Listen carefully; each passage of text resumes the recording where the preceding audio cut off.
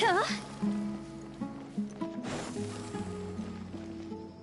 Candace, we're here! Has everyone arrived? Everyone is already waiting inside. Well, what are we waiting for? Let's join them! Please, wait a moment. Before attending the meeting, I hope you can promise me one thing. What do you need? Promise me that you won't commit to anything too reckless. What do you think? Okay.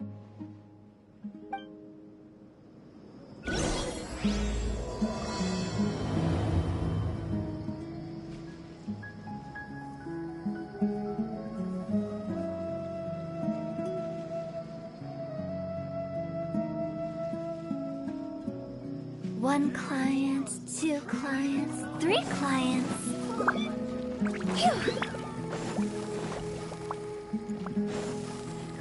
Huh?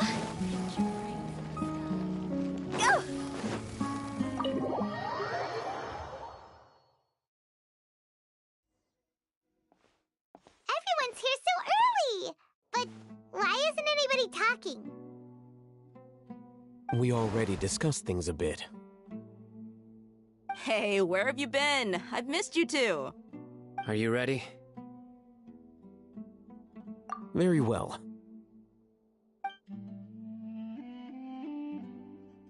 Are you sure this is gonna work?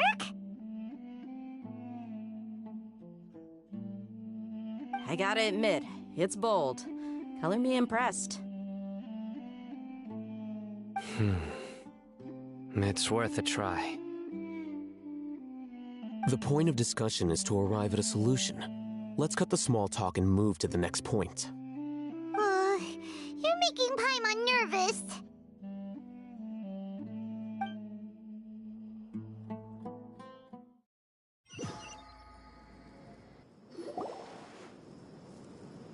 You're finally done. I have some other stuff to take care of. Catch you all later. Come on, don't give me that face. I know what you're going to say. I'll be careful. That's what I wanted to hear. Take care.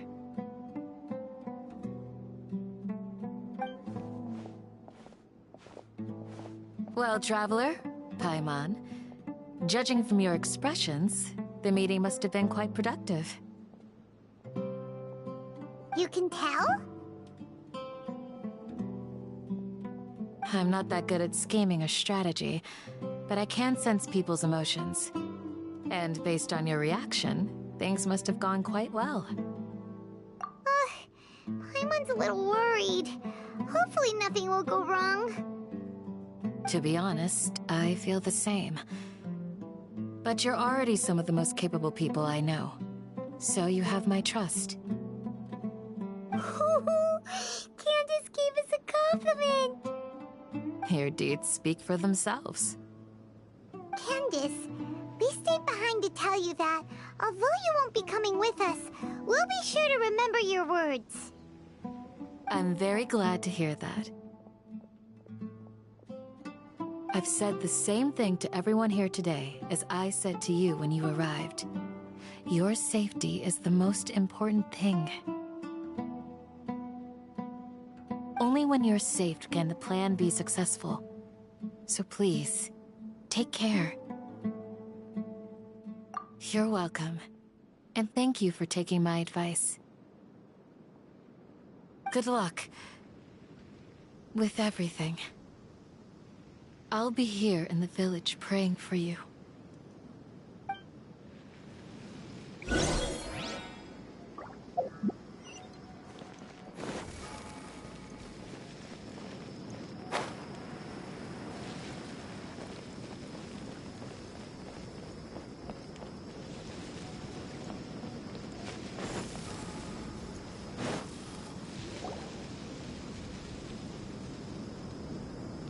Sounds good. I'll go make some preparations. Okay. I'll hit them! Have you finished saying your goodbyes?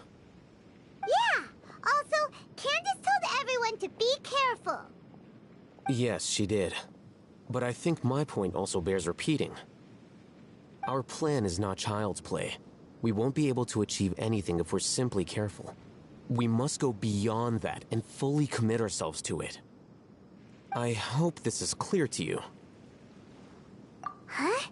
Shouldn't you be saying something more cheerful to boost our morale right now? Didn't we already do that during the meeting? You can never have enough words of encouragement. In that case, Candace can cuddle you to your heart's content while I continue to remind you of the seriousness of our situation. We all have our jobs to do, after all. It's like how some people can be put in charge of logistics while others will fight on the front lines. Speaking of the front lines, you don't look anything like a soldier. Of course. Compared to the mercenaries, I'm merely a feeble scholar. But the advantage of not being a mercenary is that I get to stay in a safer place and offer my strategic insight. Just think about that mercenary who lost his mind. Mercenary groups are facing constant danger every single day.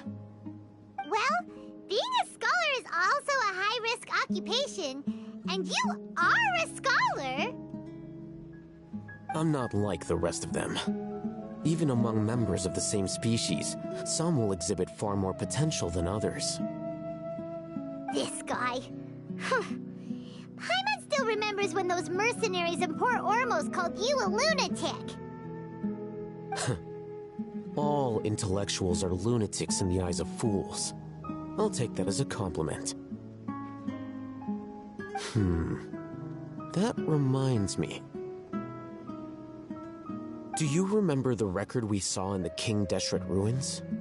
It mentioned forbidden knowledge. You have a good memory.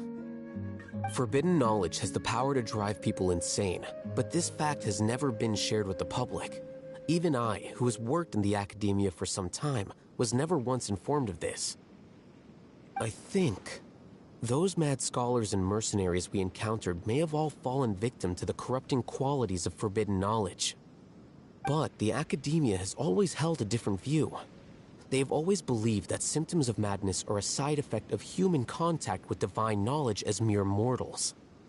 Come to think of it, perhaps the academia has also never understood the true nature of forbidden knowledge, and thus always approached the issue from the wrong direction. The Withering, Elazar, and the sandstorms. Don't you think what is happening right now across Sumeru is rather similar to the forbidden knowledge pollution that occurred in the desert thousands of years ago? But Paimon thought that Irminsul's disease is what caused the withering and the sandstorms. At least, that's what Tainari told us. Wait a second. Could it be that? Ah, you've connected the dots. The cause of Irminsul's illness may precisely be the pollution from forbidden knowledge. But if that's the case, what should we do? This is huge! Wait. Why do you think Lesser Lord Kusanali would have a solution to this situation? You mean, it's related to the scene you saw when you passed out in the Avidia Forest? That whole, the world forget me thing? In that case, it's imperative that we rescue Lesser Lord Kusanali. Only by working with her to save Irminsul can we completely resolve the problems Sumeru currently faces. To make sure we're still on track, I would like to check on the state of some of our preparatory work. Where are we going? To an Eremite base.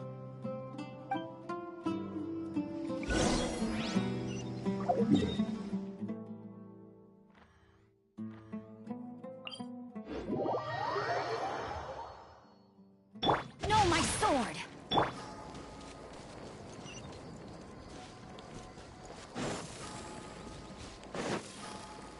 Phew!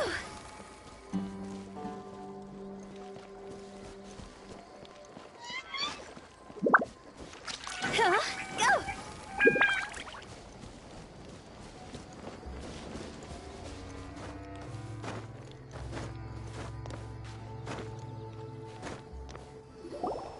Oh, you made it.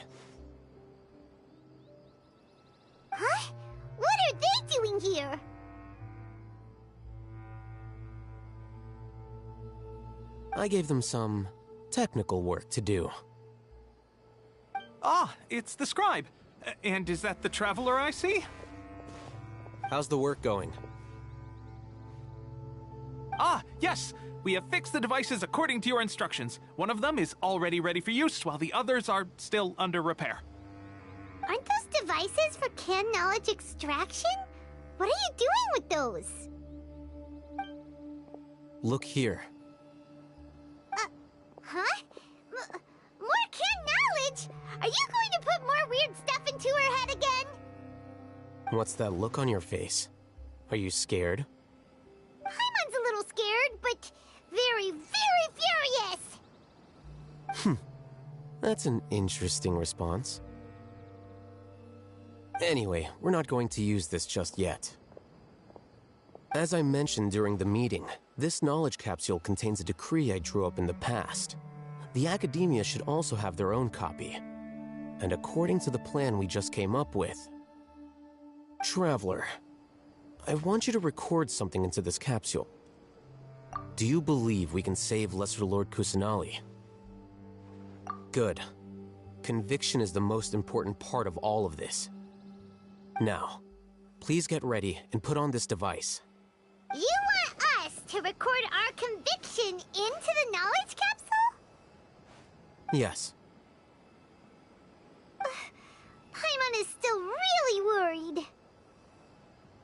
I understand, but trust me, Paimon, this is something we have to do. It's best if you can do as I say. Because, to achieve this impossible task, it sounds like you'll need to fool your own heart first. Although it may feel like a trick, self-encouragement may be the most important tool we have. Paimon can see the point you're trying to make. Imagine this. We have orchestrated our plan and successfully rescued Lesser Lord Kusanali. As a result, we have changed Sumeru's entire political landscape. Everything went without a hitch, and everyone recognizes and praises our achievements. Now, open your eyes. Here. What's this? Read it out loud.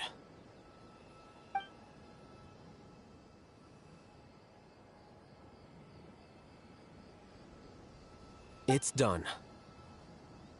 Is your head okay? Does anything hurt? It's just a recording. There should be no negative effects. But what was the point of doing this?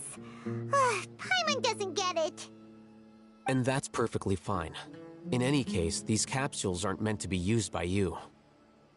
Huh? What do you mean? Have you forgotten?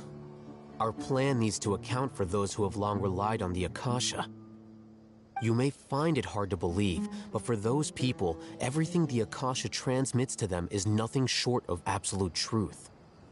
Imagine if you've been using a device like the Akasha since the day you were born, and this device has always supported you during times of need. After all that time, what do you think you'd become? A fool? A machine? A slave to orders. And that's why rules are so important. In addition, those who understand the rules can delineate boundaries and identify gray areas. But why would you need to identify the gray area? Kinds of ambiguous zones can be very interesting. One might even say they're advantageous in the to work on some small projects. You can head to Caravan Rebot and start preparing for the next step. Small projects? We're going to tinker with the Akasha terminal and make a few modifications.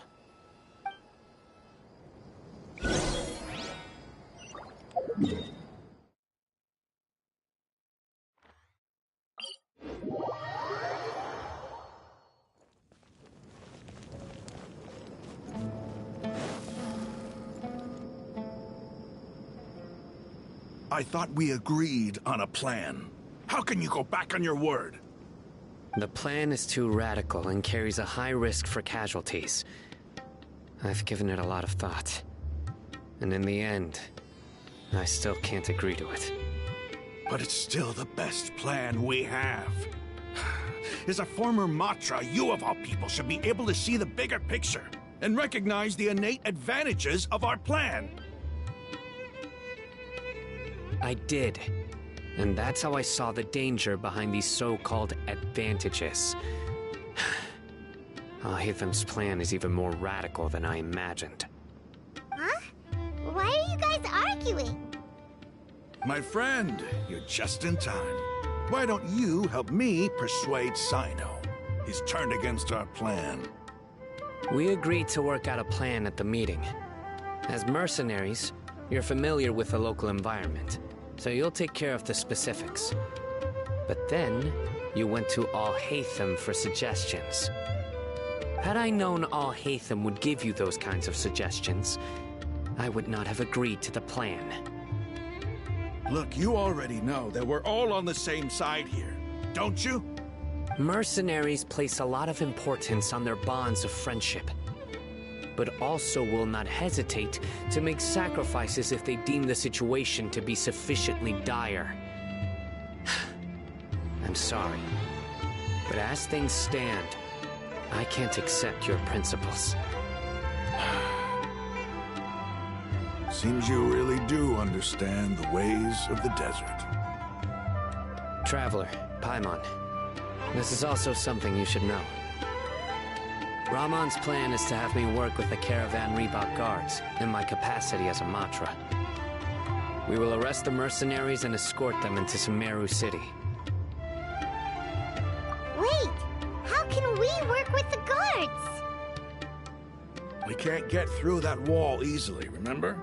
Caravan Reebok would never let so many unregistered members of the Eremites enter Sumeru City. My plan will clear us of any possible suspicion, and also let us enter the city as a big group. There is no better way. That also sounds like something Al-Haytham told you. Am I right?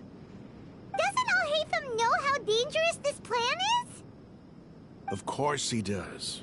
He told me, there is no perfect plan, but this can get the job done. He also said that with the help of Sino and the Traveler, our chance of success would increase significantly. I never blindly trust anyone, and I've always had a good eye for people. I think he made a number of valid points. It's my own choice to trust you. If I make the arrests alone, I can control myself and prevent you from getting hurt. But I can't guarantee that kind of discipline from the guards. To make the whole thing more convincing, you'll need to resist to some degree. Casualties are inevitable once push comes to shove. I'm okay with the deaths of enemies. But now that we're allies, I'm against the meaningless loss of our own. I can't believe a Matra would actually care about us. I've lived a hard life, and I can say that people like you are hard to come by. I've always treated my allies with honesty and respect. They have the right to know important things like this. Now you're making this hard for me. Hey, is there something we can do to help? I knew you would say that. We can help fight some of the mercenaries, which should reduce the number of times you'll have to struggle directly with the guards. That should help at least a little bit. Sino, on behalf of my people, I thank you for your kindness. But this is a mission we cannot turn our backs on. We strongly value the lives of our friends, but the goal we're about to achieve is even more important. We have no fear of casualties, because we crave the spoils of victory. So please, lend us your support. We will show you the determination of us desert dwellers. Well, now that you've put it that way, I can no longer refuse. But remember, you need to follow the plan and not do anything reckless. Candace made it very clear that we can only achieve our goals if we can ensure our safety.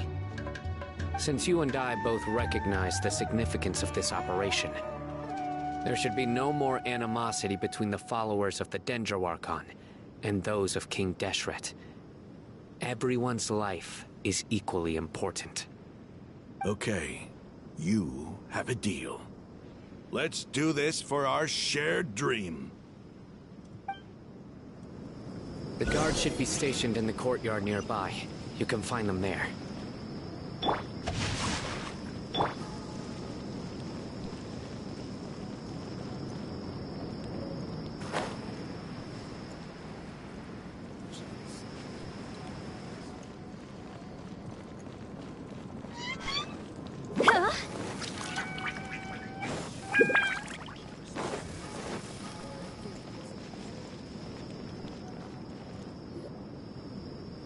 Guards!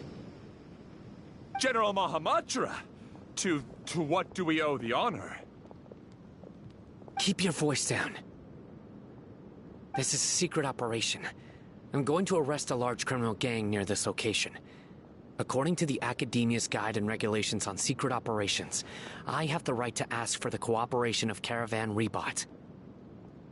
Ah, of course. Mahamatra Sino's order is the Academia's order. Just let us know what you need. But who exactly are you planning to arrest, and how many people are you expecting? Depending on the scale of this operation, we may need to report it to our superiors. They're a squad of Eremites whose number is comparable to Ain el Akhmar in Port Ormos. They're involved in the theft and resale of supplies from the Academia. As many as Ain el Akhmar? This should definitely be classified as a joint operation. Then I suggest that you report this to your superiors as soon as possible, and treat it as a top priority desert operation. I will need personnel. Got it. Please wait a moment. I'll contact them immediately.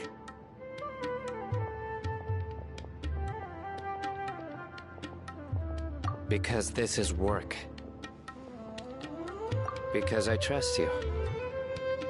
Paimon can't believe you're still in the mood to chat. This whole thing has Paimon scared stiff. Aren't you even a little worried? What if these guards already know that you have betrayed the Academia and are no longer their General Mahamatra? Even if that guard doesn't know, their superiors might, right? We discussed this, remember?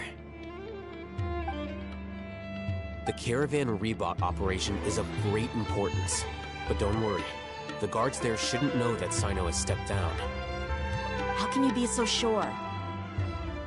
First, the other Matras still don't know why Sino has left, which proves that the Academia has been covering up the matter. Second, this is a crucial moment for the Academia's God creation plan. If something were to happen to the General Mahamatra, it's bound to attract a lot of unwanted attention. No matter how you look at it, they don't seem interested in sharing the news of Sino's departure. A reasonable inference. I agree. Which brings us to our next issue. I'm sure some of you have been wondering if the prediction function of the Akasha will affect our operation. The Akasha is still in operation, so I must remain on high alert. Actually, considering the power of the Akasha, it's quite strange that it hasn't already tried to interfere with my actions. I've given that a lot of thought. For now, I don't think you'll need to worry. If you remember, when you first came to Aru Village, all your actions and routes were predicted by the Akasha. It even gave that information to those who kidnapped the village keepers. But things like that never happened again after we met up with the Traveler. That's true. But why? Look at it from a different angle.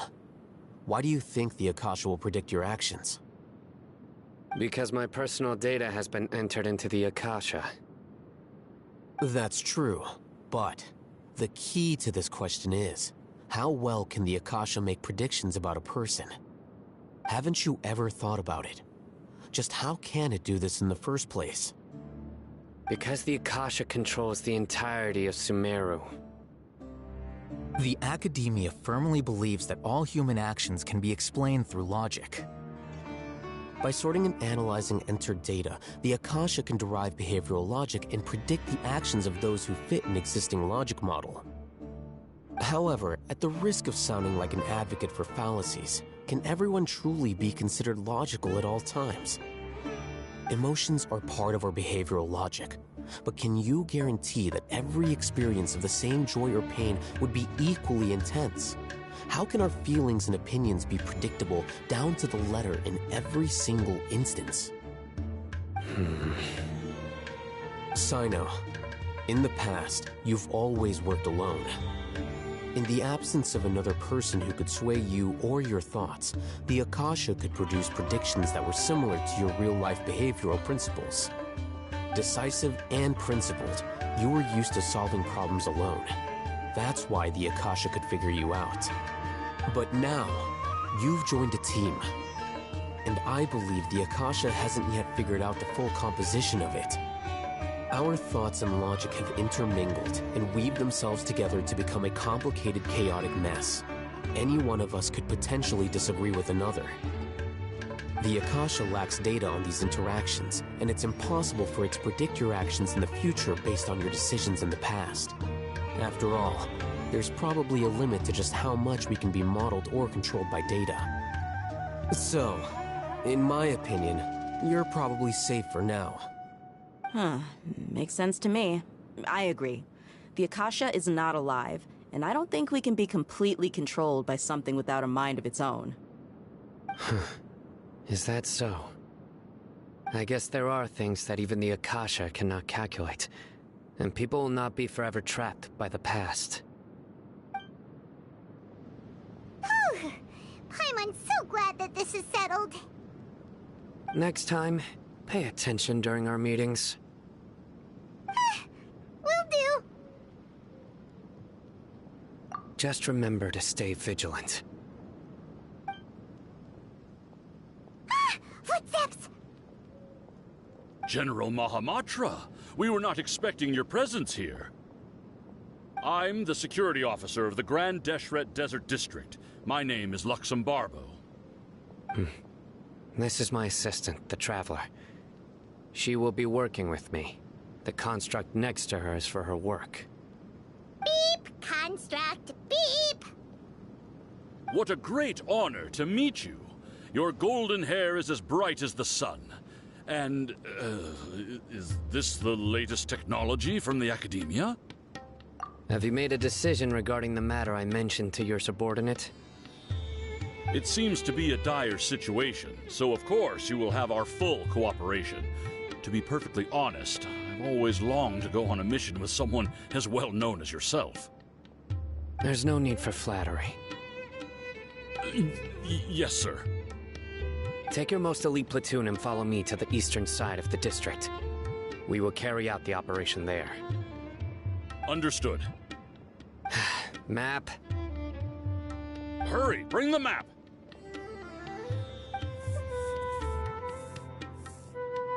In 2 days, we will engage Rahman's Eremites and capture all of them. Any questions about the time or location? None at all, sir. Good. See you then. Yes, sir.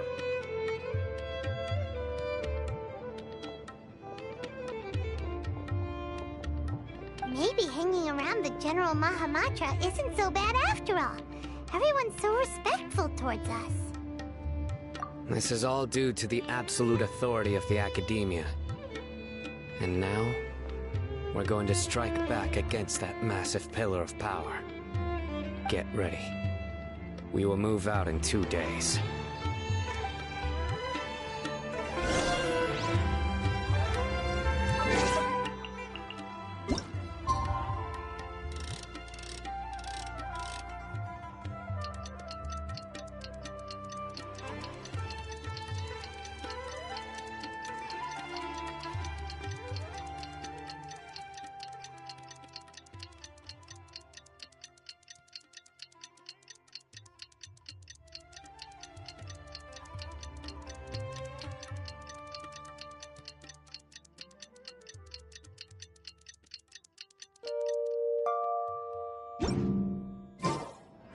on the set. It's time for the operation! Let's go meet Sino in the desert!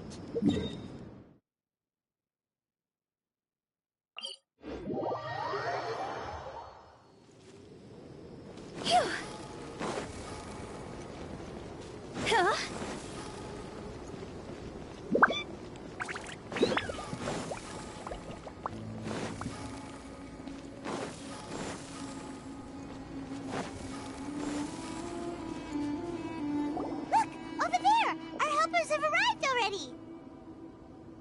Let's hurry over! Wait a moment. Ah! Oh, it's you. You're my assistant, remember? Being my assistant, you must stay with me. Now let's head over there. It's General Mahamatra and his assistants. We meet again. You're here early. It's to show how important we think the operation is. Since this is a big case for the Academia, we are prepared to give it our best. I'm glad to hear your sense of resolve. Remember, we must capture them alive. They are our only leads for the case. If they die, we will be unable to continue the investigation. Understood. Everyone! The Eremites are approaching from the west! Make preparations and be ready for combat. Halt! Oh? What a warm welcome! What do you want? Judging from those shiny weapons in your hands, it seems like you're not interested in a deal. Rahman, the Academia has caught wind of your smuggling and illicit sales. If you value your life, I advise you to surrender. Who are you supposed to be? A Matra from the Academia? I can't believe you came all this way just to catch us. I'm not here to talk. Oh. Nobody's given me this much time of day since I became a mercenary. Brothers! For that slight, let's wash our blades with their blood. Let's show them we Eremites are not to be messed with.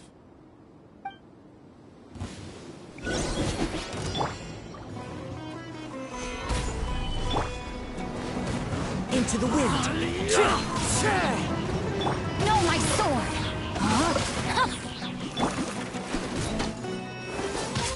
One with nature. Stabilize.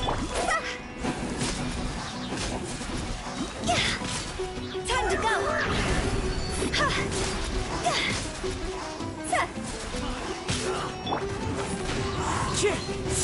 This is order. Gather.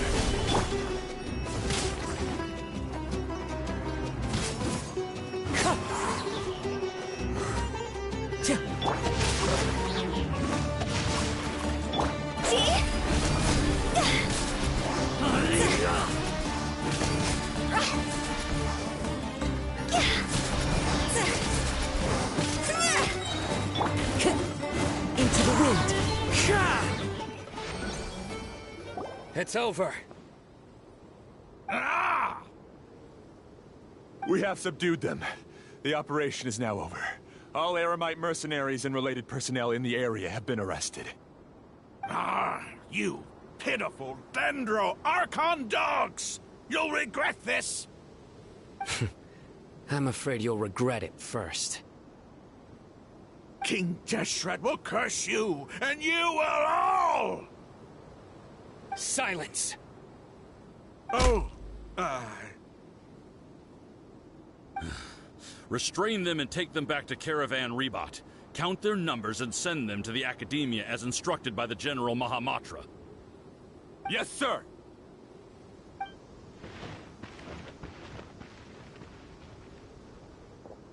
Mahamatra Sino, I will now take my leave. If you need further assistance, please come to Caravan Rebot and ask for me. Understood. You are dismissed. There they go. Let's talk elsewhere.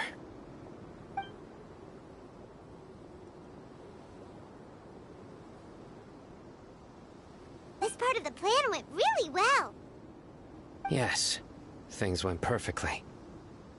That's fantastic! And that punch you gave Ramon there sure looked convincing enough. Once we're done here, I'll return to Caravan Rebot and oversee the group's transport. I promise. I'll get everyone into Sumeru City safely. Yeah, you're the reason why everything went so well. It's not the time to celebrate yet. I believe Dia should already be waiting for you. Go join up with her. She will need you to introduce her to Tighnari. Speaking of which, is it really okay for us not to share the full plan with Tighnari? What if he'll feel miffed about it and refuse to work with us? I have a very close relationship with Tighnari. Given how well we know each other, I believe my message alone should be enough to bring him to our side. He knows I won't make jokes about things like this. If we need help, Tighnari is the best option. Get ready for the next phase of the plan. Don't keep them waiting.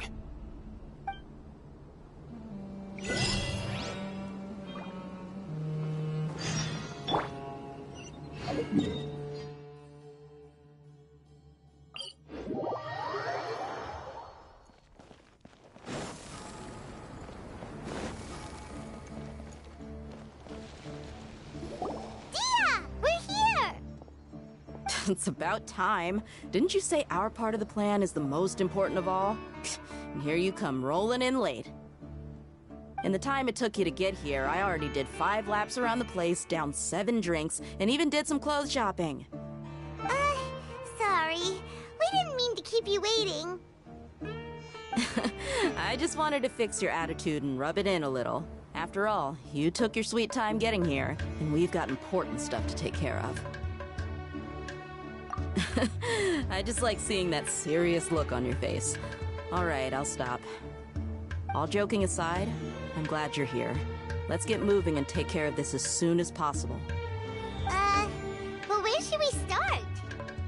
Our responsibility is to get a status update on the Fatui Harbinger known as the Doctor. We need to make sure he won't get in our way when we rescue Lesser Lord Kusanali. Dealing with an institution that controls all of Sumeru is already hard enough. If the Doctor were to crash the party, it would be next to impossible for us to achieve our goals. Yeah, we sure don't want him showing up. Ooh, it really gives Paimon the creeps. Right? Hearing his name just reminds me of those stuffy old geezers in the academia. I'd rather not have to deal with someone like that. According to the plan, we should first go to Pardis Di and ask for Forest Watcher Tighnari. If all Hatham and Sino's sources are solid, then we can be sure that Tighnari still has the Academia's trust.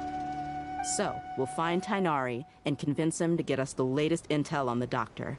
Then, depending on what we learn, we'll make any necessary adjustments to our plan.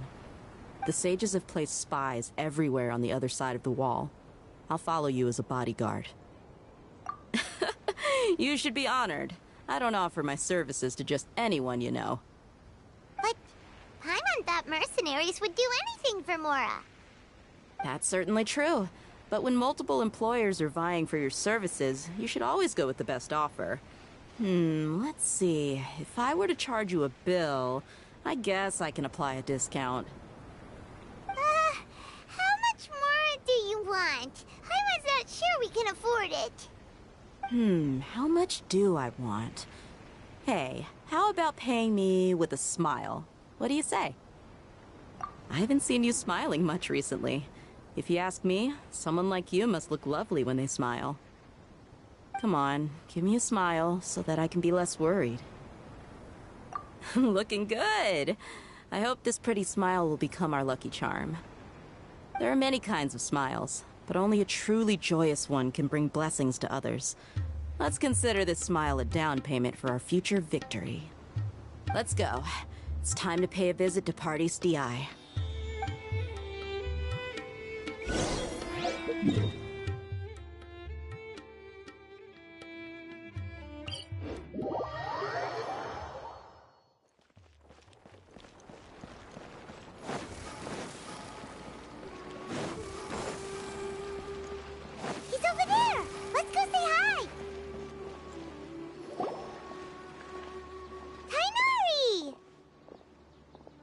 Ah, Traveler, Paimon. And you are? Hey there. This is our friend Dia. She's an Eremite mercenary. A mercenary? You must have some big news for me. It's something really important. Please help us out.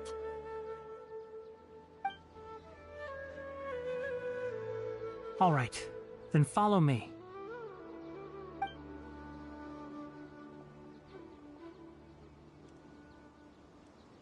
This place is better. We won't be disturbed by any passerby. Okay, what is this important thing you want to ask me? The doctor, huh? He's that strange-looking Fatui Harbinger with the mask. Paimon thinks he has blue hair. Yes, I know him. Actually, he left Party's DI just a little while ago. He left already? Yeah, he came looking for me. Can I ask what it was about? Sorry to ask you like this after having just met, but your answer is very important to us. For now, all we can share with you is that your friend Sino is working with us. Sino, you say? I see. So that's why he hasn't been at the Academia. Okay. I will answer your questions and will assist you any way I can. You don't have to tell me everything that's happened. Sino's name really does work wonders. You're not even a little worried that we might have made it all up? Despite having just met you, I can sense that you're the serious type. Between you, the Traveler, and Sino, none of you strike me as the type that would conspire to deceive me. You don't need to tell me anything you don't want to. I'll also get straight to the point. The Harbinger you mentioned came to me because he wanted to take the scholar Hypatia away with him. Hypatia? Why would he want her? And what do you mean by take away? Is he planning to leave Sumeru?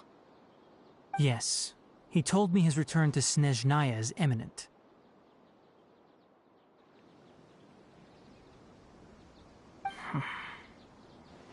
So you mean... you're leaving this place soon? Indeed. Otherwise, we could have perhaps talked a little more. I was just about to set out when I remembered something important. To that end, I made a final trip to Pardis Di. Let me ask, have you been taking care of a scholar by the name of Hypatia? Your sources are accurate. No doubt because you recruited many informants. But you're right. Hypatia has indeed been receiving treatment from me. Forgive me for asking, but how's the treatment coming along? Given the way you're asking, I assume you have something to say. Since you asked, I'll be frank. I would like to take Hypatia to Snezhnaya.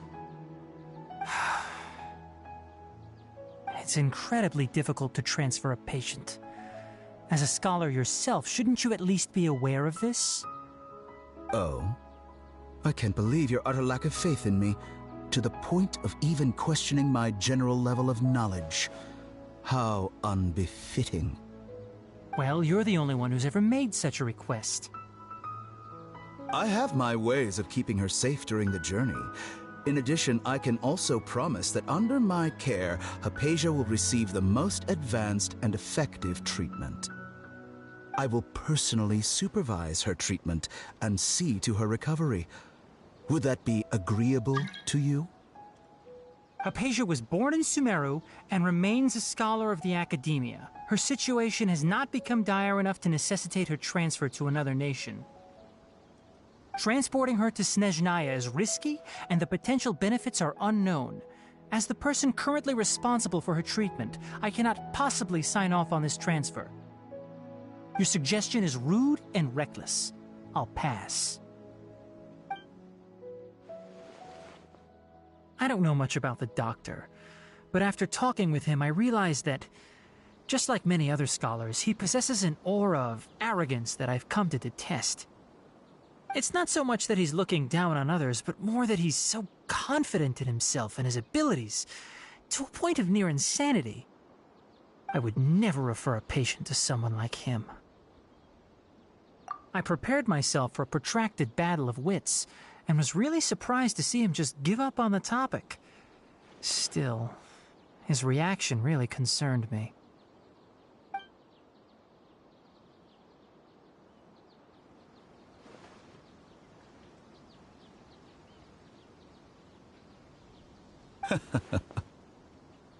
I see.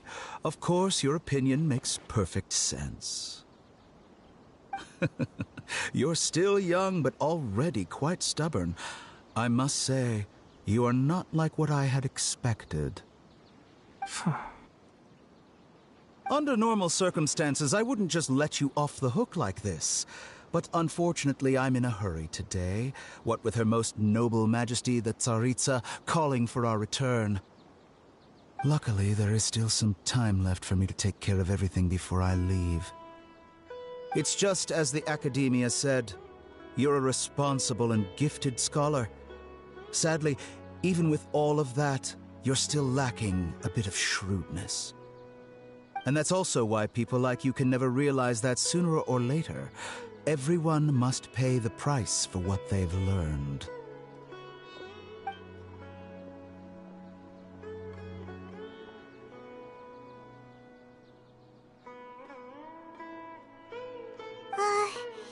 Paimon can't help but feel like he's hinting at something unpleasant.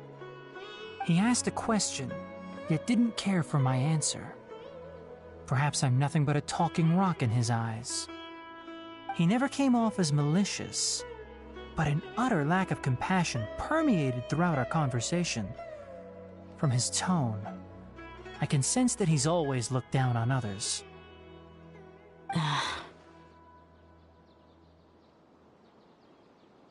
I can barely believe it myself. But if that's true, the situation will be in our favor. I don't think I missed any details. Frankly speaking, I don't want you to do anything too risky. Now that you know a little more, it should be easier for you to stay safe. Sorry we can't tell you everything. We appreciate that you helped us anyway. I won't forget your kindness. It's okay. I have an obligation to do so.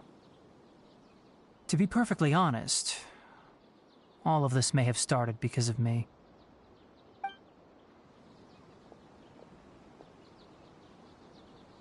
Recently, my master wrote several letters to me, asking me to return to the Academia and assist him with his research. Hasn't he already asked you several times before? Yes, but there's something off about this most recent batch of letters. The handwriting and tone are both familiar, but some details have been omitted. My master will occasionally leave a few dots on the back of the letter. 1 dot means that he wrote the letter on a sunny day, and 3 dots stand for a rainy day. This has been a habit of his for many years, but I didn't find any dots in his recent letters. I believe something may have happened to him. I get it. Since you are always at Gandharvaville, you would like me, someone already working at the Academia, to investigate this matter, right? I'd like to ask you to do that for me. If you can keep yourself safe, please withdraw immediately at the first hint of danger. I can do that, but I have a feeling it won't be that simple. The Academia has been working on a big project.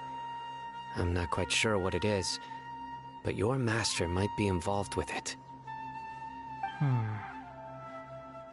If the higher-ups really are hiding something, then it will be difficult to remove myself from the situation once the investigation starts. If the situation becomes critical, I'll leave the Academia. If you don't see me there for an extended period, that's your cue. All right, we've got a plan. I'll stay at Gandharvaville to support you. If that scenario comes to pass, you must be extra vigilant. And be wary of any messages or direct requests from the Academia. I must say, I didn't expect a warning like this from the General Mahamatra. Being loyal to the Academia doesn't mean blindly doing whatever the sages say. I know what I'm doing. On that note, aren't you also being quite distrustful of your alma mater? The Academia, yes, but my master is a man of integrity. Even when I was a student, I was worried he'd get in trouble for sticking to his beliefs. I suppose he's lucky to have lasted so long. But in the end, it still caught up to him.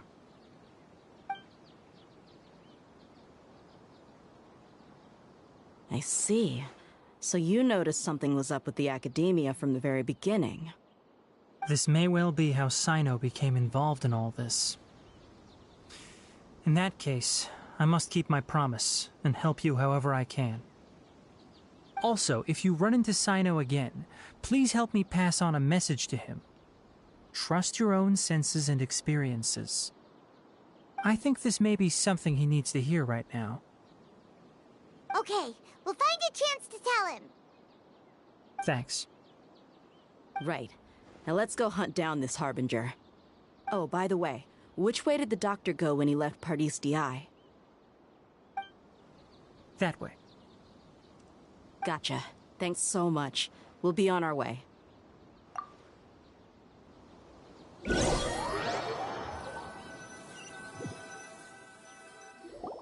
According to Tighnari, the doctor is leaving Sumeru soon. I want to check if the doctor was actually telling the truth. He also said that he'll take care of everything before he leaves. What did he mean by that? We need to be extra careful when dealing with a person like him. Just to be safe, let's chase him and see what we find. But we have no idea where he went! How can we start chasing him? We'll do it the mercenary way. I'll find leads as we go. All you have to do is just follow me. That Harbinger may have tried to cover his trail, but he still left some traces. Or perhaps he never even thought about concealing his whereabouts. Maybe that's just how arrogant he really is. Yep, we're headed in the right direction.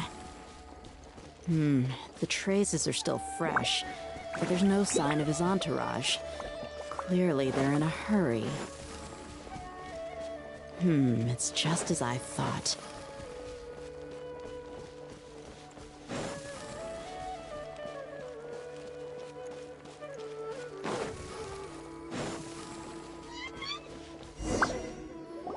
We can stop here. I think I know where the doctor went. To the south of here is Port Ormos, which seems to be where they're headed. Port Ormos? They're going to leave by boat? That's right. Let's go to the port and have a look for ourselves.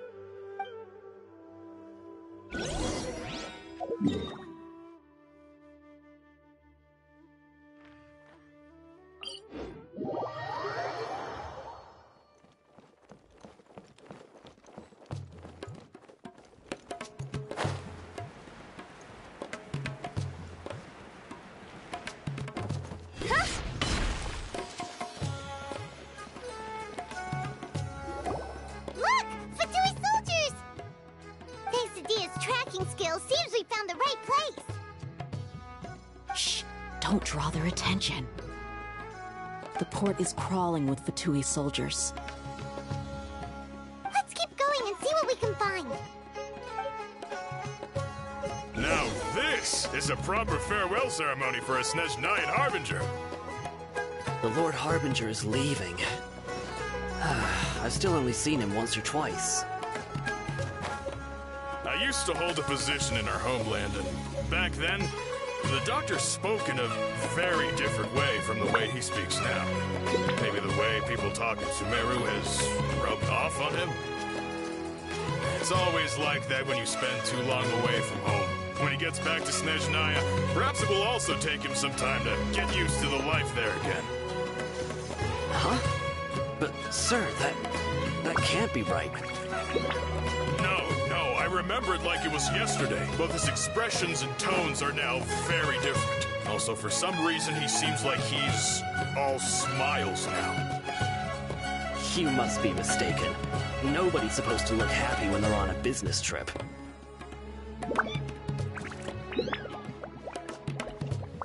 The doctor is on that boat. So he told the truth after all. He is actually leaving Sumeru. Let's get close. This place will do. We can hide here while we keep an eye on the boat.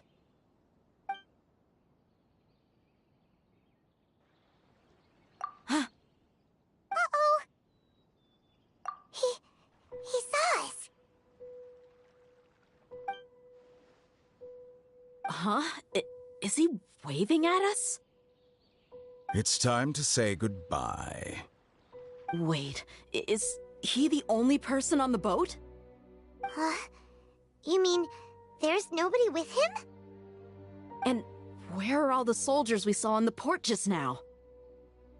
They were all here just a few minutes ago, but now they've vanished. So this was a trap. Wait, don't tell me that. Luckily, there is still some time left for me to take care of everything before I leave. Oh no.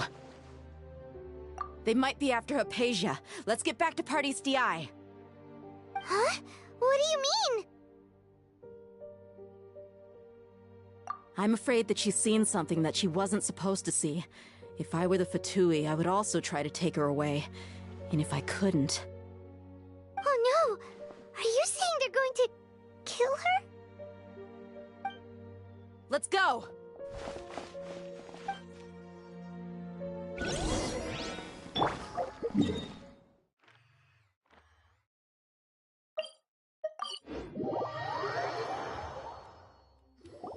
Party's DI is not a place you Fatui can just show up and do as you please. I believe we've already made ourselves quite clear. Our superior gave us permission to search for and collect medicinal herbs in Pardius DI for research purposes. But you've been in Sumeru for some time already. I find it coincidental that you chose to only come here today. Even the Grand Sage himself may not have the right to question our research, much less an ordinary scholar like yourself. I've done my duty to inform you. Don't make things difficult for yourself. It would seem that my words have fallen on deaf ears. You can keep trying to deny it, but coming to Party's DI now? I'm pretty sure you're not just looking for herbs. With all due respect, your baseless speculations will only lead to unnecessary trouble. Well, you only have your Harbinger to blame. He knows nothing about keeping a low profile. I may be staying at Party's DI as a scholar, but that doesn't mean I'm no longer a forest watcher. It is still my duty to protect the peace and safety of the scholars who have contributed so much to Sumeru. Then it seems our conversation has hit an impasse. No one will lay a hand on you, Hypatia. Not on my watch. Tighnari! Are you alright? I'm fine. These Fatui have really crossed the line. Time to teach them a lesson.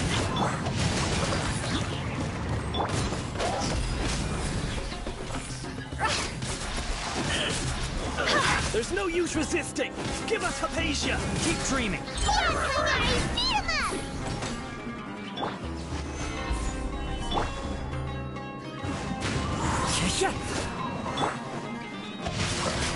No, my sword!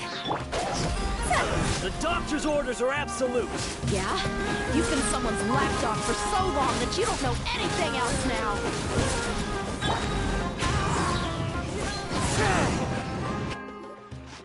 We're not getting anywhere. Traveler, Paimon, please go to Hypatia.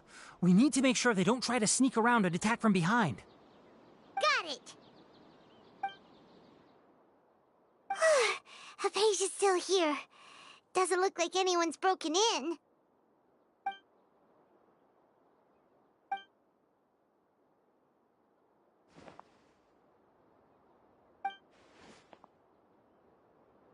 Well, how is she? Oh, that's good.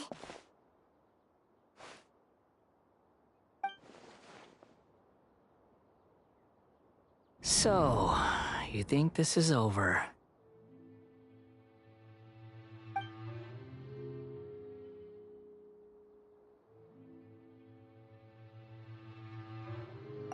What? The Balladeer is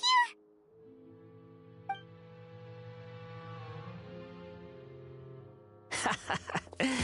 I've missed that look of abject horror. You've given me that look every time we meet. But, where is he?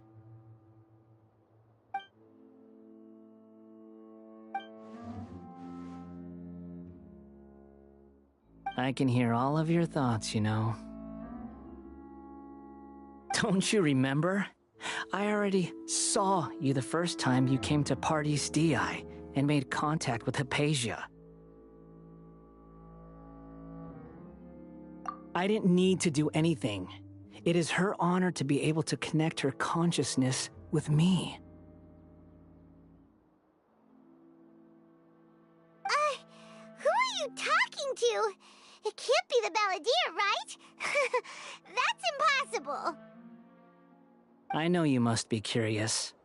I might as well tell you that I decided to enter Hypatia's consciousness the moment I sensed your touch.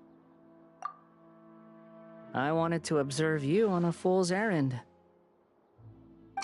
Hey, Traveler! What are you doing? My deification is nearly complete. All that's left now are just some final details. Do you understand?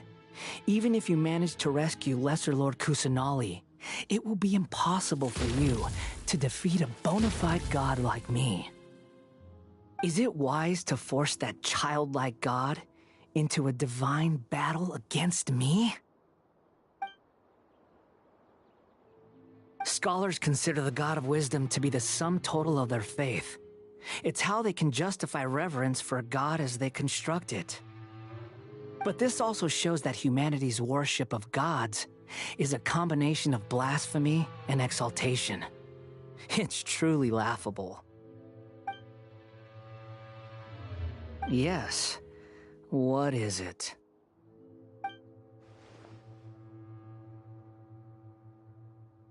Yeah, I'm in a good mood, which is why I'm talking to you like this. What do you mean?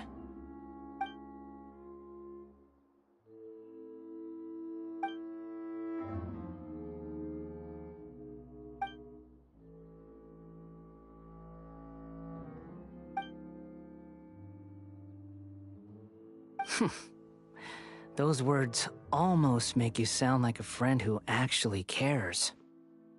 But you're wrong. I'm different from all of you. I was born to become a god. My entire life up until this point has just been a meaningless routine. Just think about a sheet of paper. By itself, it holds no meaning. The content recorded on it is what gives it value. All I had recorded down before were some painful memories and boring human feelings. Such senseless drivel should have been erased a long time ago. Indeed, to me, the sight of you fools in your futile struggles is far more amusing. Tell me, just what has this world done for you to protect it with such zest and conviction? I'm connected to your consciousness, so I can hear what you're thinking and sense the depth of your determination. This is a good conversation we're having, so here's a word of advice. Let go of your misguided guardian complex. You know nothing about the truth. It'll be for your own good, as well as everyone else's. Humans are a species that can only find bliss in ignorance.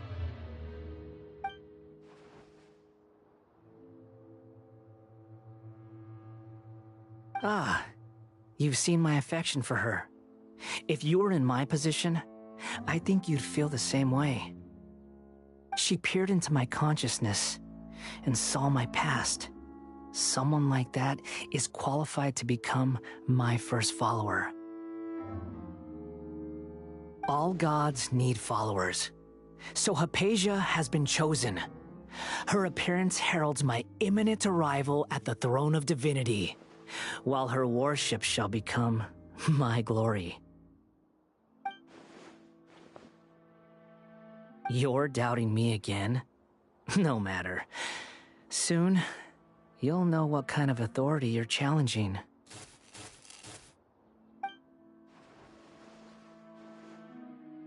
Who wants to hurt my devout follower?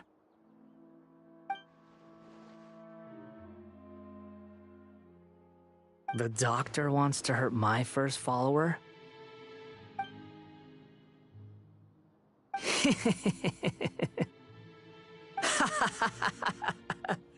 How very amusing. Has anyone ever told you that you're not good at sowing discord? The doctor has never known his place. Even now, the puny human thinks himself capable of interfering in the business of the new god. You're still too naive if you think a few words will be enough to convince me to destroy the doctor. But I'm willing to give you a gift, just like my expression of affection towards Hypatia.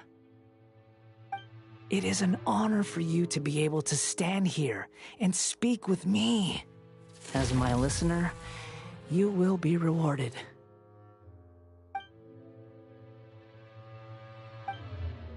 Both good things and bad things can be called gifts. After all, gods have never needed to be reasonable. Ah! Paimon hears thunder! That person Paimon couldn't see was the Palantir? Oh, he sure chatted with you for a while.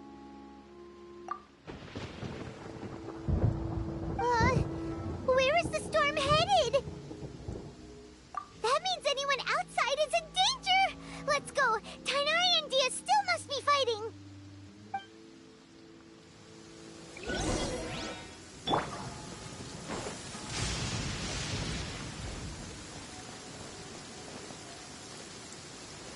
Huh?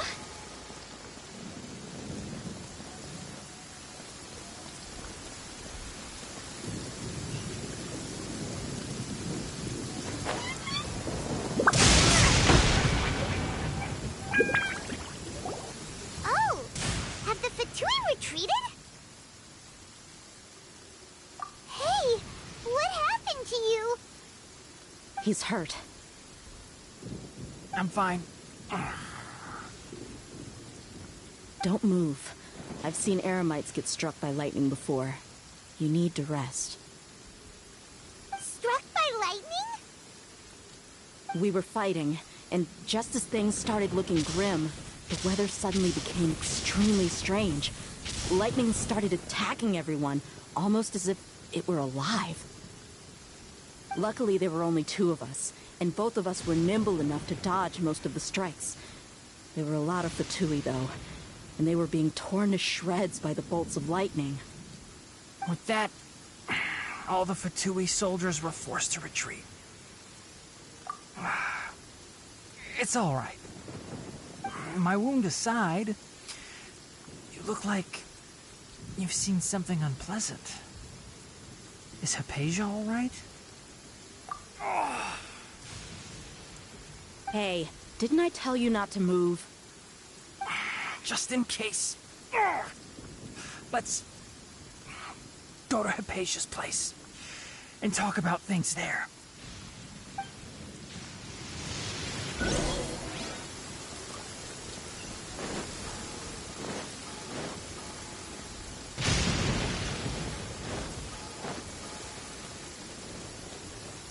Rain outlines your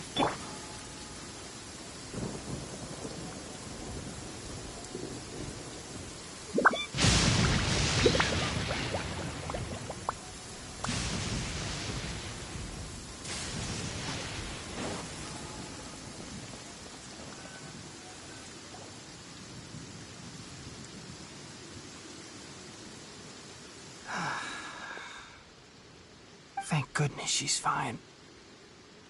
Hey, how about taking care of yourself first? I understand my condition. The wound is not fatal. I'll be all right. Ugh. The more you understand medicine, the worse of a patient you become. I know. They always think they can push through the pain. Oh, he sat down. Let me rest for a bit.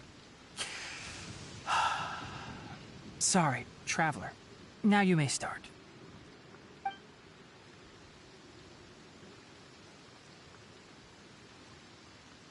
So that's what you were talking to the Balladeer about? Oh, Paimon can't believe what he's thinking. The Academia's God creation plan.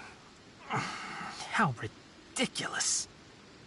That sounds, ambitious, I guess? Anyway, this is all way beyond me. As long as I can enjoy every day with a drink in my hand, tasty food in my stomach, and a good night's rest, that's enough. I'll only work when I have to. I must be the least ambitious person who's ever set foot in Party's DI. Don't say that. I haven't even thanked you for your help back there. Don't mention it. Well, if nothing else, all this proves that the doctor really did to and left Sumeru in a hurry. Maybe the Fatui want to cover up some secret of the Balladeer. Is that why they tried to seize Hypatia? You said the Balladeer claimed that Hypatia has seen his past. So, what could be there? Have you noticed? The Balladeer is not happy with the doctor's actions. He thinks the doctor has no right to consider himself as his equal. So, if the doctor was to show up again, would the Balladeer zap him with lightning? Based on what the Traveler has said, I think he would. Having the doctor gone benefits him as well as us. In other words, we've successfully completed this stage of the plan. The doctor is out of the picture now. Yay! That's a big accomplishment! I'm also happy for you. Thank you for the help, Tainari. Make sure you rest up for now. Yeah. All right. Okay, that wraps things up for us here at Party's DI. Traveler, it's about time we rendezvous with the others at the Grand Bazaar. Let's continue to keep a low profile. You can head there once you're ready.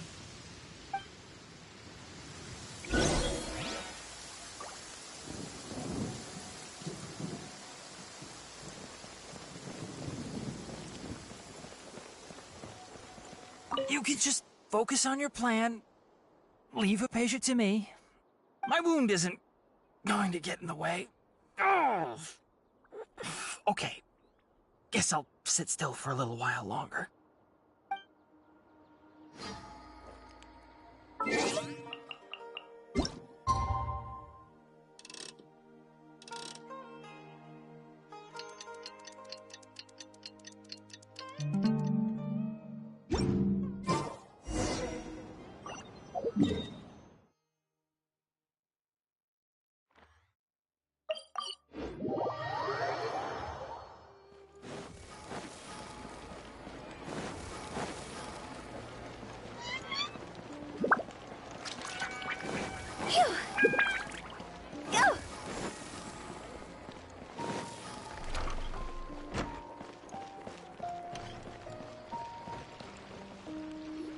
All right, everyone is here.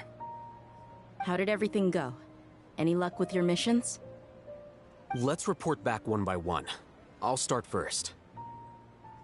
We've made the necessary modifications to the Akasha terminal. In addition, the props required are also ready. I'll go next. The Traveler and I went to Party's DI.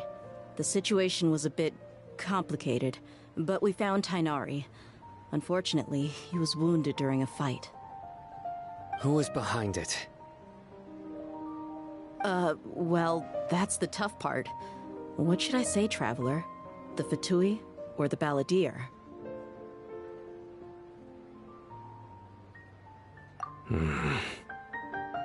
After some back and forth, we confirmed that the doctor has left Sumeru by boat.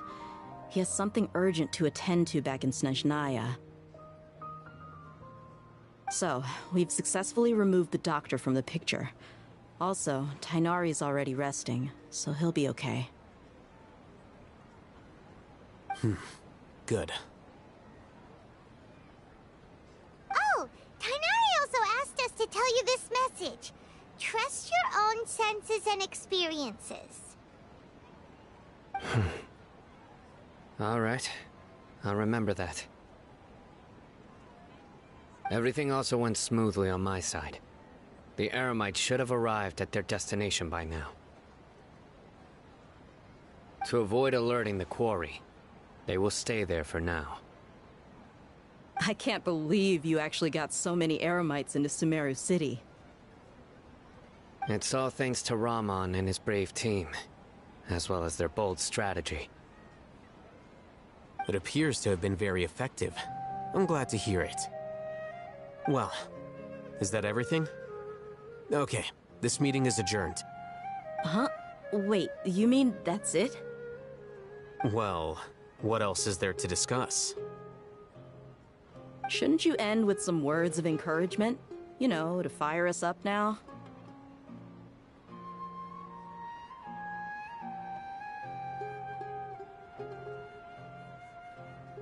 Personally, I'd rather we all go home and get some rest.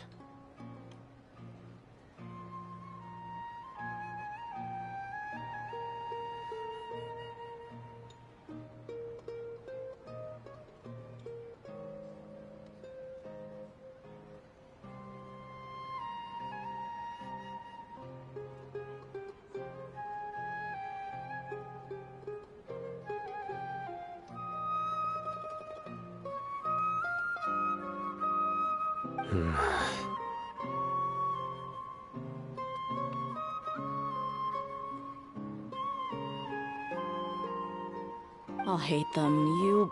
Ugh.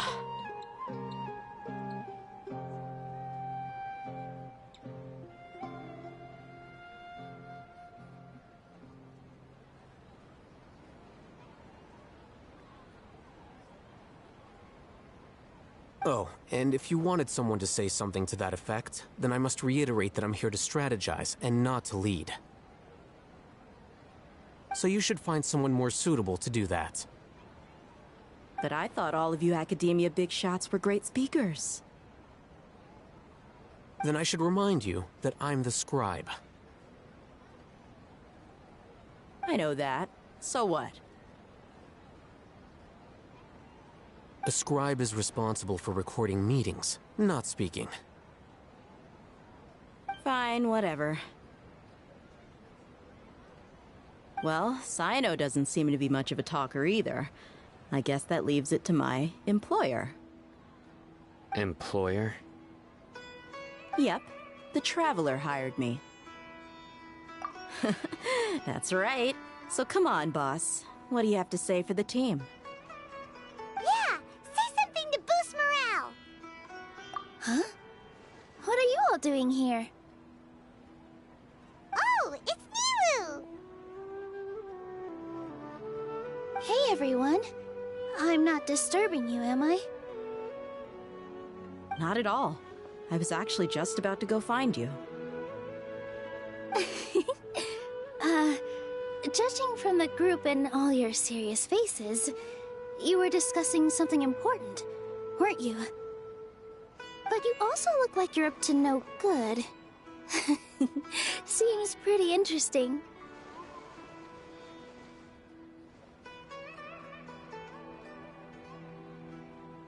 Welcome, Nilu. Would you like to join us? Huh? Join you? You mean, you also want to discuss something important with me? Yes. Something very important. Nilu, are there any breaks in your performance schedule in the upcoming days? Huh?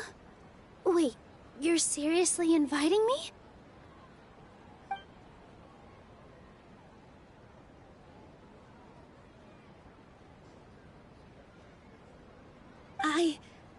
I can't believe my ears. You are truly the bravest and most passionate people of Sumeru, well, that I've ever met. Ahem. Oh, right. The Traveler and Paimon are not from Sumeru, but you are awesome as well. That's right! I must admit that I'm a little scared. But I'll I'll try my best for Lesser Lord Kusanali. If I can somehow use my abilities to help you, then count me in. Remember, believe in yourself. Okay. I'll get my friends at the Grand Bazaar to help us tomorrow. Just remember not to say too much. Be discreet. Yep, you got it. All the preparations are done. Now, can we finally conclude this meeting? So, have you thought up what you'd like to say, boss? Yep. It's a grand plan and we're all super awesome!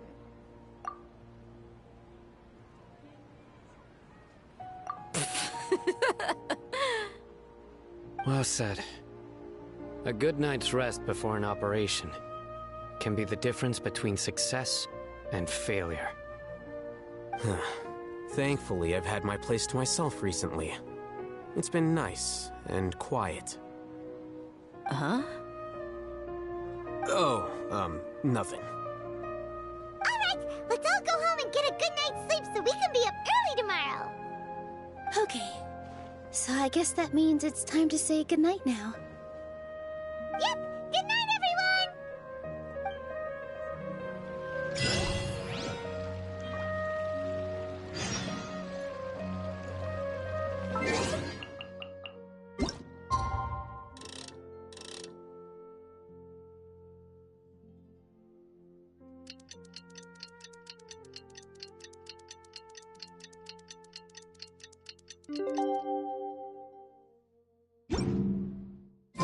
Today is the Academia's Niagarbaha Day.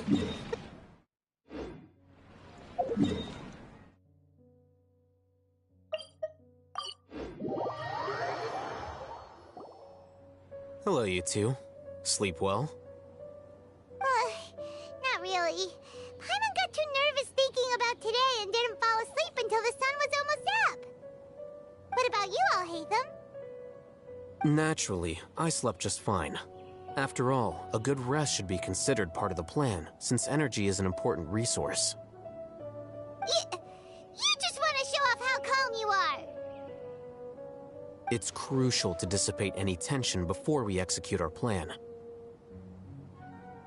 The only thing you're doing is being annoying!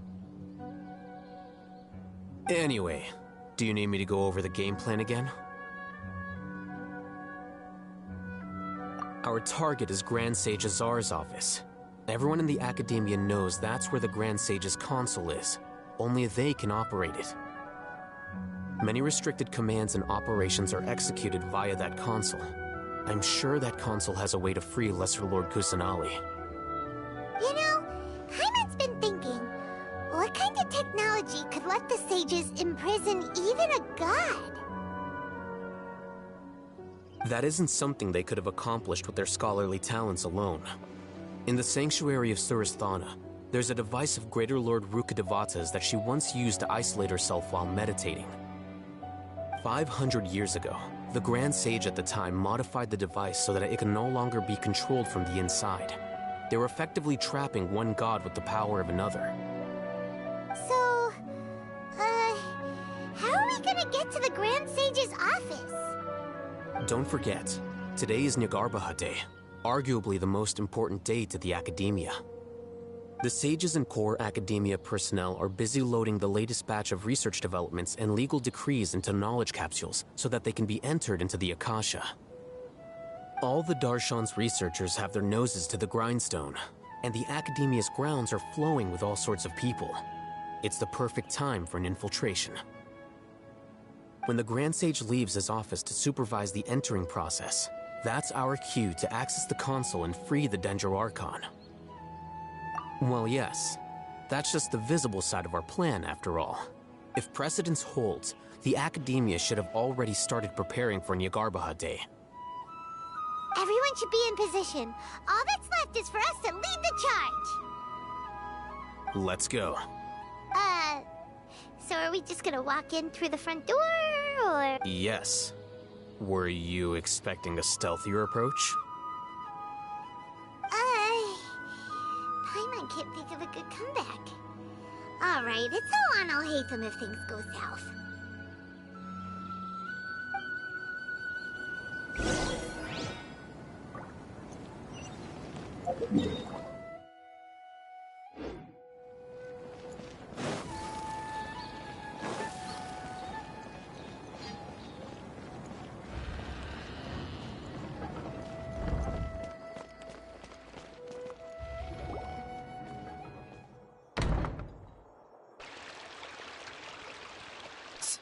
Scribe?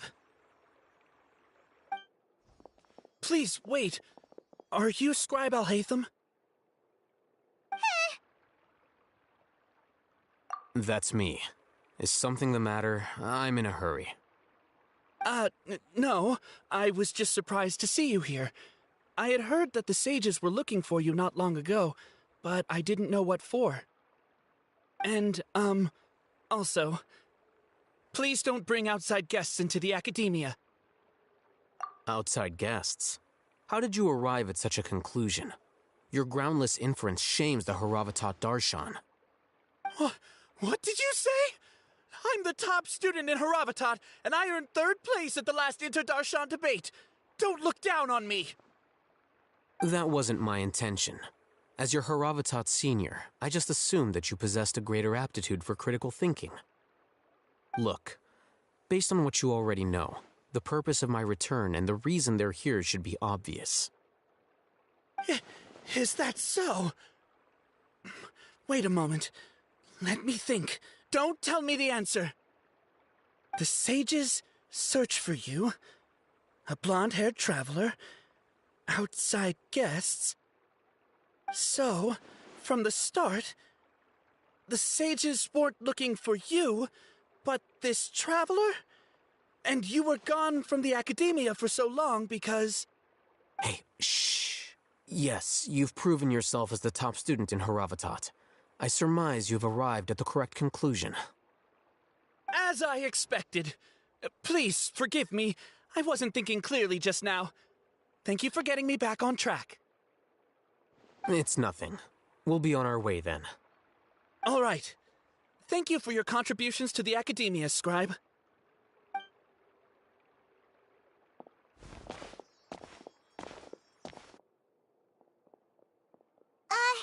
What the heck just happened now? What did he just guess? I'm afraid I don't know either. You have no idea? Mm-hmm. He convinced himself of whatever truth he came up with. That is the so-called pride of a scholar. If someone questions their academic facility, they will instantly feign understanding to keep up appearances. Nowadays, the academia is rampant with this type of scholar. Their obvious farces of intellect only serve to highlight themselves as fools. Wow, so there are special ways to deal with smart people. We don't even need to make up our own excuses. We shouldn't waste any more time. It would be problematic if we missed our window of opportunity. Let's go.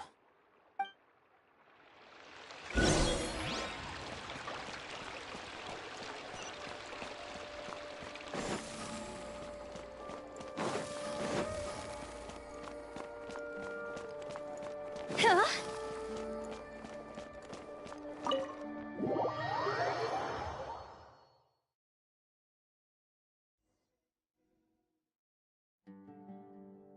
Is this the Academia's library?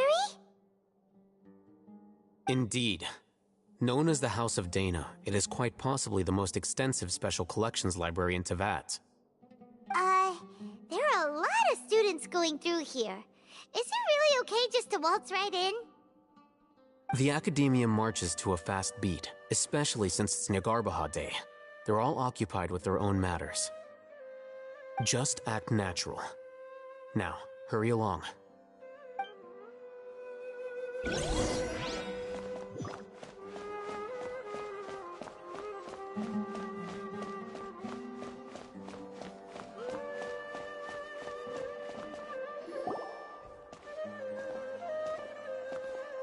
What's this platform for? It's a lift that Academia personnel use to access higher floors. Are we gonna take it then? The Grand Sage's office is up there somewhere. No, not right now. We can't guarantee that we won't run into the Great Sage. Let's step back and observe for now.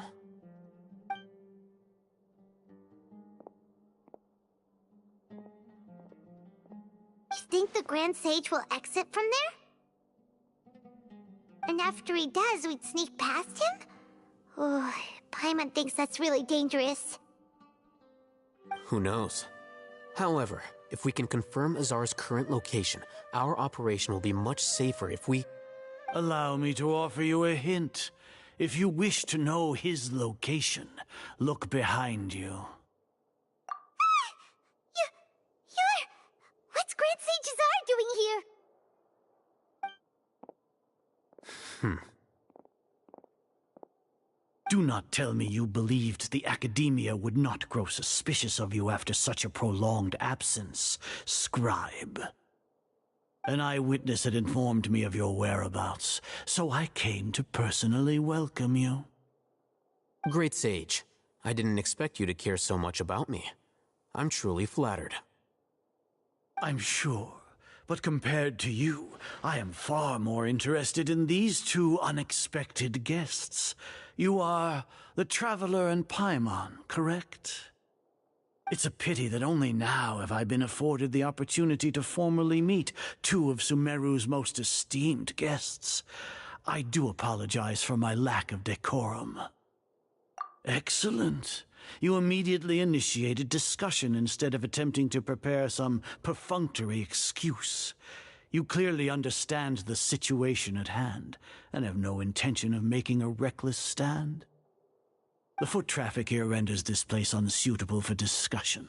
Please, follow me to my office.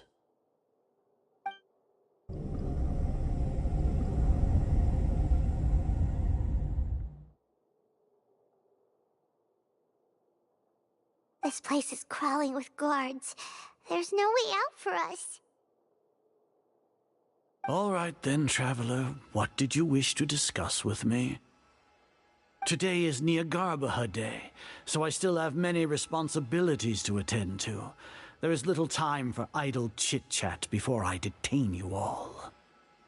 You seem to know quite a bit about our endeavors.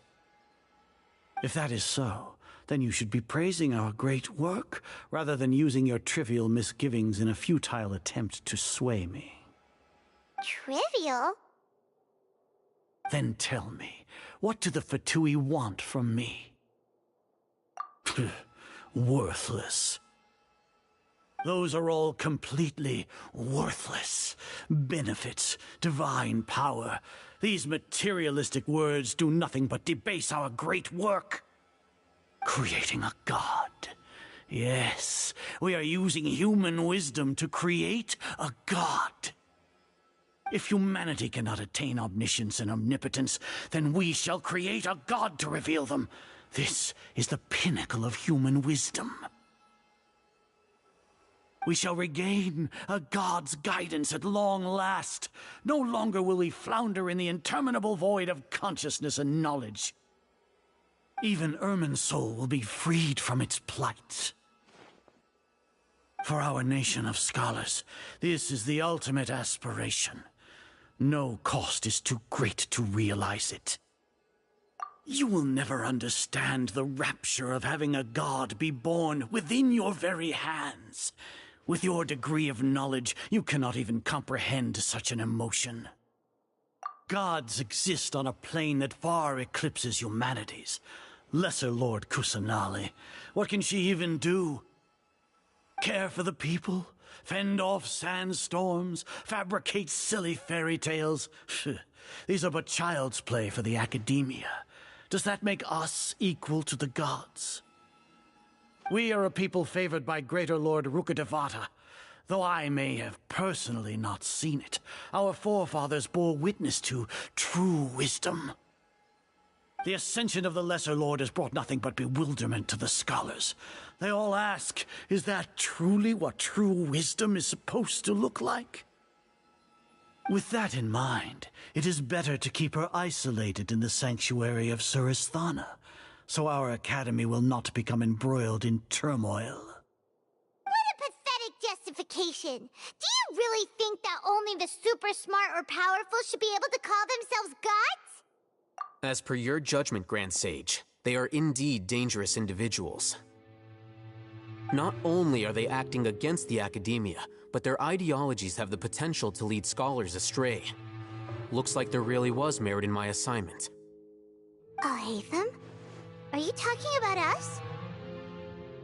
Anyway, I've brought them to the Academia as ordered, but it took some time and trouble.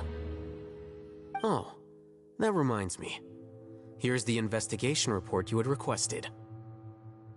It's a summary of my time spent with the Traveler, an array of information about her ready for your perusal.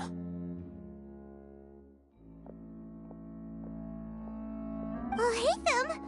So you're still on the Academia's side! We finally started to trust you!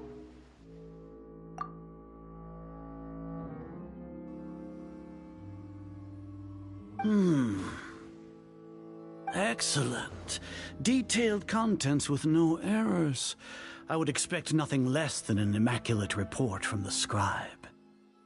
As it is Niagarbaha Day, I'll enter the information on you into the Akasha. Surely you know what that means. We'll be monitored, just like Sino. With the Akasha's calculation prowess, all of your actions will be predicted with an accuracy of at least 98%. Furthermore, your data will be updated in real time whenever new information presents itself. To put it into words you can understand, wherever you go, you will be walking under an invisible leash. This is Sumeru's greatest penalty for dishonest persons. Are you not familiar with the concept that great responsibility begets an equally great suspicion? In any case, you are Sumeru's most concerning external variable. Locking you down will greatly decrease the chance of any undesirable outcomes coming to pass. You're despicable! Despicable? Perhaps from your perspective, but I suppose you had mentally prepared yourselves for this, no? Your ploy was to sacrifice the Traveler here, was it not? Lord Azar, I know what you're trying to say, but I've been following your plan this entire time. Why are you doubting me at this juncture? Must I delineate your entire plan? Very well, I will spell things out. First off, I received an eyewitness report that you were spotted with the Traveler at Caravan Ribat. However, you immediately departed for the desert and escaped surveillance range. Judging by the time, you all likely encountered the truant General Mahamatra in the desert. Am I correct? Maybe Paimon shouldn't have mentioned Sino just now. The Academia had not received correspondence from its scribe for a prolonged time. You were also in the company of the Traveler, a close associate of Lesser Lord Kusanali and General Mahamatra Sino, who had defected from the Academia. With their instigation, what was the probability that you would betray the Academia? Rationally speaking, 50%? 70%? What do you think? Regardless, that's only a guess. The facts are that I've brought the Traveler right before you, and I gave you my report. Indeed, your boldness deserves praise. To think that despite status as an outlander, the Traveler is still willing to sacrifice for the sake of your plan. If I'm correct, you have a contingency plan to save Lesser Lord Kusanali and ruin our great work. Sneak into the Academia on Niagarbaha Day, using Alhatham's status as the scribe, for there is a good chance that an opportunity to save the Lesser Lord will arise. Should your intentions be discovered, Alhatham will turn traitor and sacrifice the Traveler, thus proving his innocence. He can then stay inside the Academia and continue searching for a way to proceed forward. As for Sino, according to the Akasha's calculations, he will soon return to the Academia and confront me in person. I suppose this is also a part of your plan? You'll see me as a traitor regardless of what I say, no? Even if you impugn me, it would have little effect on you all. You misunderstand. Losing our scribe would irreparably damage the Academia's regular operations and the development of Sumeru's future academic systems. However, under the current circumstances, even that is trivial compared to what we stand to gain from our great work. You said that I betrayed the Academia, but you, Azar, you've betrayed all of Sumeru, betrayed its Archon. So flight has turned to fight at long last. Guards!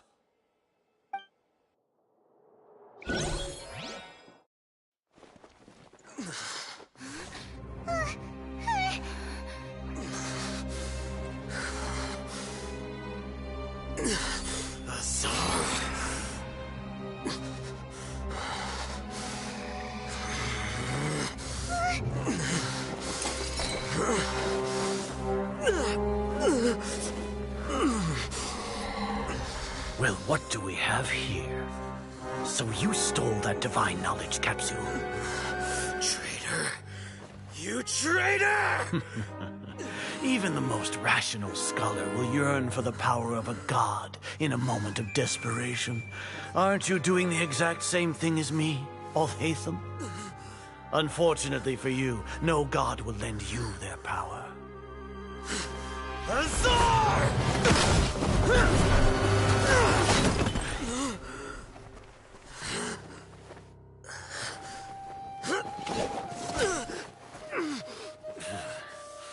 He has gone completely insane.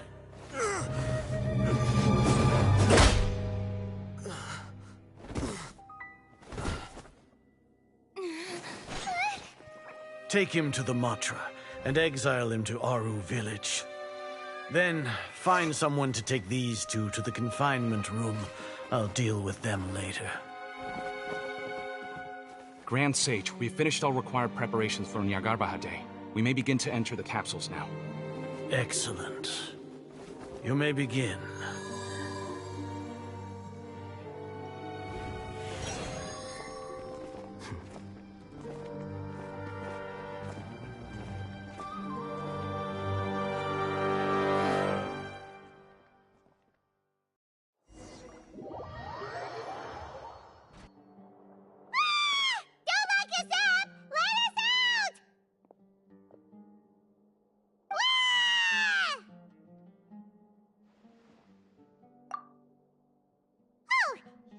Paimon got a bit carried away there.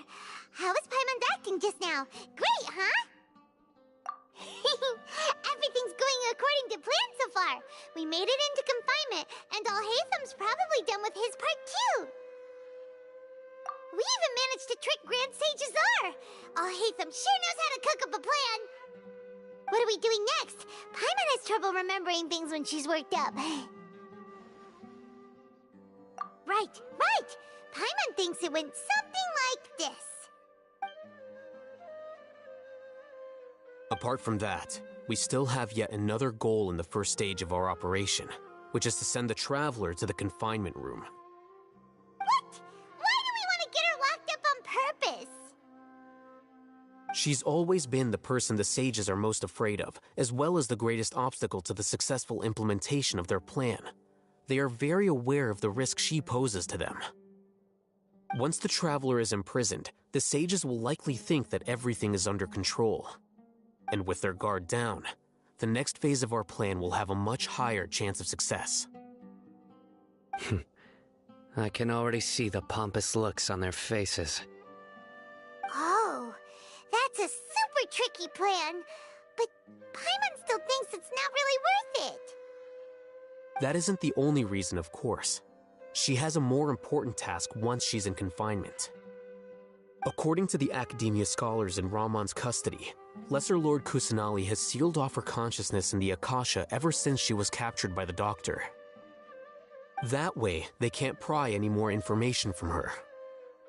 Even if we break into the sanctuary of Surasthana, it will take time to awaken Lesser Lord Kusanali's consciousness.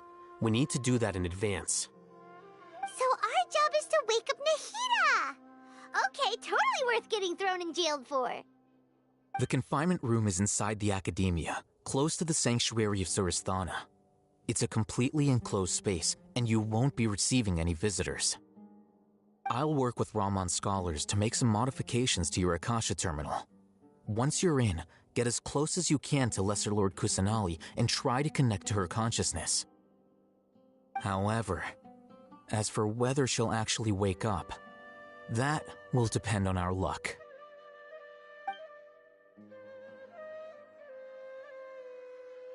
Oh, no wonder you've been wearing your Akasha terminal today. It's the one that all Hatham modified. Paimon thought they'd take our Akasha terminals when they'd locked us up in here. Were they being careless?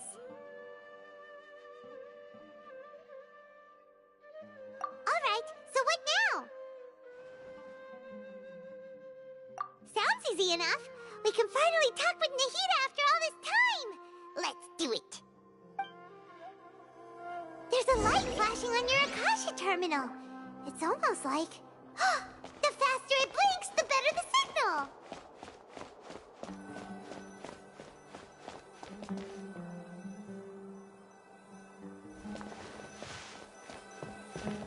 Whoa, it's Mora! Ooh, Mora! No, Paimon, we're not here to hunt for treasure.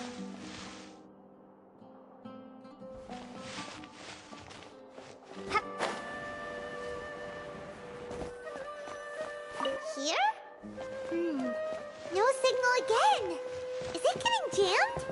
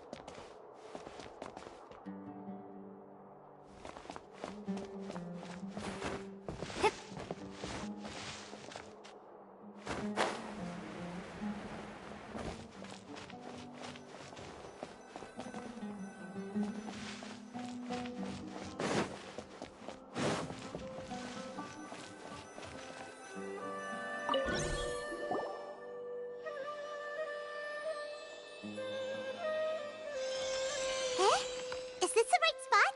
Are you getting anything?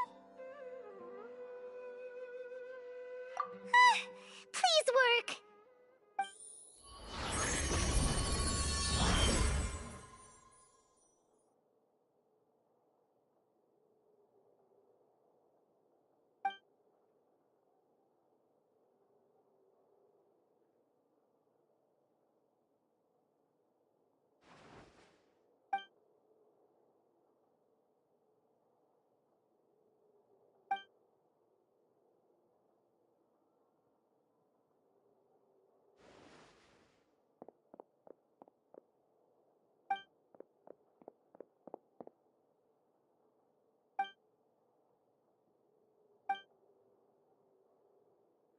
Nahida! Hey, Nahida!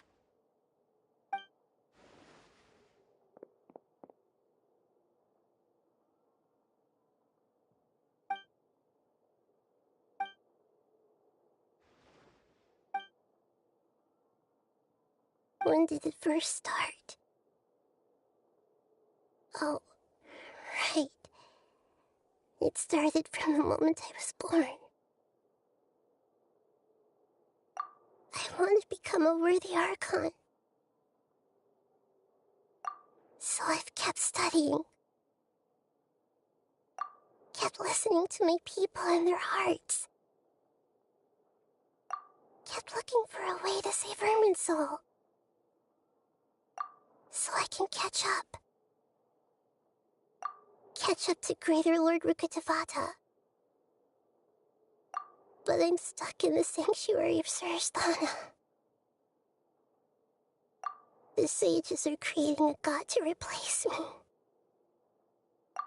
And I'm forced to lock my consciousness in this boundless darkness. Nahida!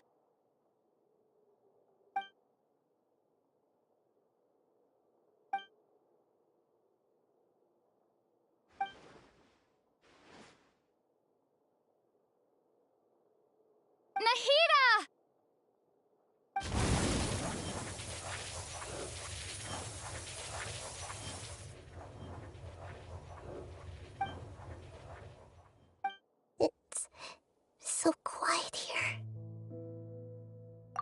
Now that I think of it, I don't think I've ever actually listened to my own inner voice. Do Archons have them? Should Archons have them? Have I been doing the right thing? Am I really not needed? How do I really feel about all of this?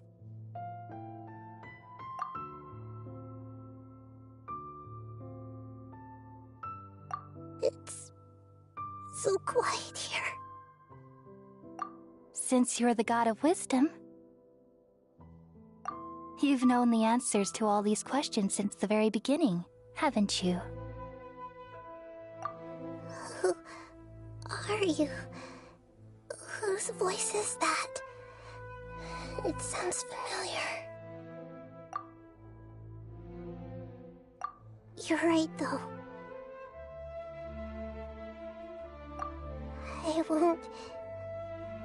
I won't ignore my own voice anymore.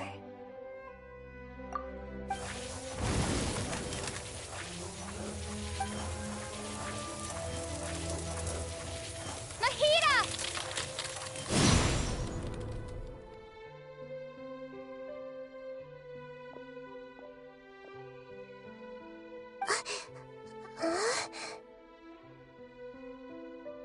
Nahida? Did you wake me up? Thank you. Why are you here? We're here to rescue you. Are you alright? I'm fine. It's just... when I think of everything that's happened to me, I feel really angry now. You should have been angry ages ago.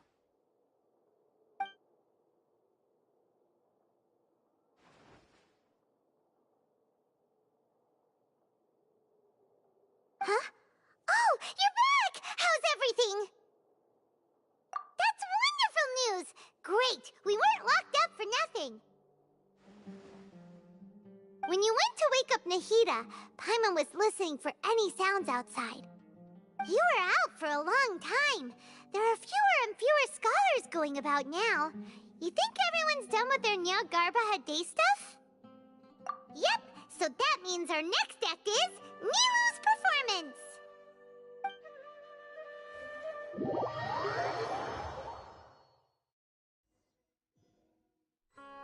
Nilu, are you sure about this? You're taking such a great risk for them. I'm sure, and I'm going. You know that I don't like to pass up any opportunity to dance, and this one is especially important. All right. You seem to have a lot of trust in them, so I won't say more on the subject. But if anything happens, the few of us here may not be able to help you. Don't worry. They've been through worse. Everything's going to be fine. All right. You know, if you really do get arrested, we'll do everything we can to get you back. Be careful, even if it's only for our sakes. Thanks, Mr. Zubair. You're so very kind.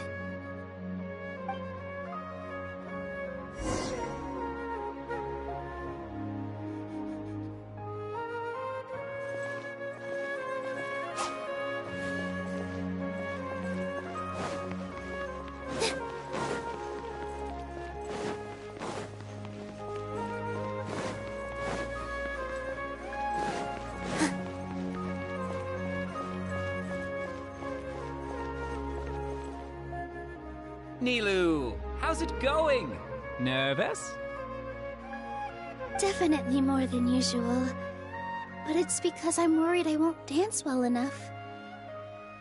It's okay. Just focus on your performance. We'll take care of everything else. You sure know how to talk. Taking all the credit, even though we came here together to help out. Well, thank you both. I'll have to treat you to a meal after all this ends.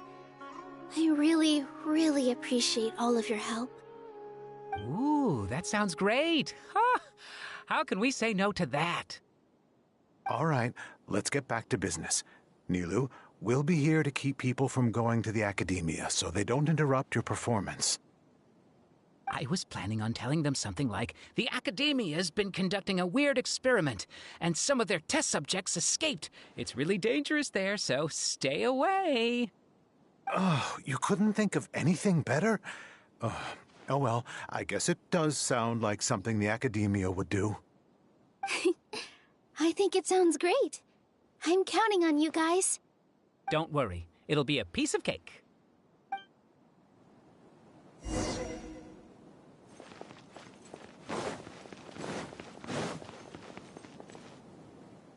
Hey, Nilu!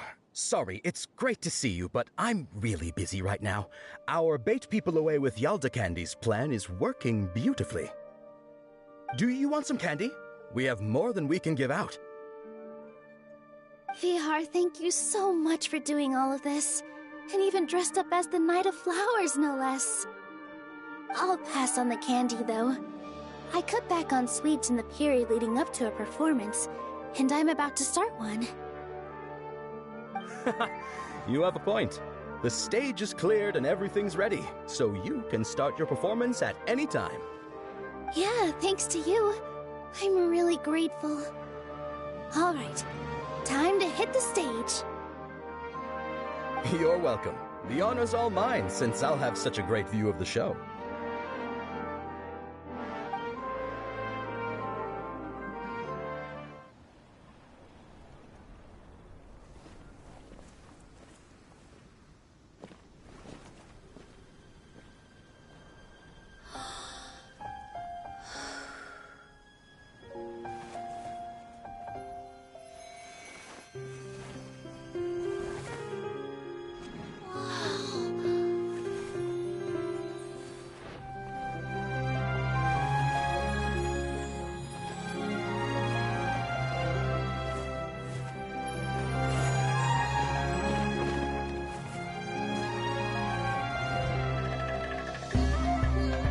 I've never seen a performance like this. This is incredible. Yeah, but I heard that public performances like these have been banned. I can't believe she's doing this here.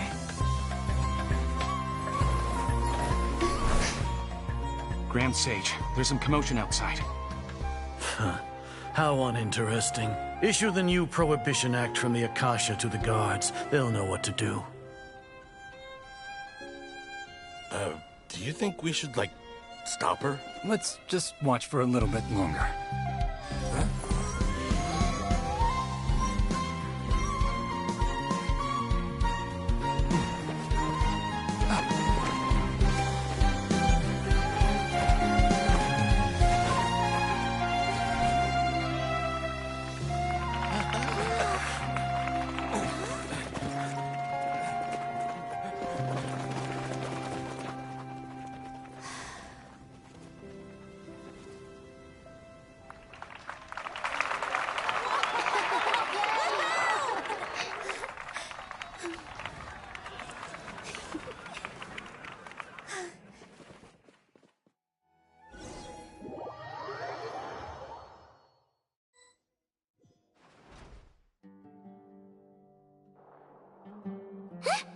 Did you hear that? It sounds like a lot of guards just ran by. Does this mean the plan has moved on to the next stage? Yep.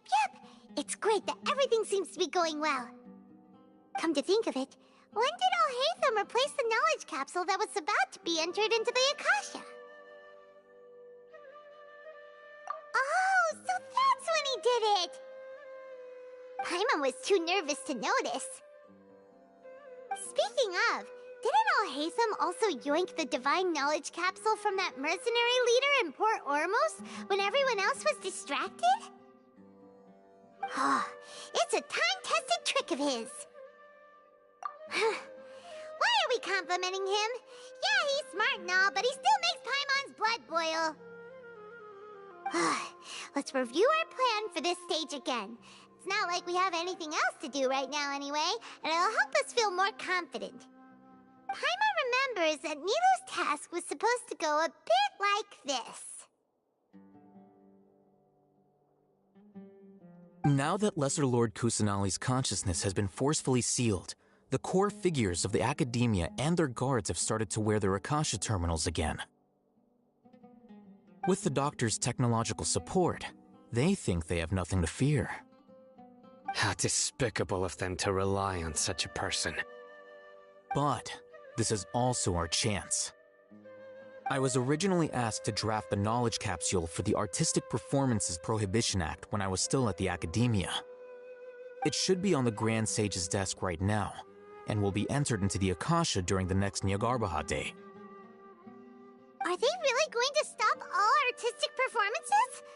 That's horrible! I'll make an identical knowledge capsule, but this time, I'll smuggle some misleading information into it. We only need to find an opportunity to switch the capsules. Once it's been entered into the Akasha on Nyargarbaha Day, if someone were to be seen performing in public, the sages would definitely use that opportunity to announce the ban, and so the misleading information will be disseminated amongst the guards. Sure sounds complicated, but it seems like if everything goes well, we'll be able to get rid of all the guards in the Academia without any effort. That's pretty clever, getting right into their heads. I just have one question. Even if we manage to get the misleading info out to the guards, how can we be sure that they'll believe it? People who are used to relying on the Akasha become less inquisitive, and their ability to distinguish truth from misinformation is significantly reduced. They will view everything the Akasha releases to them as the unequivocal truth. The Akasha will turn humans into machines. I've seen it happen many times. Yikes. Good thing I didn't wear it for long when I was working in Sumeru City. At first, I thought it was a good thing too. By the way, this plan still requires a performer, right? Do you have someone in mind? Nilu of Zubair Theater. I know her really well. We can trust her. I'm kinda hesitant to ask her to participate in a dangerous plan like this, but we can ask her in person. All right. After the guards in the Academia are gone, then it'll be time for me and my stowaway brothers to shine.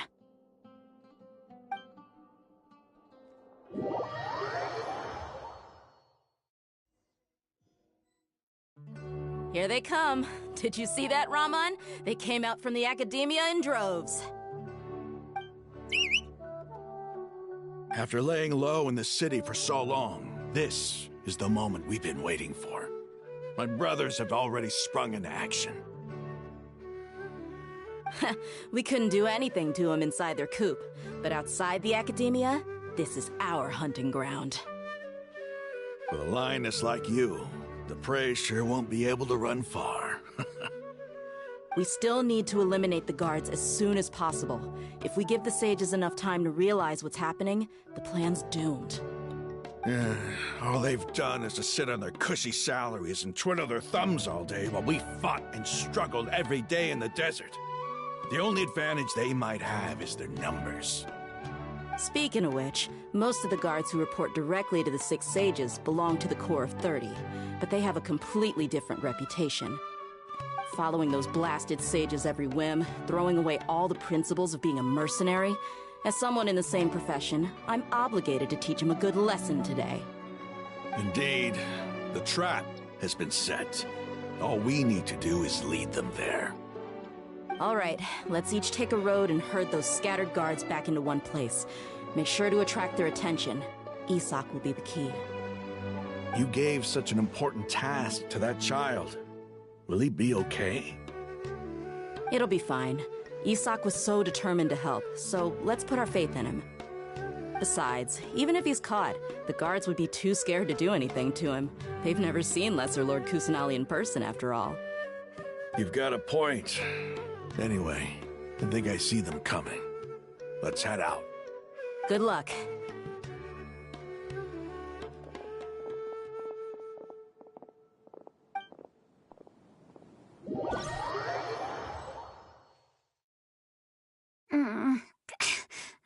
outfit. Hey, do you remember what you need to do, Isak? When the guards get here, you'll pretend to be Lesser Lord Kusanali and run away from them. Oh, yeah, I remember. Of course I do. I'm just a little nervous. Relax. Don't think about getting caught. Even if that happens, we won't leave you behind. You only need to think about getting the guards' attention and leading them to the Grand Bazaar. Leave the rest to us. Okay, got it. I'm here to pay back Lesser Lord Kusanali for helping Grandpa. I won't get cold feet. Hey, they're here. I can see the Academia guard. All right, it's time, Isak. Take a deep breath and go. You can do this.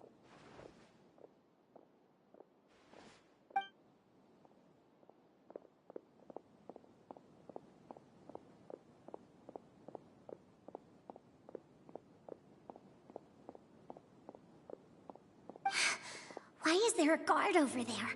Did he already run ahead of me? This is different from our plan. But there's no time. I need to make a choice.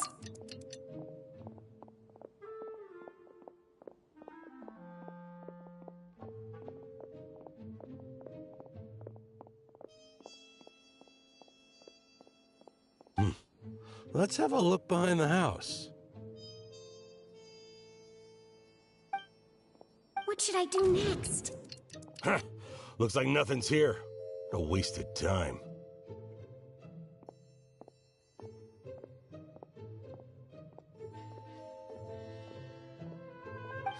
Luckily, he didn't check behind the tree. The guard looks alert. What? Doesn't seem like anything unusual's around here. Looks like the guard finally left. I need to go.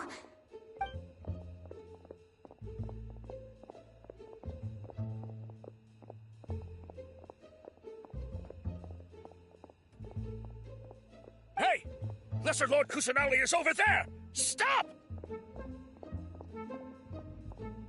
What? Lesser Lord Kusanali? How did I not notice that?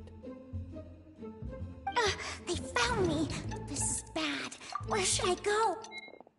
The target suspected to be Lesser Lord Kusanali has escaped into the Grand Bazaar. Assemble and arrest her!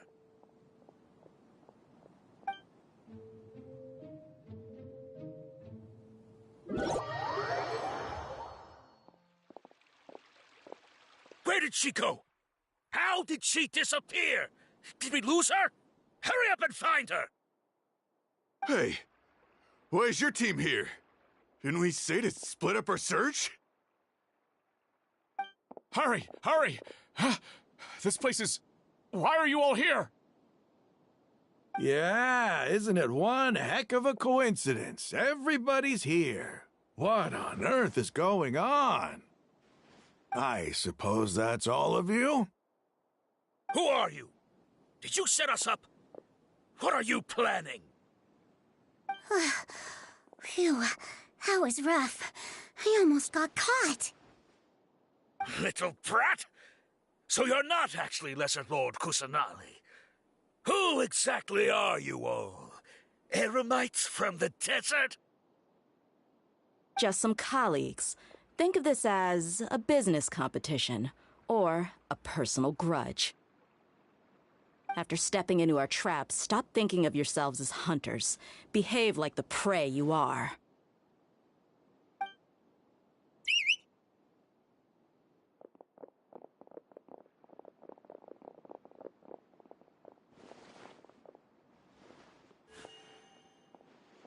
An ambush? How's that possible? This is Sumeru City, but mercenaries from the desert somehow ambushed us! You've spent all your time hiding away in the academia. This place has long since become our hunting ground. Brace yourselves!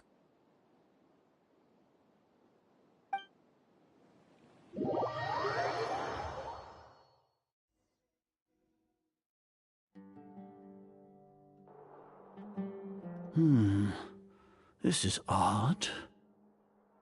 The Academia has quieted down after the conclusion of the Nyargarbaha Day ceremonies, but it's much quieter than usual. Where are the guards? Why have I not seen a single one? Guards? Guards! Grand Sage, how may I be of assistance? I called for the guards. Why did you come? My apologies, Grand Sage. Right now, all Academia guards have entered the city to perform the ordered arrest. I thought you knew. Arrest? Who is there to arrest? I have an ominous feeling. Arrest Lesser Lord Kusanali, right? Is that not what the order was? Lesser Lord Kusanali? You mean she has disappeared?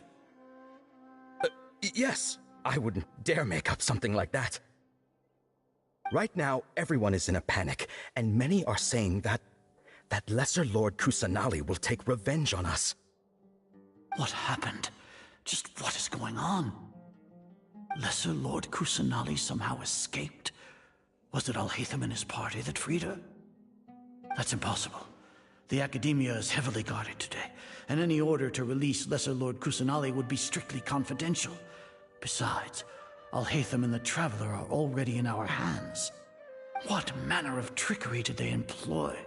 How could Lesser Lord Kusanali disappear into thin air? Disappear? Wait. How was the arrest order distributed to the guards? It was issued by the Akasha earlier today. Only you have the authority to send messages like that, so I thought it was your order. Let me check.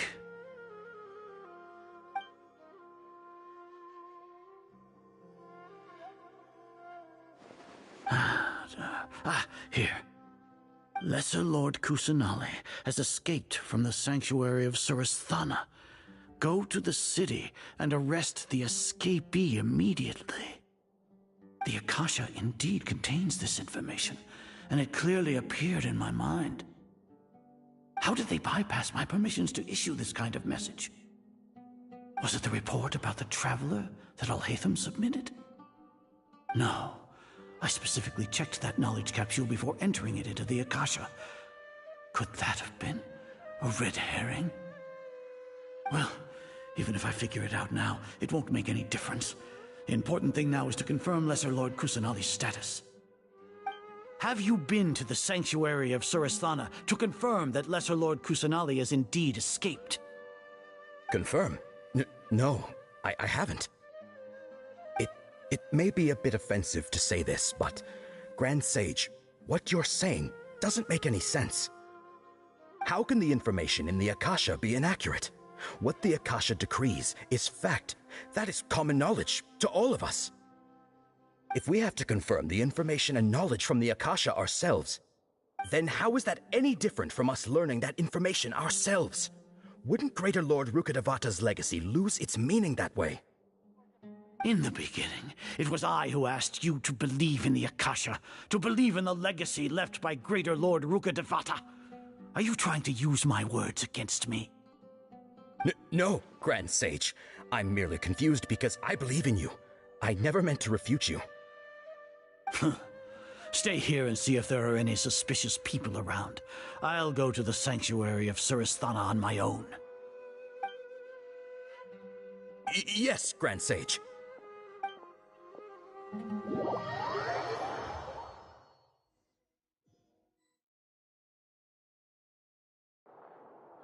Lesser Lord Kusanali has escaped from the sanctuary of Suristhana.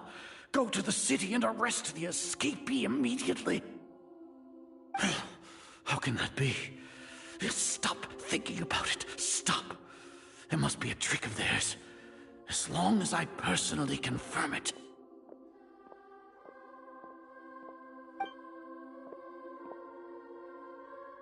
Ah! Impossible. That's impossible. There must be something wrong with my eyes.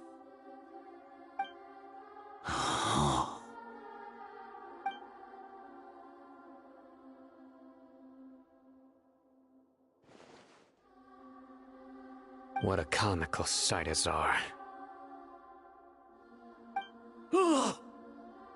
Once the Akasha has put certain thoughts into your head, even the Grand Sage can no longer see what's right in front of him.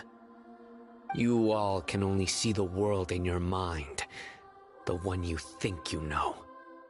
And precisely because of this, you disregarded Lesser Lord Kusanali's existence. She has been a wise and worthy Archon. Sino, have you been waiting for a chance like this? The Akasha predicted that you would return to the Academia to confront me, but I didn't expect it to turn out like this.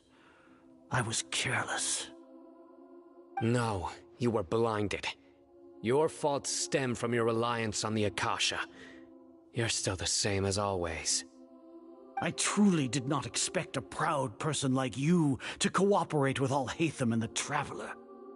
People change, Azar. Admit it. The Akasha can't predict my actions anymore. Then tell me, what have you found during your investigation? You want to buy time? This is the sanctuary of Suristhana. Under your own regulations, even Academia staff are forbidden to come here. No one will come to save you. As for the investigation, I've at least confirmed that you are guilty of insurgency against the Archon. A serious crime. So what? Did you do all of this so I would plead guilty in front of you, General Mahamatra? No. I want you to plead guilty in front of the Archon herself. You once said that I had no standing to judge you. So now, how about judgment in the name of a god?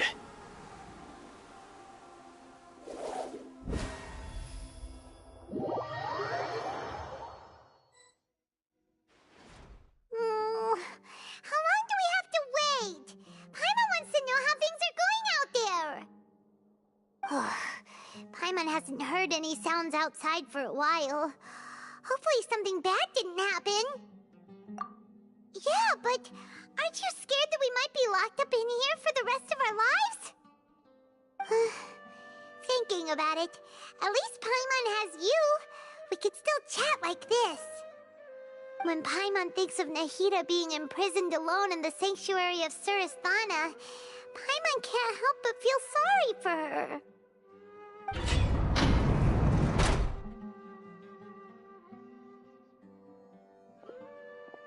Here comes your savior.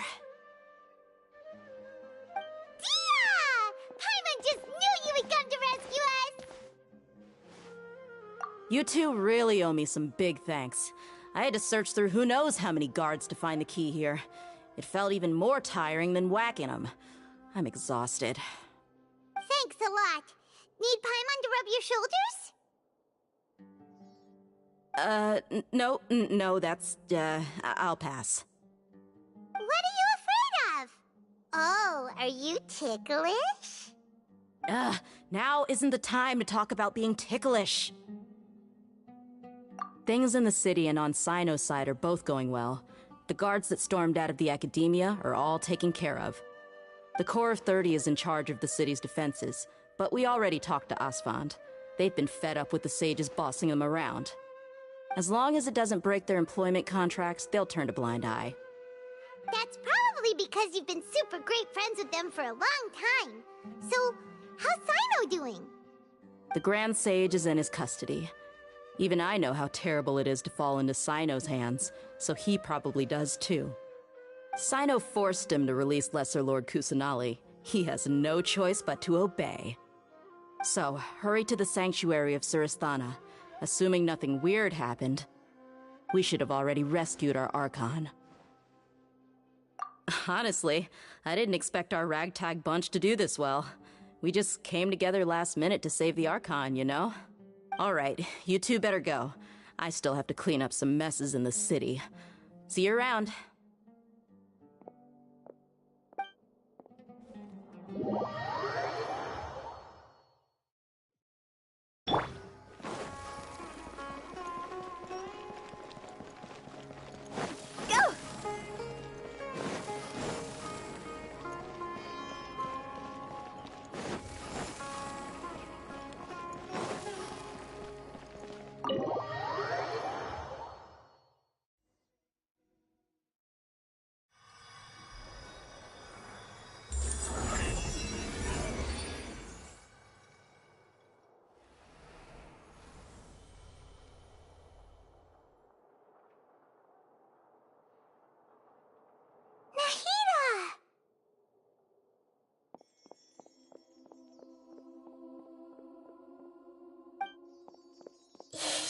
say it's nice to meet you.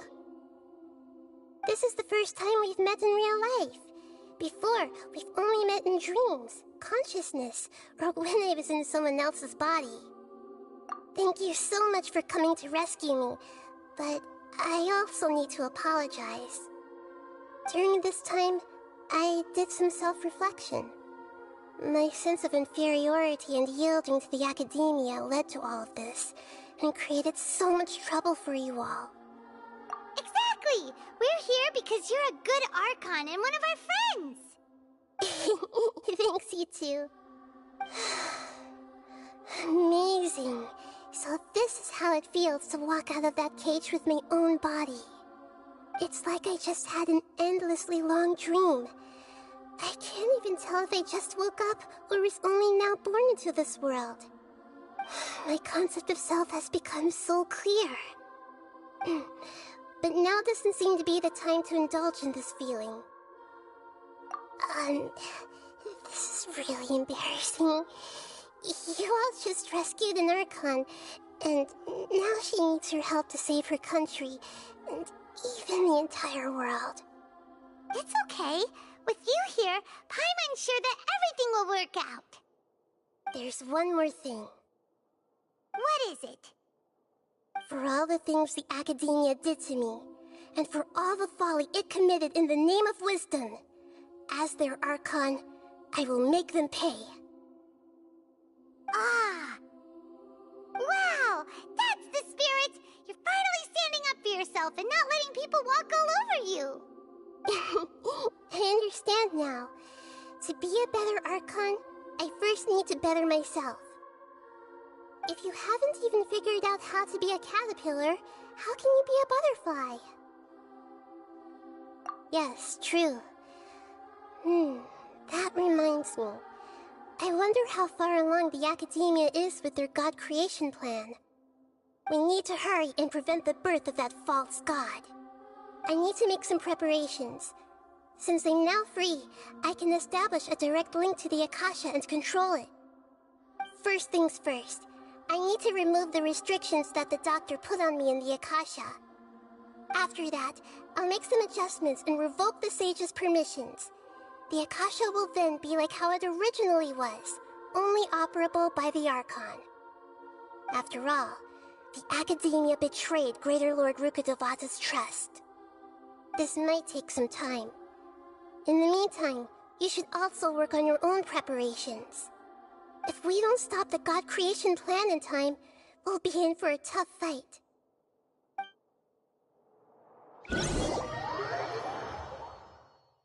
Might as well prepare for a fight. When we're done, we can take a walk around. After all, we missed out on a lot of stuff when we were locked up.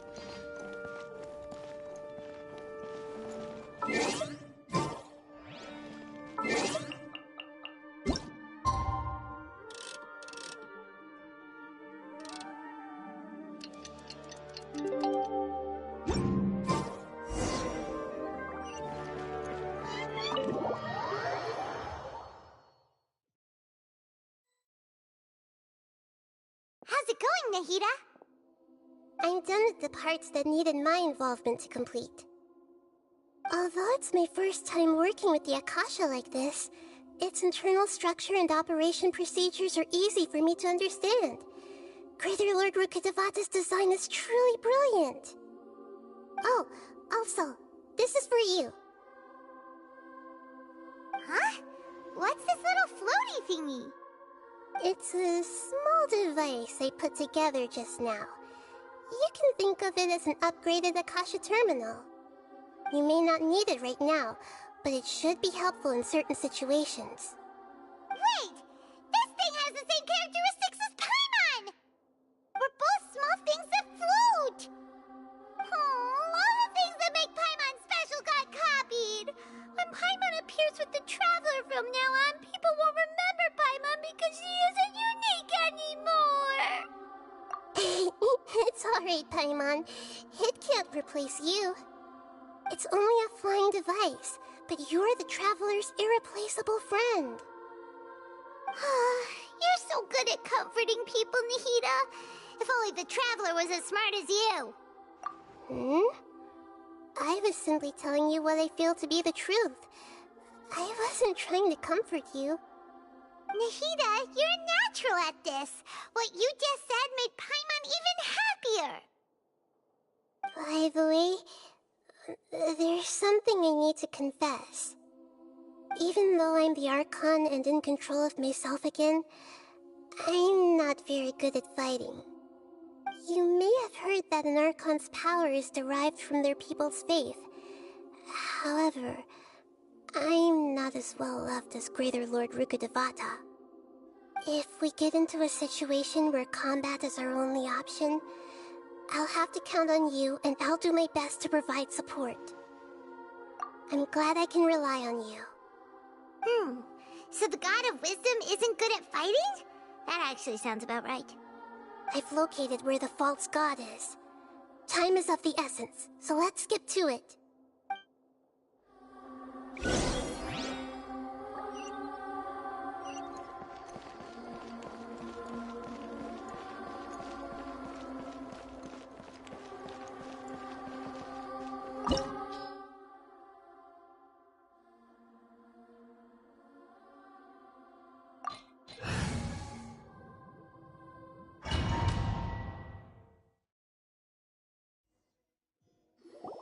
What is this place?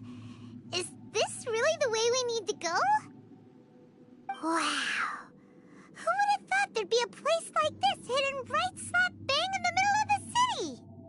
The sages wanted to realize their god creation plan without being discovered.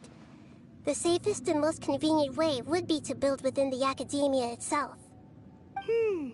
That's true. They were already hiding one god, so why not two?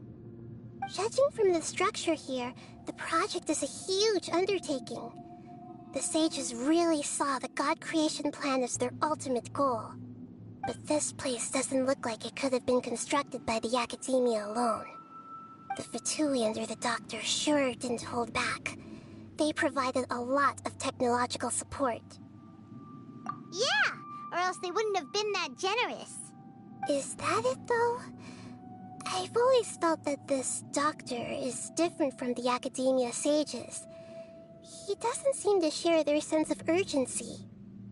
Instead of being interested in the end product, it's like he's enjoying the experimental process. The Fatui Harbingers are all such weirdos. So, the doctor being weird is actually normal. So, this Fatui that they're trying to turn into a god is called the Balladeer?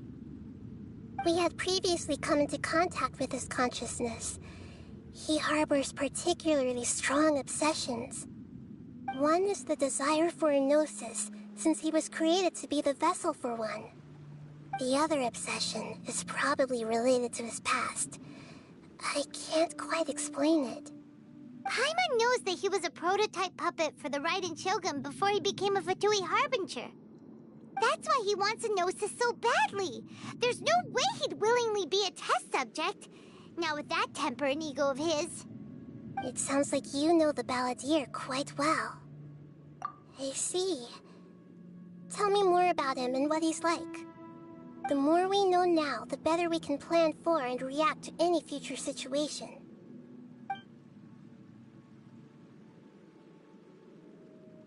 I see. How fascinating. Alright, time to go. Let's get through here and meet him in person.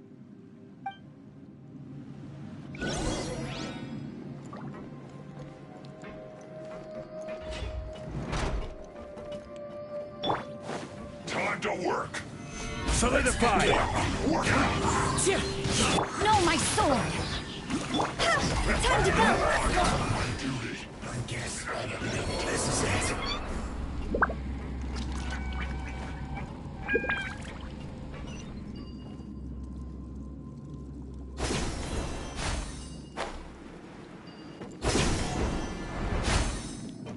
It looks like we can climb up these pipes.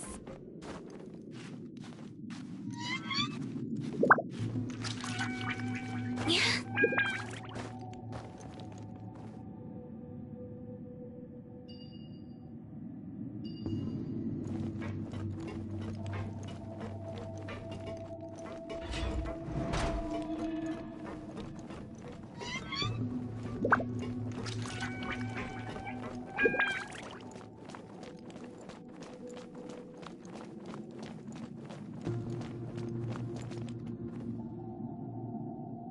pattern on the ground seems all messed up. Let's go around and see if there's a way to fix it.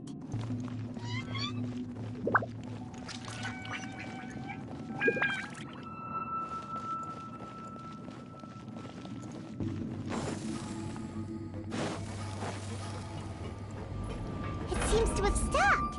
Let's continue.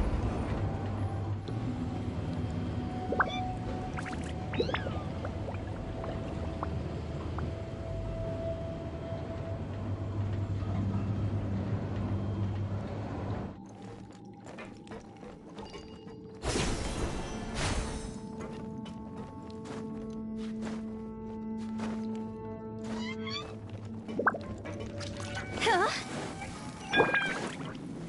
Gather! No more word on. Rain outlines your fate.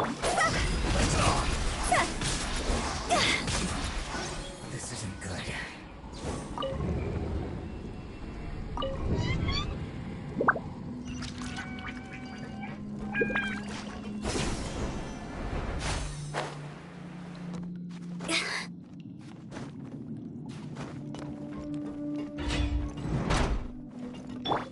You'll get frostbite. Solidify! Into the wind.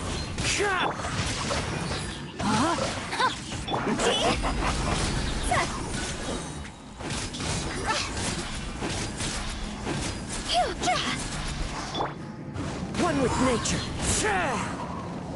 Order guide you. Gather! No, my sword!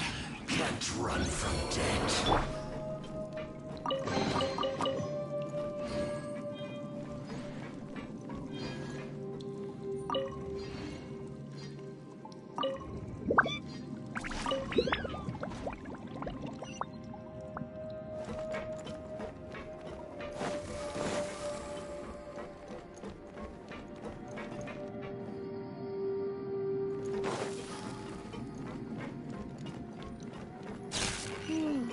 The cart is stuck. Maybe there's something wrong with the tracks. Let's try adjusting the direction of the device to clear the tracks.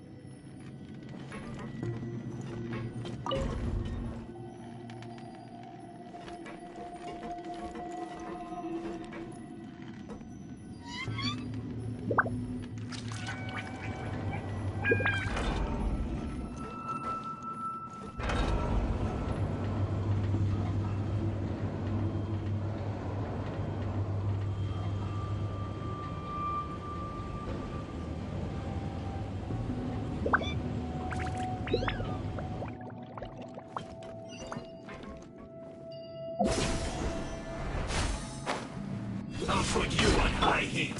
Stabilize! Into the wind.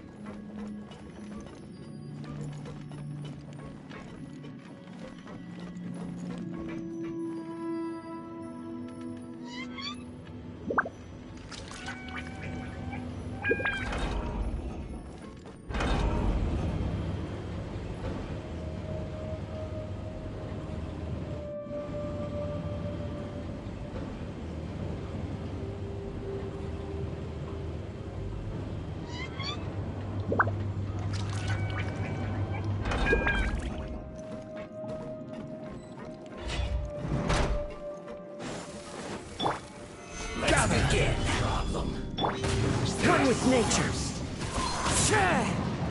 Rain outlines your fate. Know my sword.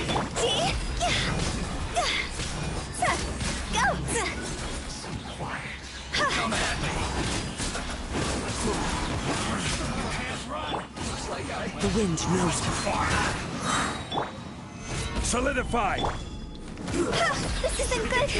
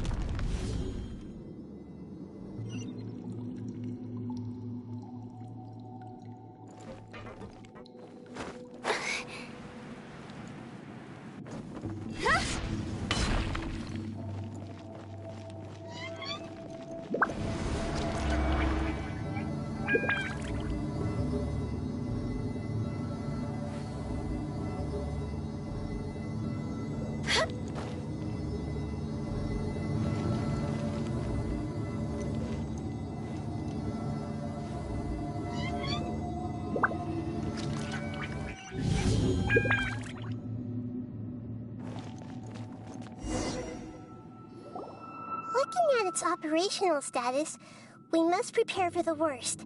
The god they wanted to create is likely close to completion or already completed. Oh no! What should we do? Paimon can't imagine how hard it would be to fight against a Fatui Harbinger with a Gnosis. Are you nervous, Paimon? If you really want to know, of course Paimon's nervous! Aren't you too, Nahida? Yes, I am. This is probably the first time I faced with a calamity of this degree since my birth. I feel not just nervous, but curious as well. Curious? Curious about what? Curious about our fate. To me, everything we perceive in this world, everything we learn, and everything that happens to us is considered knowledge. And if it's a form of knowledge, then it can be understood. However, only fate is about that which has yet to occur, so it has always drawn my curiosity. So to me, fate is the ultimate knowledge. That's also why I love observing humans and all the things that happen to them. It all brings me great satisfaction. And now, at long last, I'm not just an observer anymore. I will personally experience my own fate with you by my side. Isn't this such a wonderfully exciting thing? Ah, so that's what you mean. Paimon thinks she understands what you're feeling. Agreed. Okay, let's continue on. I can sense his aura from here.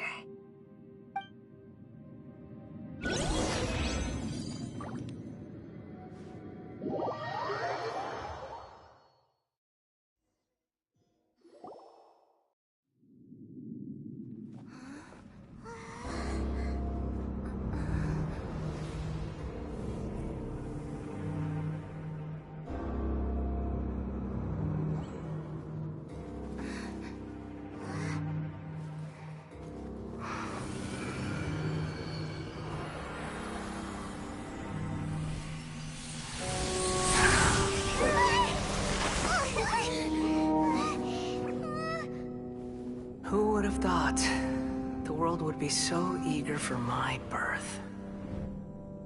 I remember you, Booer, the god of wisdom, and standing beside you, the traveler. Is he all-knowing and powerful now, like Greater Lord Rukkhadevata?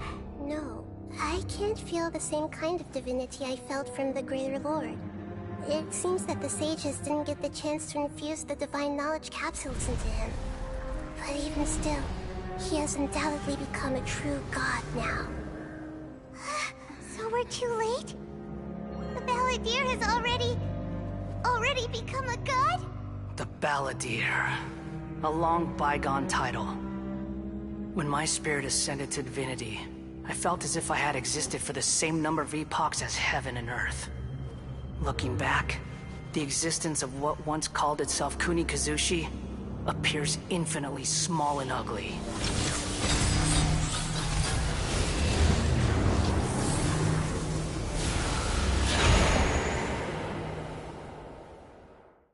This imposing aura, it really feels like the gods! A body that capitalizes on the Balladeer's original construction as a mechanical puppet, with the Gnosis serving as a constant power supply. How much effort and resources did the sages put into this? From a purely technological perspective, it's a commendable achievement indeed. It's no exaggeration to say, this is the culmination of human wisdom. You sure are something! Dishing out compliments at a time like this? But I don't think he's reached the spiritual height of a god. Strife is engraved upon every god and every gnosis brought forth into this world.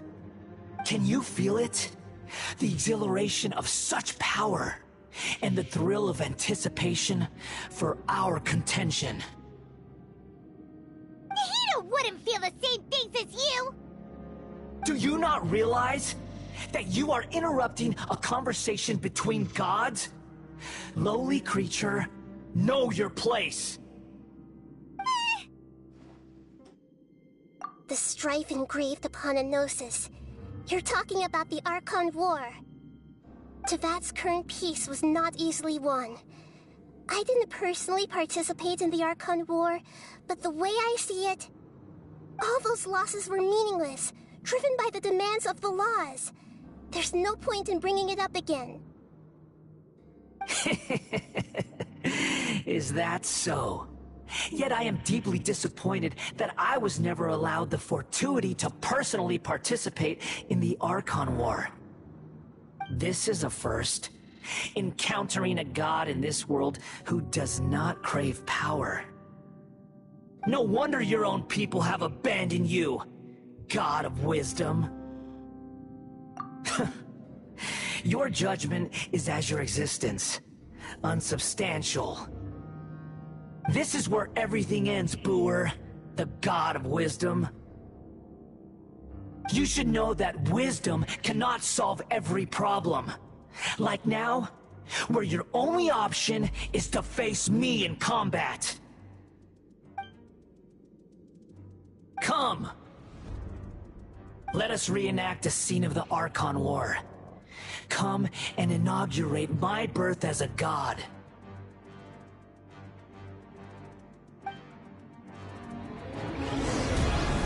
Churn!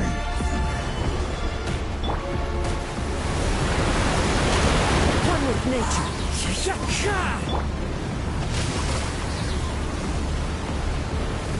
Feeble movement. Gather.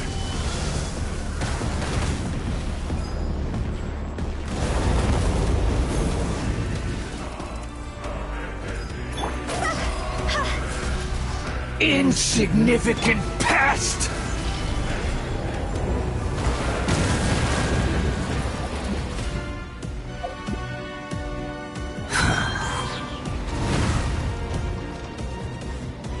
My endless cycle begins!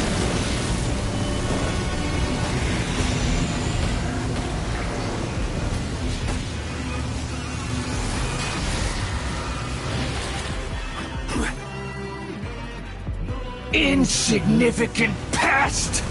Stabilize!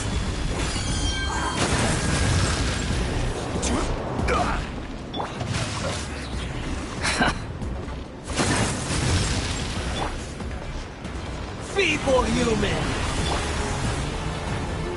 Witness the power. It's over!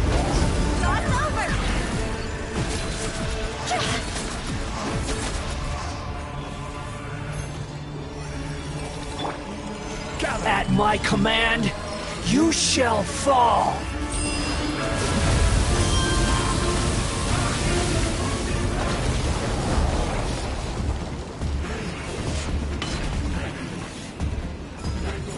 Solidify!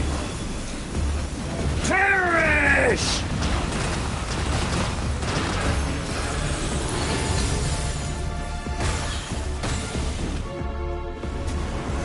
Churn!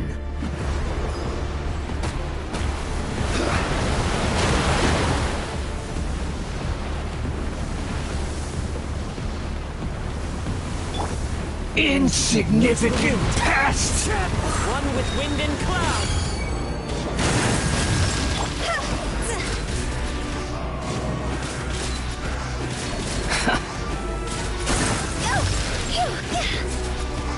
My endless cycle begins! The wind knows me.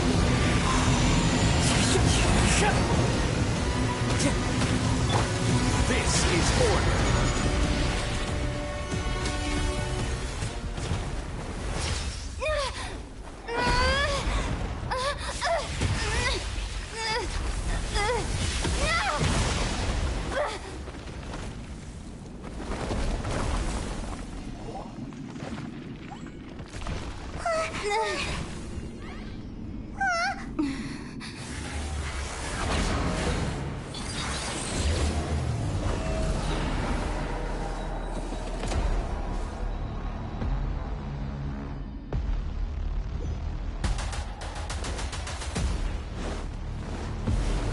Tremble!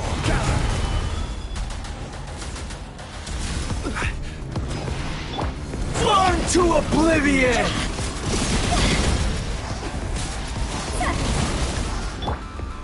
Solidify! Kneel! One with nature. God!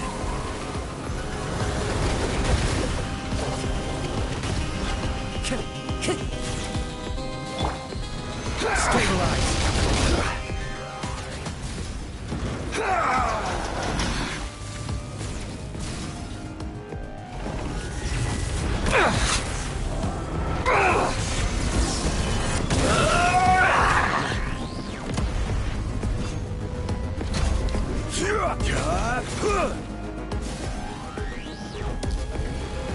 Reality is pain!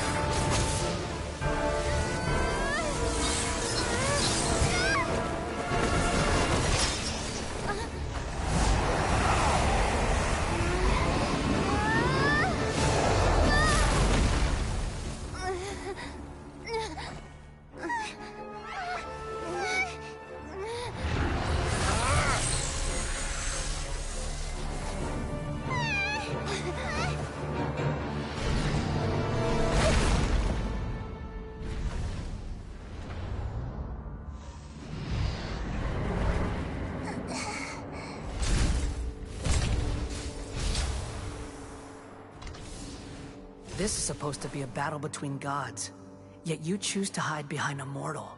And now, you're acting like you'd sacrifice yourself for a human. Are you having fun proving a false sense of heroism to yourself, Boor?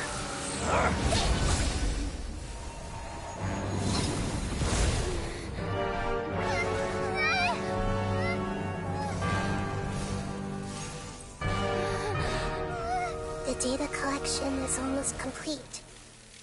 Do you even know how many times you've tried to take my gnosis from me?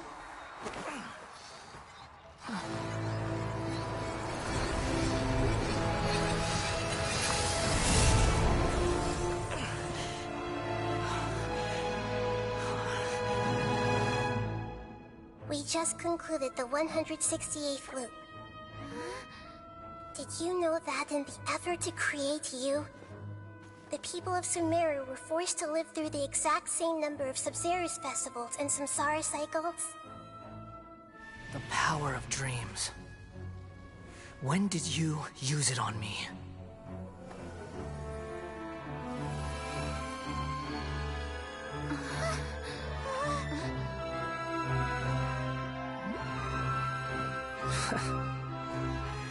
You can't even defeat me in a dream. What do you hope to achieve with this little trick? Come, Traveler. Just like before. Allow me to awaken the memories in your dreams. All that battle experience! It's more than that. Compile everyone's wisdom in the name of the Archon. That is the original function of the Akasha. I've sent everything that happened just now to the people of Sumeru in the form of knowledge. I've asked them to help you find a way to defeat the false god.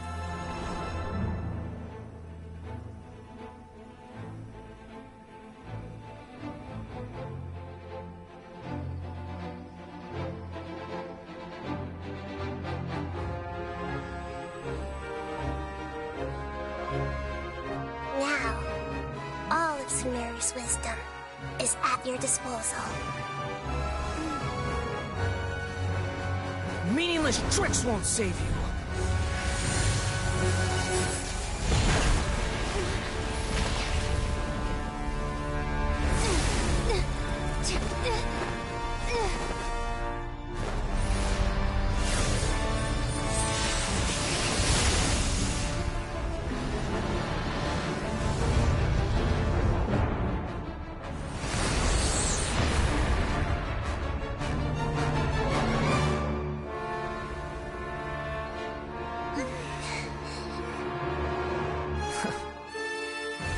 Are you done with your tricks? Can I finally take this as a real battle between gods? I'll leave this to you, the first sage of Boor.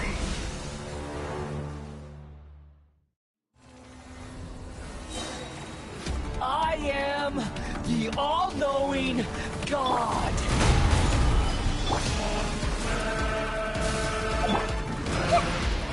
Burn to oblivion!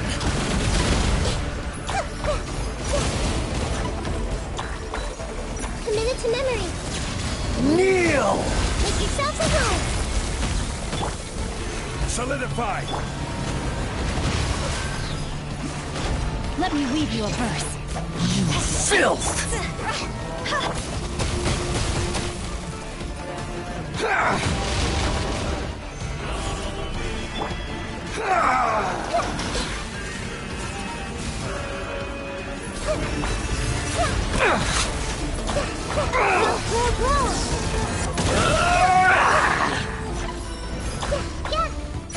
Commit to memory.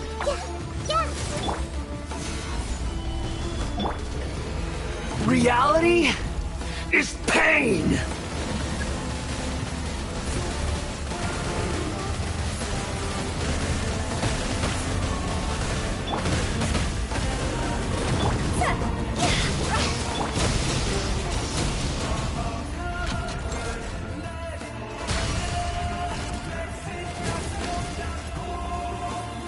Good riddance, cruel world. Stabilize! I will have order!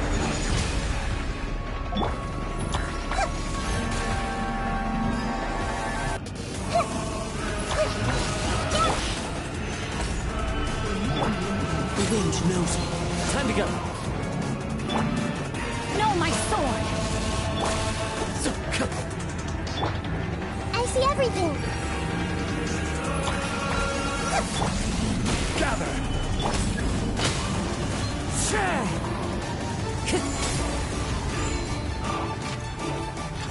Your new god awakens! This is the end. Now, your eyes have been opened.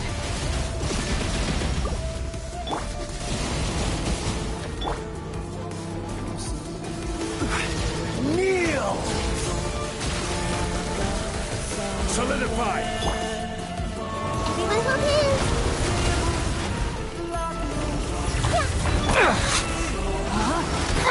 Rain outlines your face.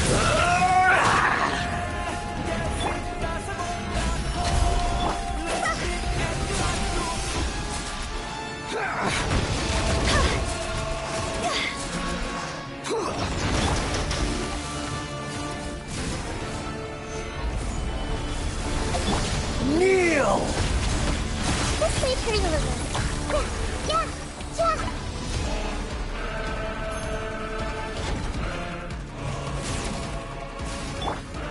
Stabilize! Reality is pain!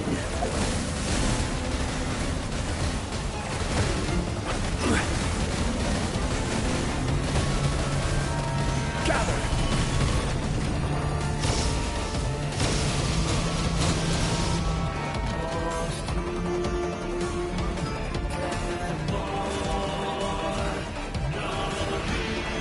Burn to oblivion!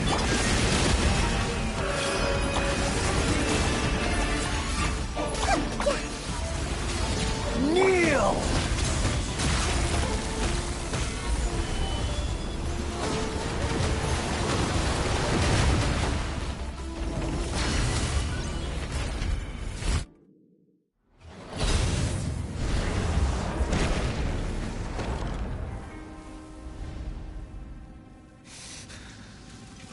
Humans. Filthy humans.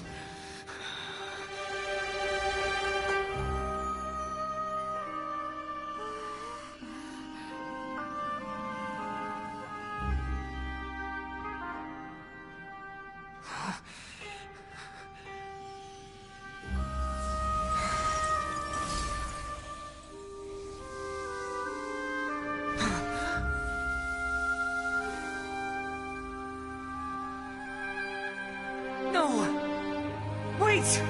Please! Anything but the Gnosis!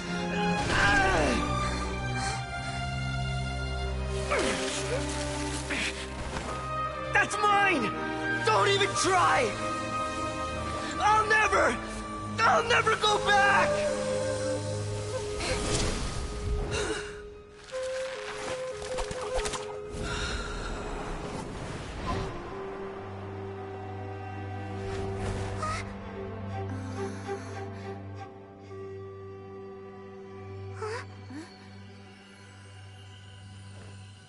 We haven't yet found the answer to the most important mystery. Irminsul is still waiting to be saved. With the power of another Gnosis, we may now finally understand the last memory of Greater Lord Rukkhadevata.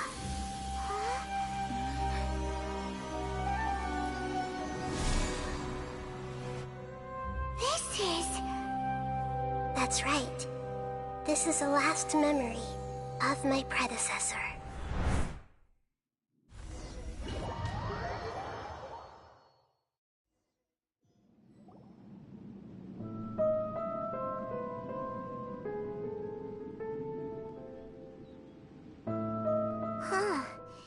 This sure seems very different from what Paimon imagined.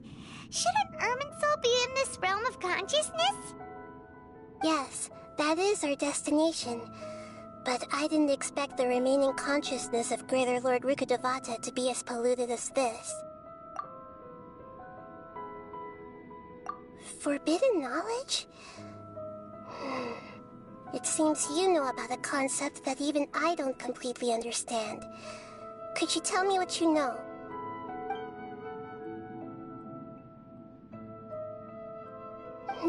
Your inference seems logical enough. Forbidden knowledge once polluted the desert thousands of years ago, but was successfully repelled thanks to King Deshret's self-sacrifice, and Greater Lord Rukkhadevata nearly exhausting her power. Then, a second instance of forbidden knowledge pollution occurred during the Conria Cataclysm 500 years ago. But I'm afraid it is much more serious this time, with Irminsul itself already in danger. So, if we're in the remaining consciousness of Greater Lord Rukkhadevata, and it's also been affected by forbidden knowledge pollution, then does that mean, in order to save us, Greater Lord Rukkhadevata? Yes. It's very possible that she sacrificed her life in the fight against forbidden knowledge. She didn't completely eradicate forbidden knowledge, but if it weren't for her actions, the pollution would have been far more rampant over these past 500 years. The way that everyone, including me, has forgotten everything about forbidden knowledge may very well be due to her restoration of Irminsul. Aww. Do you feel sad, Nahida? I'm just sharing her pain. The pollution of her consciousness here is severe. There is madness, chaos, and pain all around us. Did she fight to resist the forbidden knowledge pollution in such terrible conditions, all the way up to her last breath? She even used her last remnant of lucid consciousness to leave a clue for us to follow. Yes, her words were distorted by forbidden knowledge, so that's all we could hear. But now, we have a chance to find the answer to this mystery. We can cross the polluted consciousness until we found the right path to meet with her lucid consciousness. And then, we'll let Greater Lord Rukkhadevata tell us the truth in person. Each of us need to be mindful of the state of our own consciousness while we are here. Even with the Gnosis' protection, we must always keep a clear mind. Otherwise, we could go mad at any moment. That's so scary. Don't worry, it should be easy enough for you to keep that mind of yours clear, Paimon. Let's go.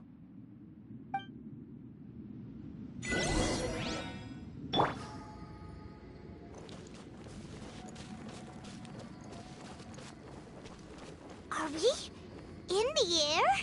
And why is there a huge boat? That's the boat of consciousness, which symbolizes reason here. Its course is the direction our consciousness is traveling towards. Wow! What are these? The monsters seem to have been affected by them.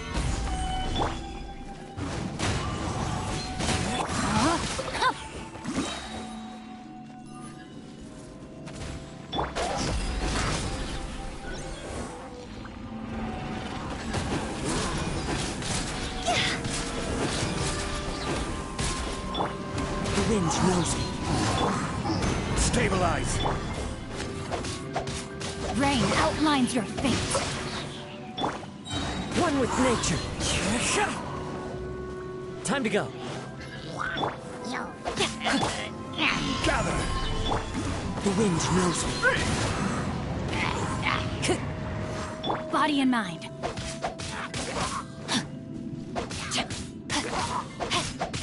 Know my sword.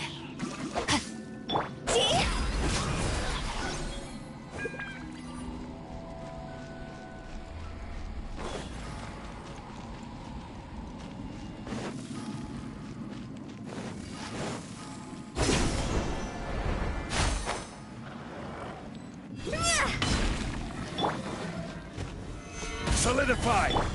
One with nature. Clouds high. The birds call. The wind knows me. Rain outlines your fate. Higher, higher, hands on fire!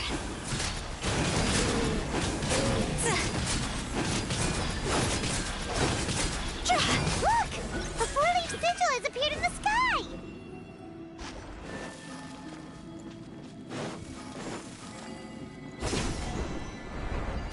With the wind.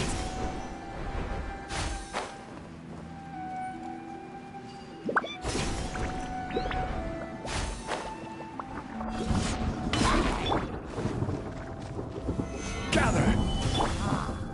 One with nature.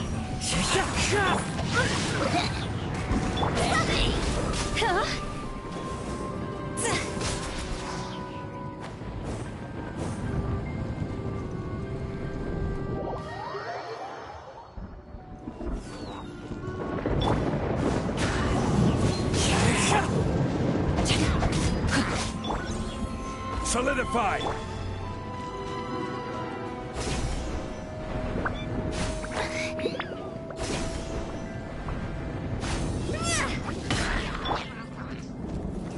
Stabilize! The wind knows me. No, my sword!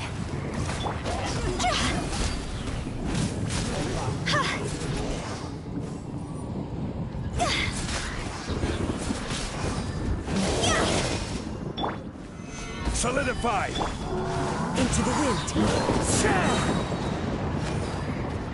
Fallen leaves, adorn my night! The wind knows me. Stabilize! To control the boat of consciousness, we need to find the helm first. Phew. Go!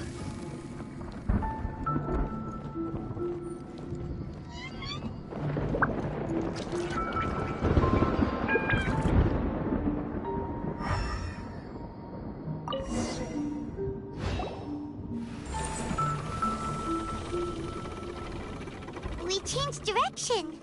Are we still going the right way, Nahida? Judging from the current route, the boat of consciousness will soon take us out of here.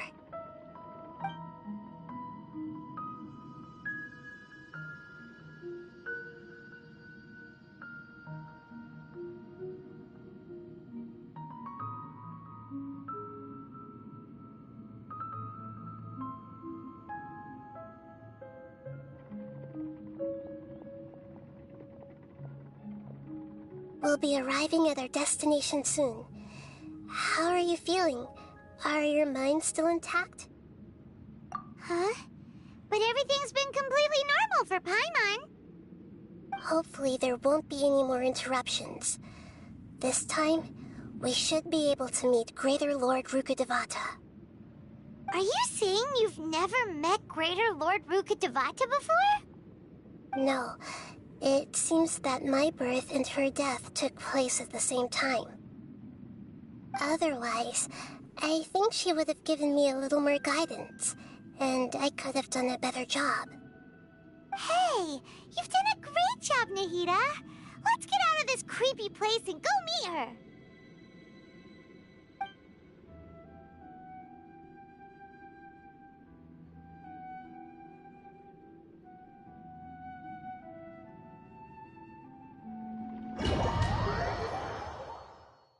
So, is this the place you were talking about? The base of Irminsul?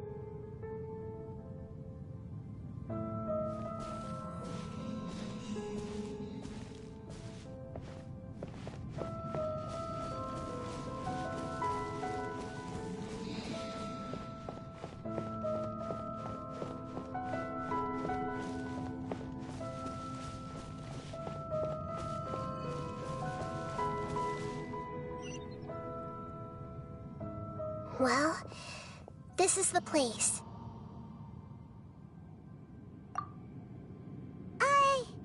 We're here to find Greater Lord Rukkhadevata, right? But the one standing over there is... Is that... me? She looks exactly like me. Are you Greater Lord Rukkhadevata? Yes, that's me. Are you surprised by my appearance?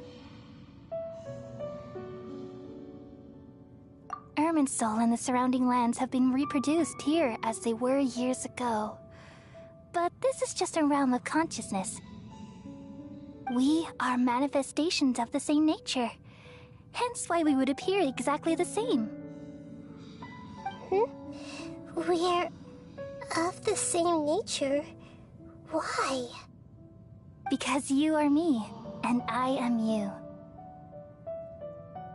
You are me in the new samsara. The new samsara? As Greater Lord Rukkhadevata, I'm the avatar of Irminsul.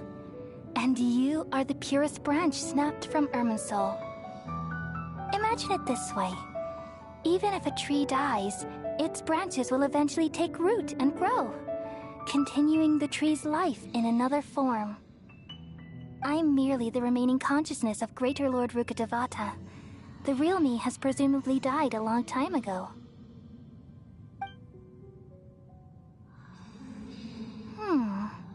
Judging from your appearance, I've probably been dead for 500 years. But you're finally here. My new self in the samsara. If this is true, then am I going to be a great Archon like you someday? Though we share the same nature, our fates are bound to be different. All things have their own fate. When a branch grows into a mature tree, it won't be the same as the original tree. That's why fate is the ultimate knowledge, isn't it? That's a great insight. Yes, very good. It's also precisely why you won't become like me. Really? But perhaps you may become an even greater Archon than I. I already see a determination in you that I didn't possess in my time, and the future that it leads you to will be yours alone. Along with the blessings from your past experiences. Don't worry. The growth of wisdom is like that of a plant. You only need to wait quietly for the flower to bloom. Come to think of it, the sages never had the faintest inkling of the meaning of wisdom. Thank you. Nothing makes me happier than discovering that the Archon I always admired was in fact myself in another fate. It's so nice to speak with you, Greater Lord Rukkhadevata. I've always wanted to meet you. The feeling is mutual. From the moment I snapped the branch off Irminsul and created you, I've also looked forward to talking with you. Could you tell me why you wanted to create me? And what exactly happened when you died? Ah, I see. You're here seeking answers, right? Everything that day, even the sky itself, changed into a color like this. At that time, the seven were all summoned to the nation of Conria. Except for me. I had a more important task to attend to. I had to protect Irminsul. The disaster occurred together with the pollution of forbidden knowledge. At that very moment, with my consciousness connected to Irminsul, I sensed something was wrong. The pain started to torment my mind. By the time I reached Irminsul, it was already displaying signs of corruption. Had I not repelled the pollution of forbidden knowledge with King Deshret thousands of years ago, I might have felt even more hopeless and lost. So what exactly is forbidden knowledge? It's a kind of knowledge that doesn't belong to this world, and a form of truth that can't be understood. It came from the very bottom of the abyss. Even I could never understand it. The world is constantly rejecting it, leading to all kinds of bad phenomena. If we allow forbidden knowledge to pollute Irminsul, I'm afraid the entirety of Teyvat could fall apart. So, there's knowledge that even the God of Wisdom can't understand? At that time, I knew I couldn't repel the forbidden knowledge with my strength alone. Which is why I created a device that compiled human wisdom and named it the Akasha. It's truly the world's most amazing invention. Thank you. For a long time, I thought dreams were the fruit of human wisdom. Though it was selfish to do so, I borrowed people's dreams using the Akasha. Then I compiled their wisdom and all of my own power. Well, did it work? Thanks to the wisdom of the people of Sumeru, almost all the forbidden knowledge was cleared from Irminsul. But things didn't go as smoothly as I thought. I had a terrible headache, which gave me an uneasy feeling. And then, I remembered that my consciousness was also connected with Irminsul. It brought me knowledge and wisdom, but vile corruption as well. From the very beginning, my existence had been polluted by the forbidden knowledge. Oh no! How could that happen? I've experienced that pain in your consciousness. It must have been a horrible experience. Yes, but my feelings weren't important. The important thing was that even if I died, my existence and everything related to me would continue to exist in Irminsul as memories and knowledge, meaning that the forbidden knowledge couldn't ever be permanently eradicated. And there's no way for me to eliminate myself. It would be a sort of paradox. So, I took the purest branch of Irminsul as my incarnation in the next samsara, and left a trail of clues. All in hopes that you would come here and remove me and my pollution from Irminsul forever. Wait, no, I can't. So you realize what that implies? You are very smart indeed. Irminsul has all the knowledge and memories of this world. And as you've realized just now, removing me from Irminsul means I essentially will never have existed in this world. But this is the only way to save Irminsul. People love you so much, and they've missed you so much over the past 500 years. I am exactly the same. So how can we just forget you like this? Is there really no other way? There must be something else I can do. You're the god of wisdom, Boer. You should know that there is no other way. But this is so cruel. I don't want to forget you. No need to feel so sad, Boer. As someone who delights in wisdom, you should feel joy at finally finding the answer. These are the words in their entirety. The answer you've been seeking all along.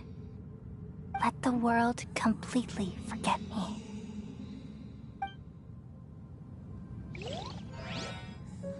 We all nestle under the great tree of wisdom, peering out to perceive the world.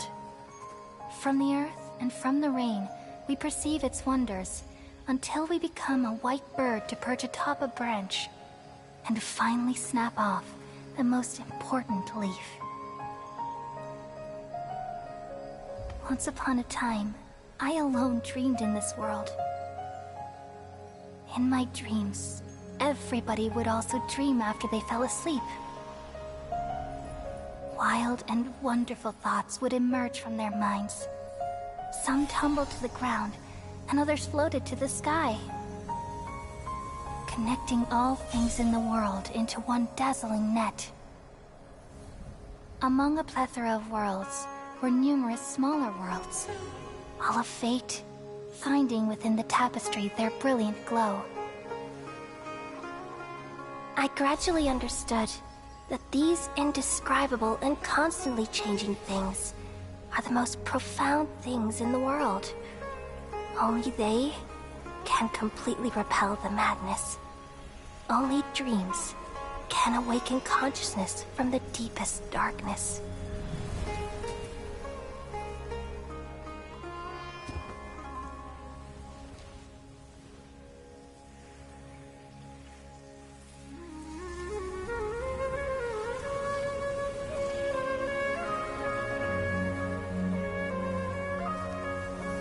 I'm the one who posed this question, yet also the one who sought a solution. Saving the world with the dreams of the people used to be my answer. And now, you've also found your own answer, and I shall return all the dreams to the people.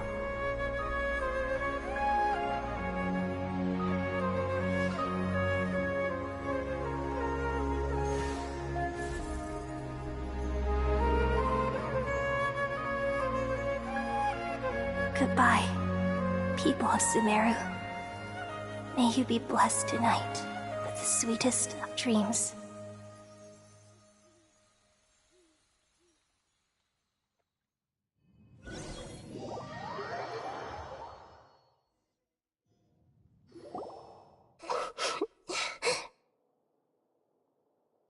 I'm alright. I'm just a little confused. We've just saved the world, right? So why am I crying? I don't know where this feeling inside of me is coming from, but I feel very sad. Just now, we used the power of two gnosis to successfully connect with the Ermin soul consciousness from 500 years ago. Then, we removed the remaining pollution from Merman soul. Yeah, what's wrong? Weren't you there just now?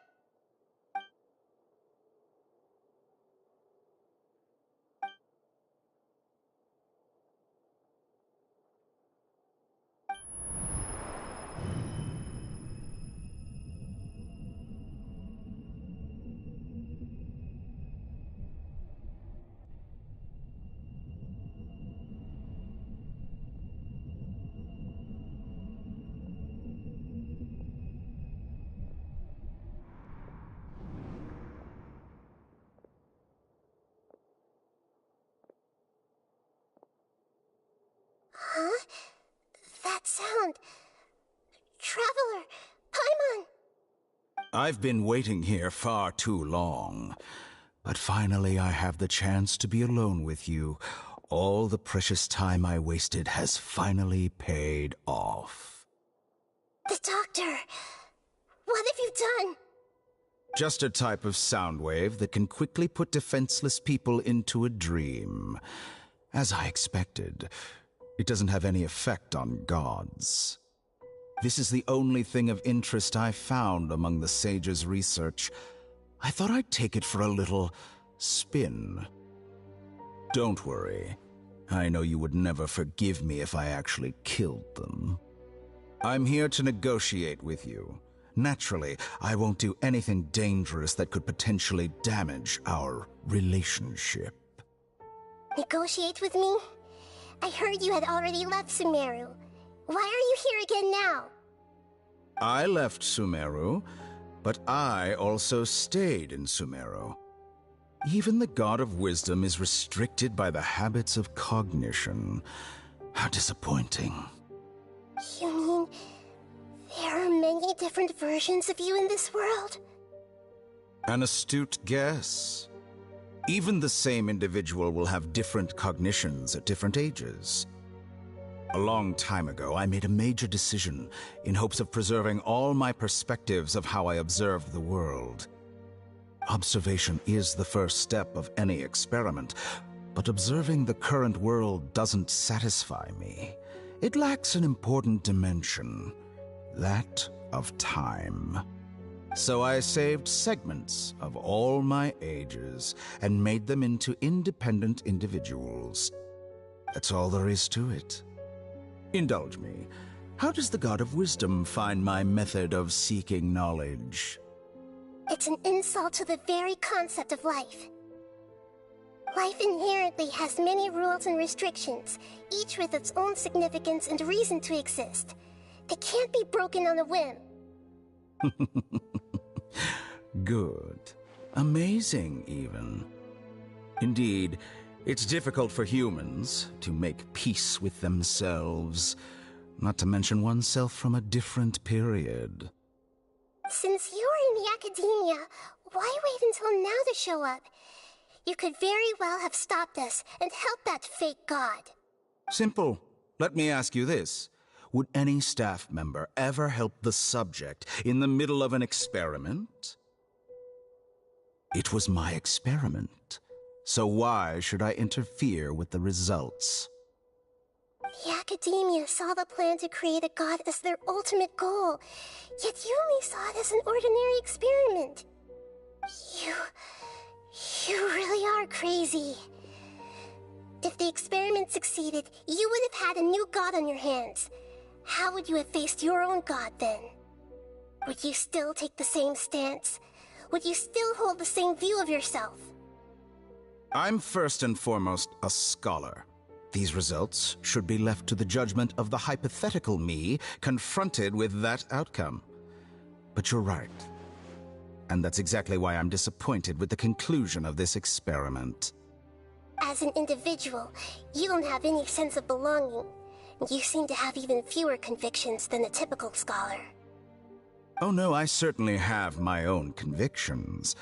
They just don't fit your standards, that's all. All right, that's enough conversation for today.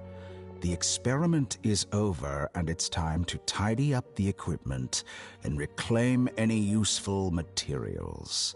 For example, the Gnosis. Lesser Lord Kusanali, you're an intelligent Archon. I'm sure you understand the disparity in our combat abilities at this time.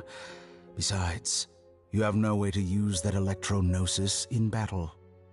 Didn't you say you were here to negotiate with me? Somehow, it's starting to seem like you intend to take it by force now. I'm merely stating a fact.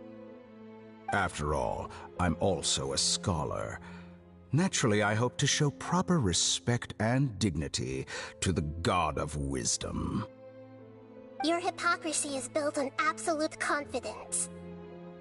I understand your scheme, but... what if I were to destroy the Gnosis now and awaken the heavenly principles? Awaken the heavenly principles? Do you think that's really possible? The heavenly principles have been silent for many years, but the Gnosis are symbols of their control over Tevat and all the laws. Will the destruction of a Gnosis attract the attention of the heavenly principles? And if so, how do the Fatui plan to deal with the consequences? Do you dare to gamble such a possibility with me? Gamble? How surprising. I thought you would show evidence or use rigorous reasoning to prove your point. The word gamble is the last thing I expected to hear from the God of Wisdom. But this is a clever move. You must have seen through me when I first captured your consciousness.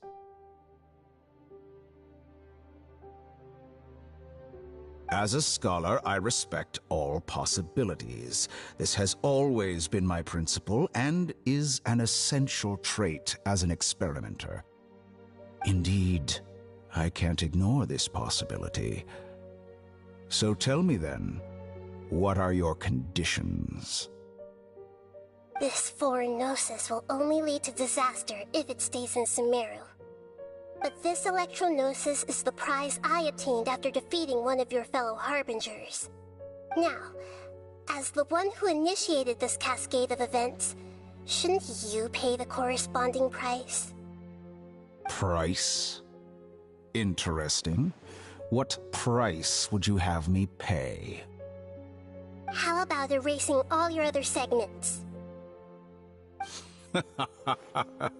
So this is how you wish to restrict me, the most threatening opponent of the Nation of Wisdom. What you request of me is like plucking out the eyes I have placed in the dimension of time. Segments are extraordinarily difficult to make. They require extremely rare resources and enormous amounts of time and effort, requiring me to destroy them all here and now. Bravo. A suitably wise decision on your part. Yes, how very interesting. Can I assume that you have long been wary of me? Among all the versions of me, this segment you see now is the most selfish. If it weren't me, your idea wouldn't have worked. What did you see when you were imprisoned? You were observing me, and that's how you know I've long grown tired of their doubts and endless arguments. Like you said, it's difficult to make peace with yourself. Being as smart as you are, have you managed to do that? I see. If you think all those versions of me are worth a gnosis, then deal. You sure didn't hesitate much. Is the relationship between all the versions of you really that bad? I don't think there's any need to dwell on that. The surplus versions of me can be exchanged for a gnosis. Do you think anyone can offer themselves at a higher price? Besides, with my abilities, it's only a matter of time until I find better perspectives. Perhaps it's best to say, you're just temporarily ahead. But what I'd like to know is, how can you be sure that I've really erased them? I can see your remaining honesty.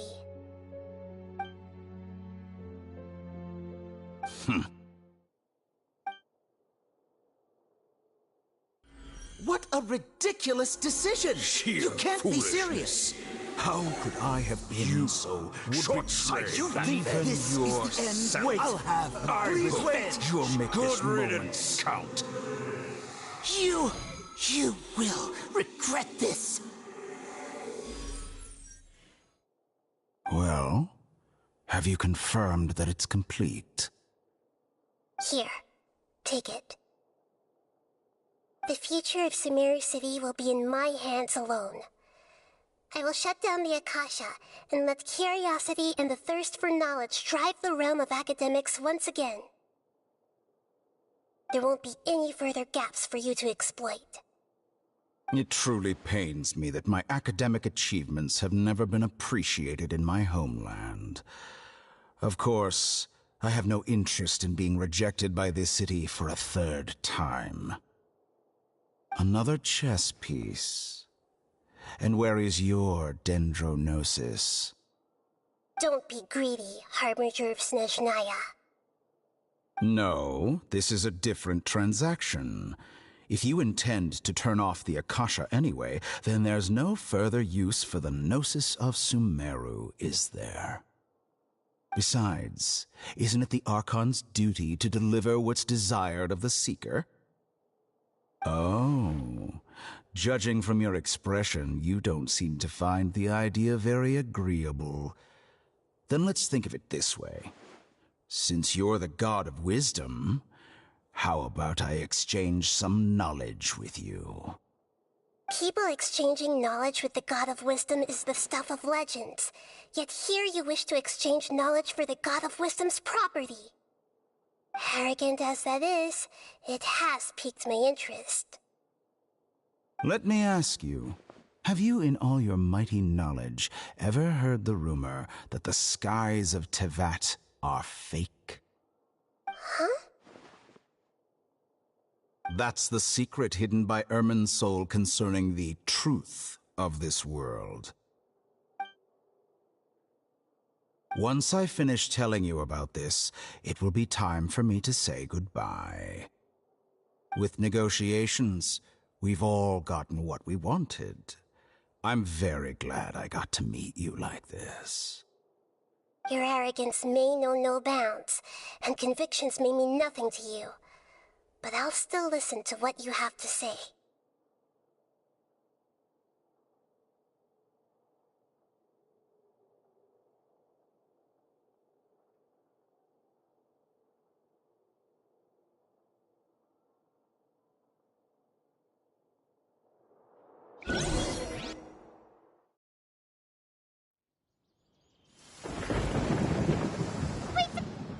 Together!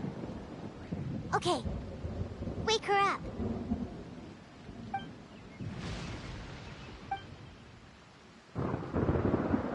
Are you awake? Kale says it's time for breakfast. Come on, get up! Good morning! How are you feeling today? Good to hear. It looks like we've recovered pretty well. Not even Tainari could stop us from going out now, right?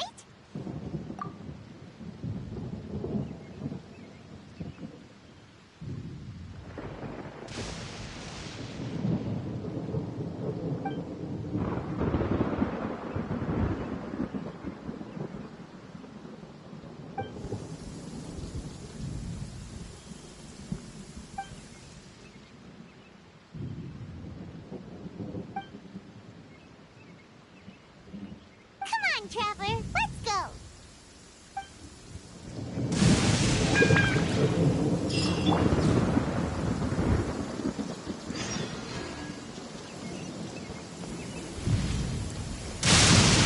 Lightning! Let's vault! Good morning! Looks like you're awake. Yep. I prepared some breakfast today. Please have a taste. I hope you like it. It's nice to have you here so we can eat something yummy. Well, now that I've recovered from Elazar, I'm feeling better than ever. I can even prepare 4 or 5 meals a day now. And Paimon bits, they're all delicious.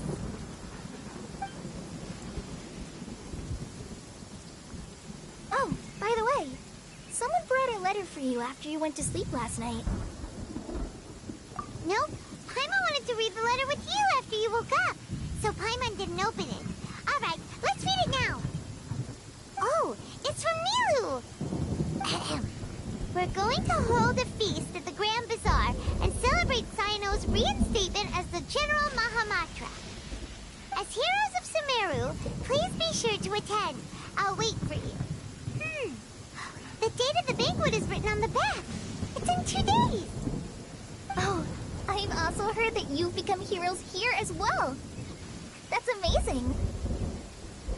Everyone's aware of your abilities. There's no need to be modest. Anyway, let's go to the Grand Bazaar to have a look. Oh, before you leave, be sure to inform Master Tainari.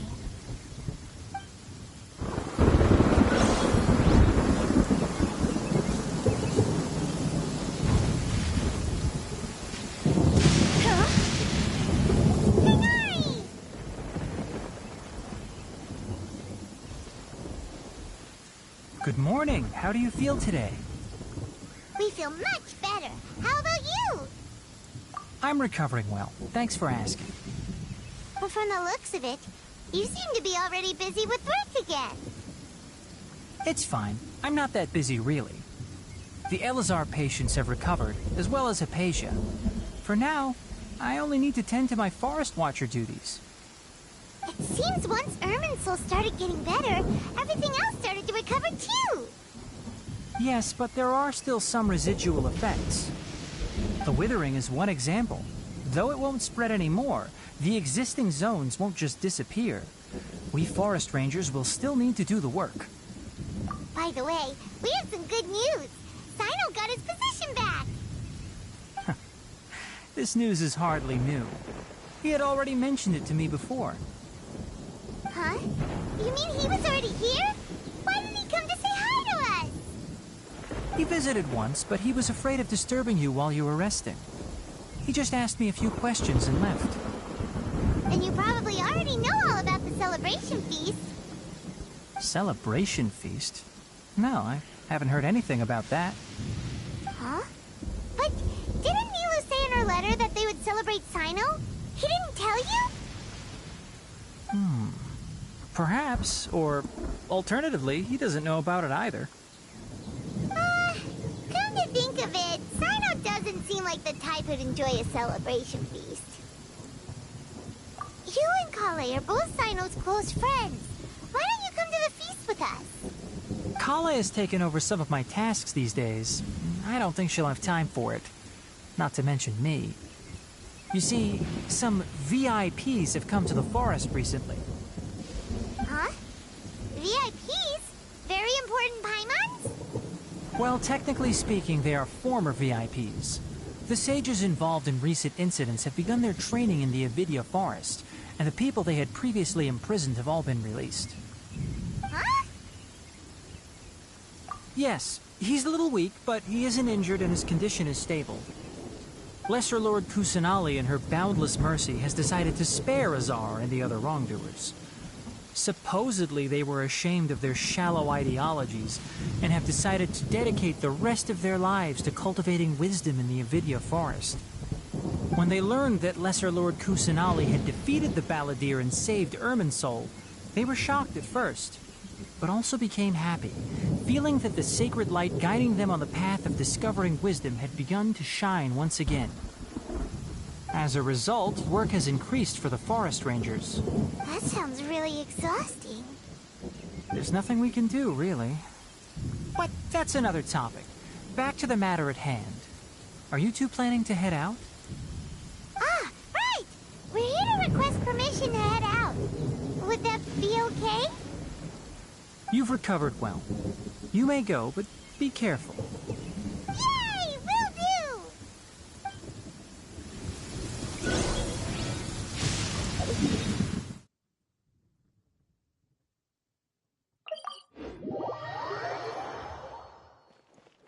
Go!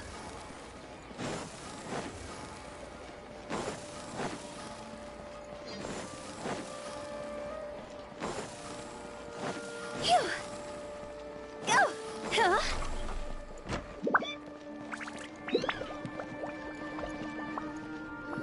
Well, there won't be any problems if the feast starts at that time. Everything has already been prepared. Mr. Zubair, I finished telling things up here. Well, except for the guests. Is a simple reply really that much to ask of our guests? It's affecting our arrangements. Oh, it'll be fine. Besides, it never hurts to get things ready in advance. I was thinking the same thing. The feast will be held sooner or later, right? Hey, Nilu! Traveler, Paimon! We got your letters, so here we are!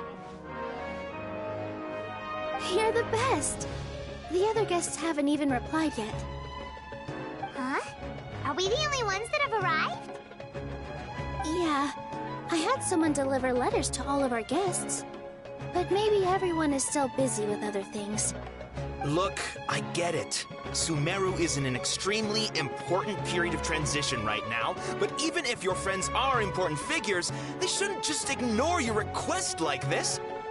Nilou is Sumeru's #1 celebrity, after all. You have no idea how happy I am to talk to people with good taste. If you consider enjoying Nilu's dances having good taste, then almost everybody has good taste. Because Paimon thinks everybody will love her performance. That's right. We all think she's amazing too. Nilou is an absolute favorite among those of us who frequent the Grand Bazaar. For Outlanders, you have a great eye. Master Zubair, let's have a vote for the most outstanding audience members next time. I think these two may win. Nonsense! It is not for us to determine the value of an audience. But indeed, we could try giving gifts to people with particularly good taste. I heard there's a device in Fontaine called a camera that can record people's appearances as pictures. Such pictures would make superb gifts. Ooh, good idea. I wonder where we can find one.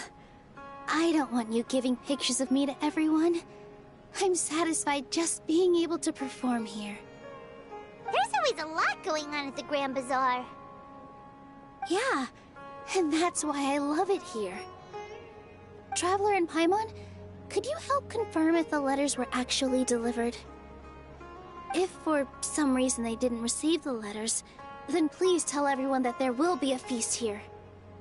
Yeah, we can also check out how everything in Sumeru is going now. When I wrote the letters, I heard that Dia was in Port Ormos, and Alhaitham was at the Academia. As for Sino, we've only heard that he appears at the Academia from time to time. I'm not too sure about Rahman's whereabouts. My guess is that he's with Dia. As for Dunyarzad, I just hope she's feeling better. I sent her a letter, but I was afraid of disturbing her. If you have time, please ask about her for me. Okay, got it. Let's go, Traveler.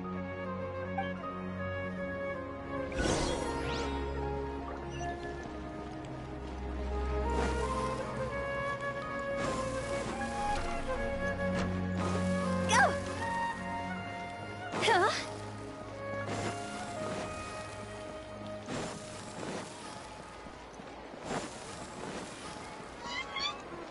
Go!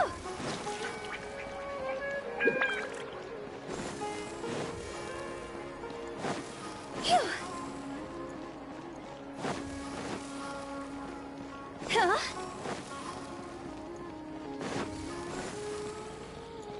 Phew! Go!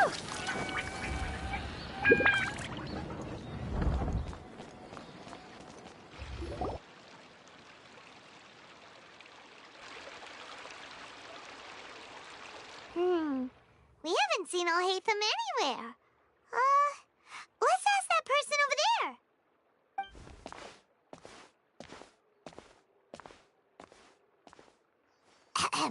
Hey there, have you seen Alhaitham around? Yes, it seems Scribe Alhaitham has gone to the House of Dana.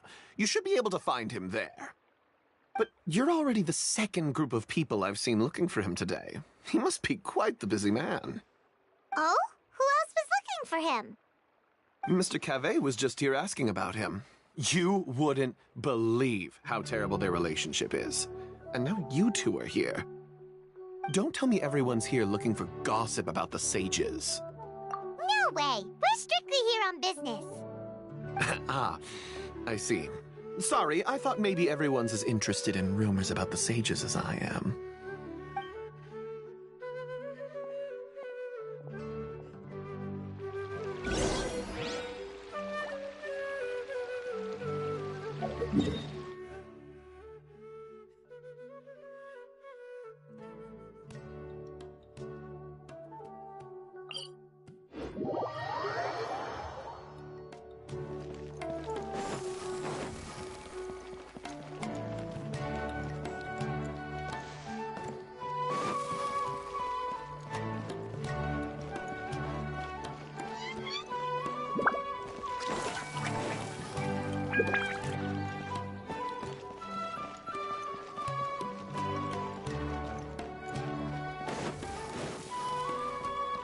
Phew!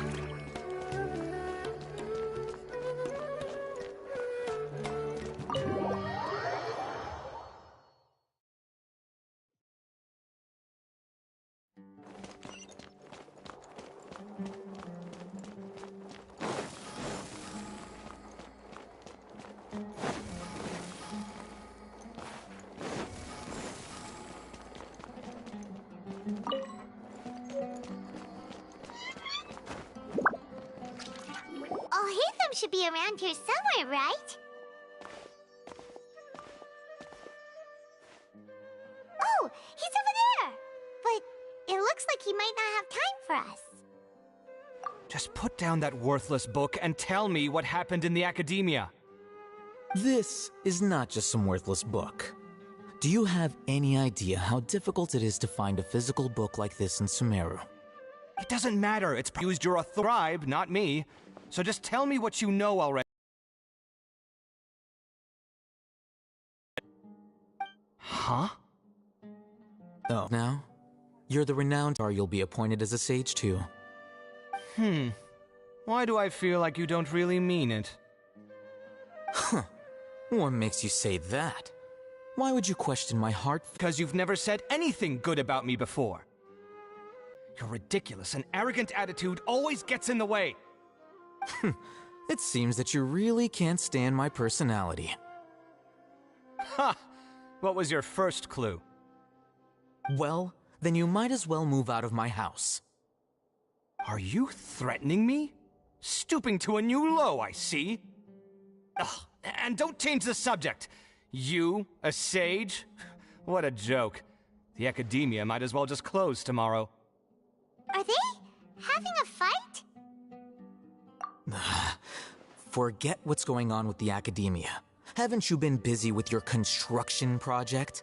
Tell me, when are you going to build yourself a mansion? Don't get me started. I get angry just thinking about it. So, what great building did our master architect work on this time? Like I need to tell you. Keep your nose out of my business. No, I think we deserve to know. Where were you when Sumeru needed you most? I was in the desert for a large project, but considering Haravatat's utter ignorance of architectural and aesthetic matters, you probably wouldn't understand. Which is truly unfortunate. I can only pity the man who doesn't understand the first thing about beauty and romance. Unlike a true... hold on, wait a second. What do you mean by when Sumeru needed me most? Well, while you were out fiddling around in the desert, many people came together to save Sumeru from a crisis. Ha! And you think I'd believe that? Look, all you really need to know is that Azar and all his accomplices have all been overthrown. Huh? What nonsense are you talking about? It's no skin off my nose if you don't believe me. It's not like my Darshan was the one trying to apply for funding from the Grand Sage. Yours, though, on the other hand... You know what? I'll ask around. I'm sure someone knows what's going on here. You're dead if I find out you're lying to me.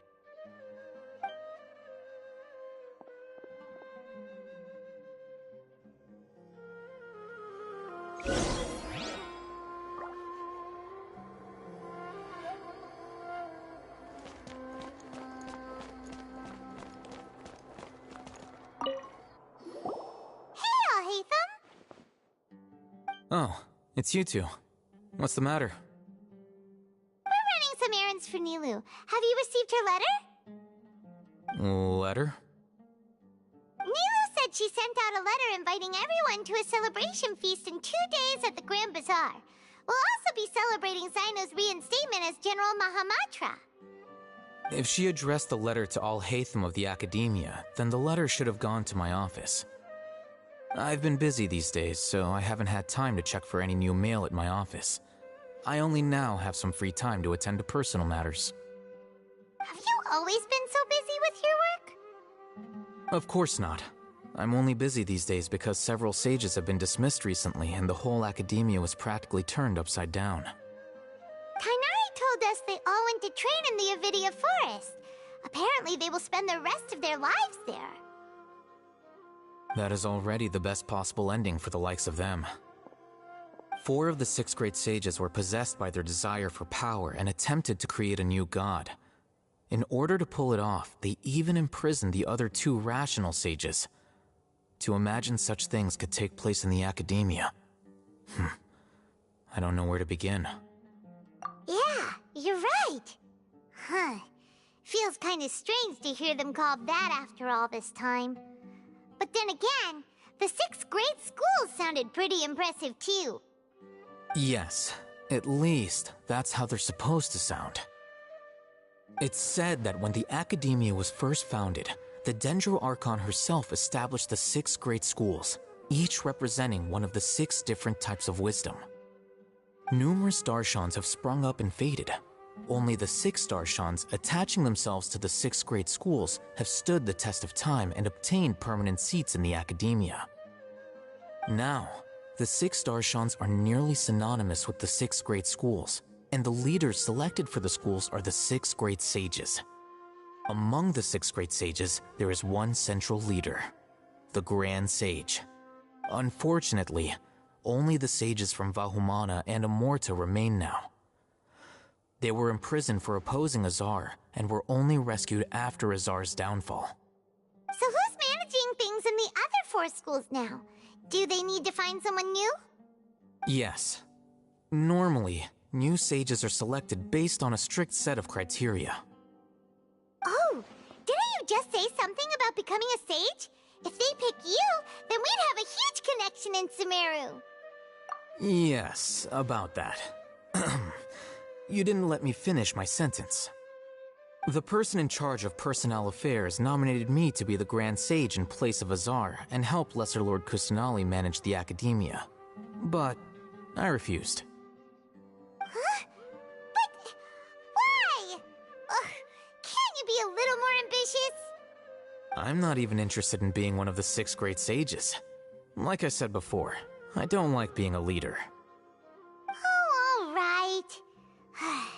So are you busy these days trying to find others to take the job? That's not my job either. I'm only responsible for handling important affairs within the academia before the new sages take office. And the first thing I'll do is reject Kasharawar's application for funding. By the way, who was that other person just now? Is he your friend? Do we look like friends? Paimon doesn't know. That's why Paimon's asking. His name is Kaveh, my roommate. You could say he's the representative for Ksharawar scholars. Which is exactly why he always has so many problems. So everything that's happened recently must be a huge change for the people of Sumeru. Such is the work of the Academia Scribe. Well, anyway, no matter how busy you are, since you are our planner, remember to attend the celebration feast in 2 days. Alright, I'll see you there.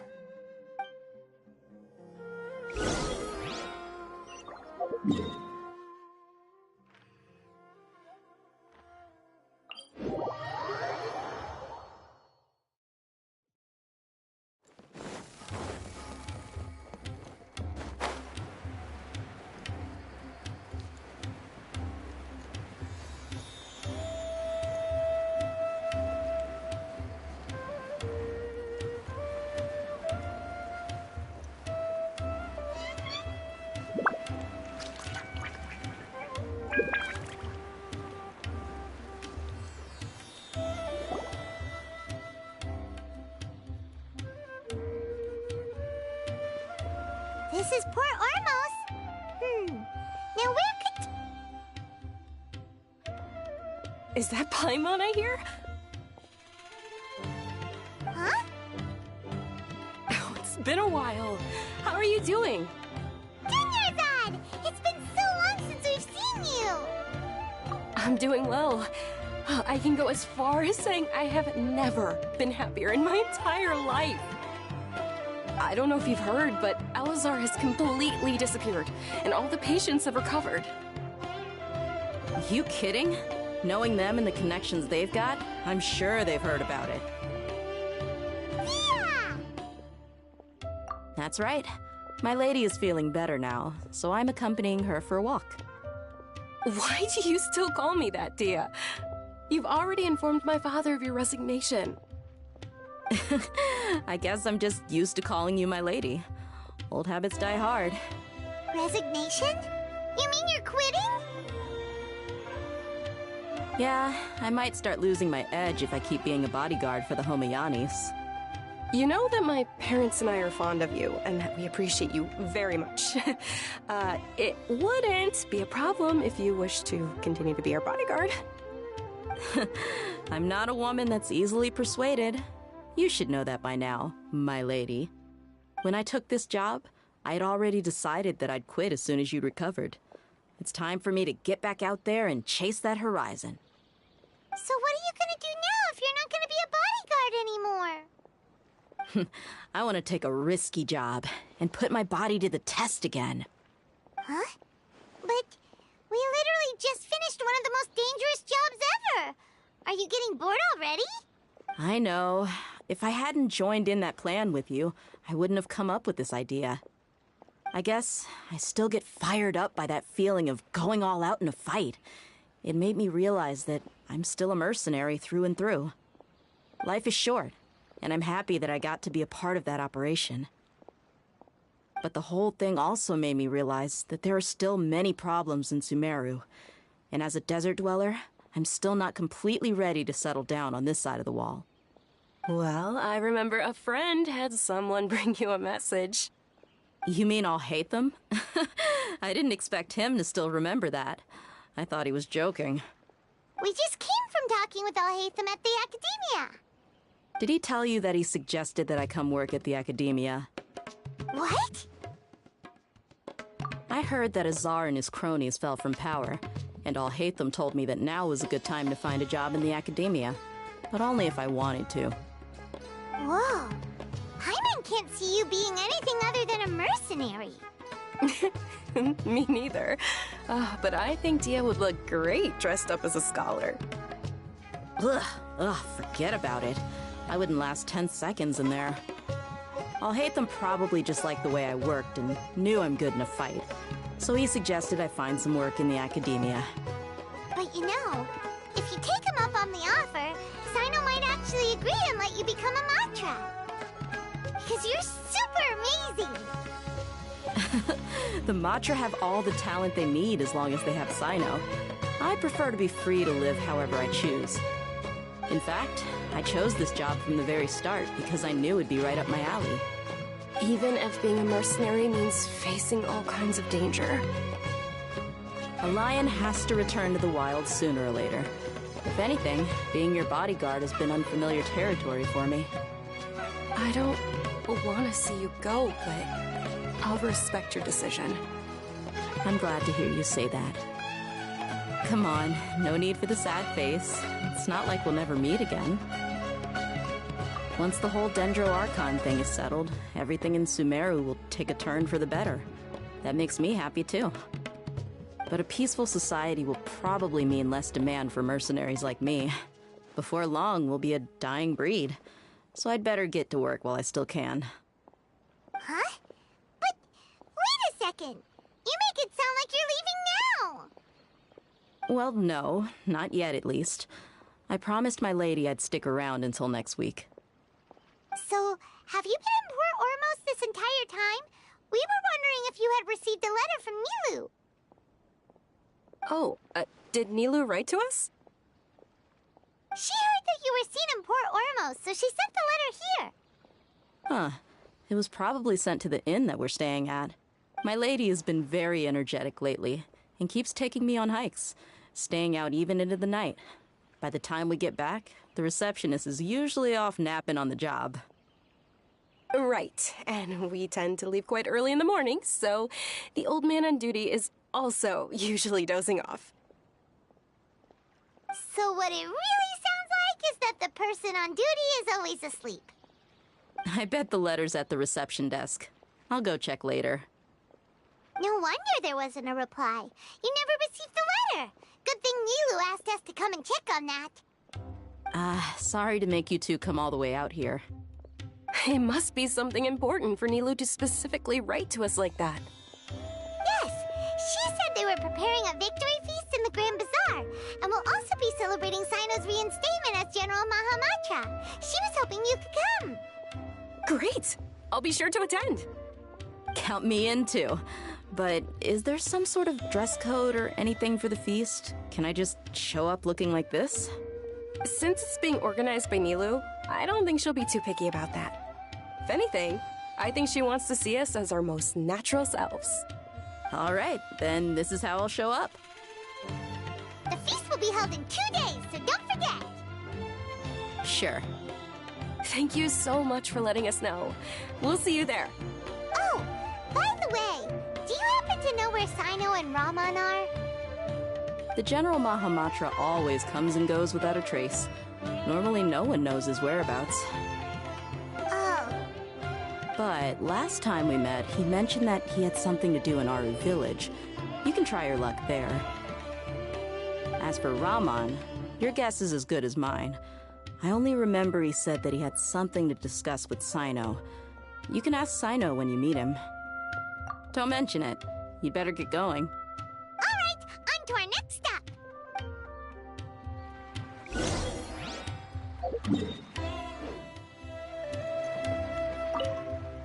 After recovering from Elazar, everything seems so different to me. When I look at the scenery I visited before, it has a completely different feeling. Yeah, you need to be stronger than an ox to take life by the horns. I think I've heard you say something like that before. But today, I finally understand what you mean. Is there any place you'd like to go? I can accompany you. I've got time. What if I tell you that I want to go to the desert? Fine by me.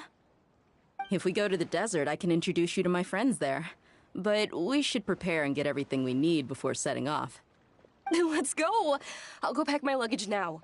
After we're done with the feast in 2 days, we can go have fun in the desert. You can count me in.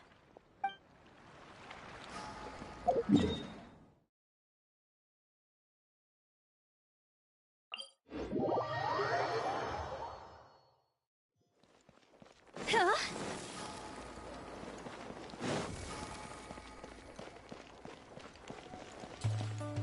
Go! Huh? Go!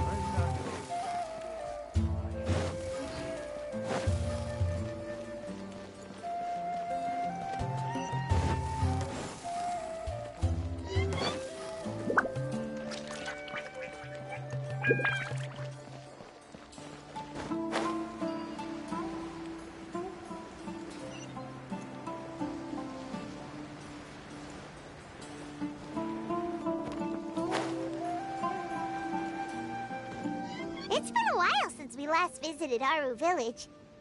Ah, there's Sino!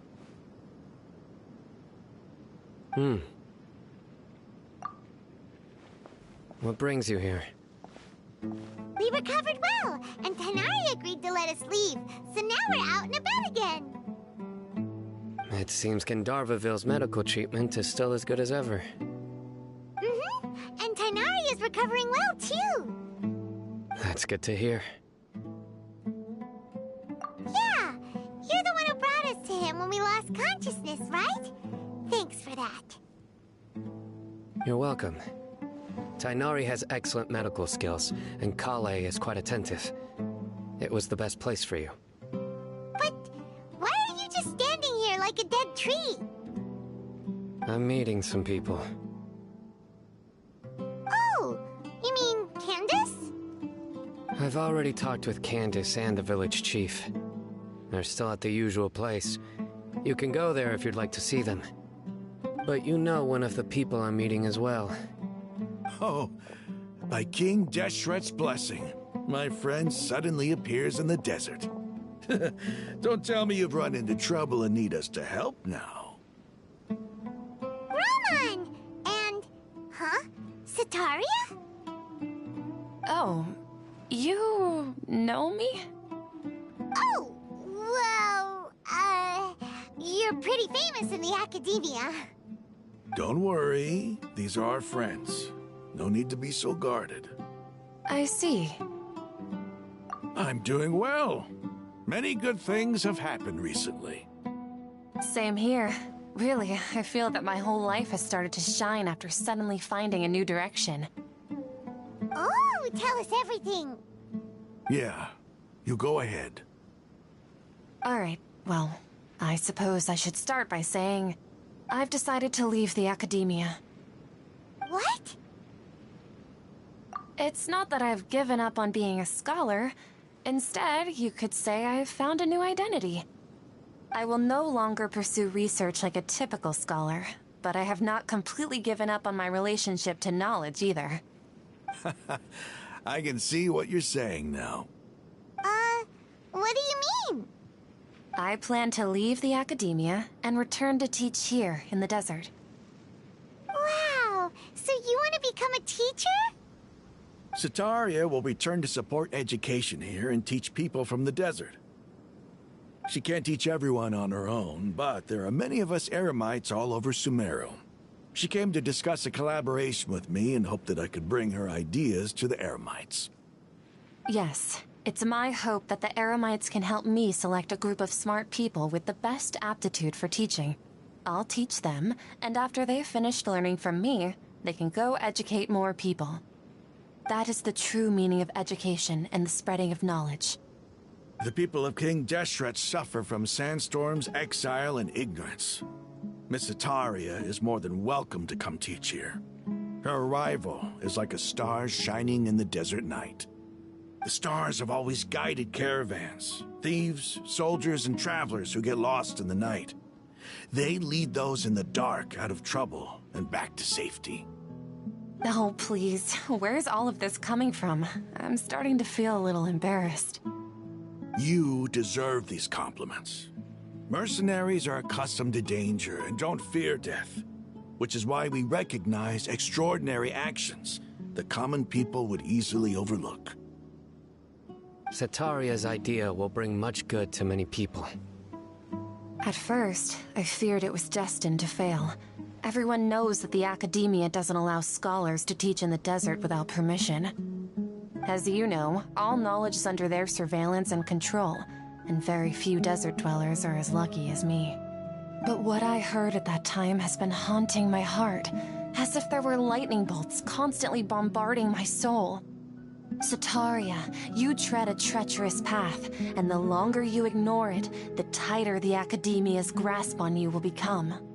Sataria, why haven't you gone home? Never forget that the desert that belongs to you lies elsewhere. Miss. These words sparked something in me, and I knew that I had to bring something back to my people after going home. I gathered up the courage to approach the Grand Sage, only to find that he was no longer at the academia. Lord Sino told me that Azar didn't belong there anymore. Azar has received much-needed punishment. Though, if you ask me, it may have been too light.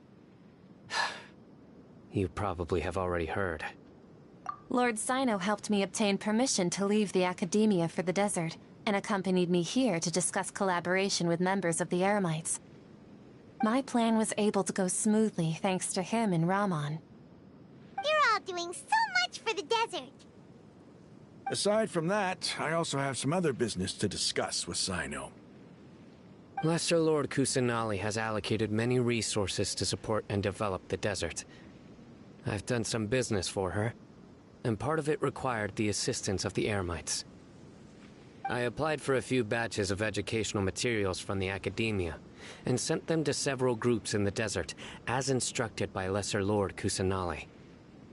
I believe the people will make good use of them. That's exactly what the people here need. Physical books and other related items. If it weren't for Sino and Lesser Lord Kusanali, I'm afraid we'd never be able to get our hands on them. Apart from this, the academia is also recruiting scholars that are willing to teach in the desert. I'll let you and Sataria know as soon as I have any more news. We must be persistent about this, and maintain these resources to ensure long-term effectiveness.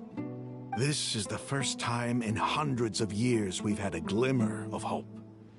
I think this may be the turning point for the desert. Remember these words.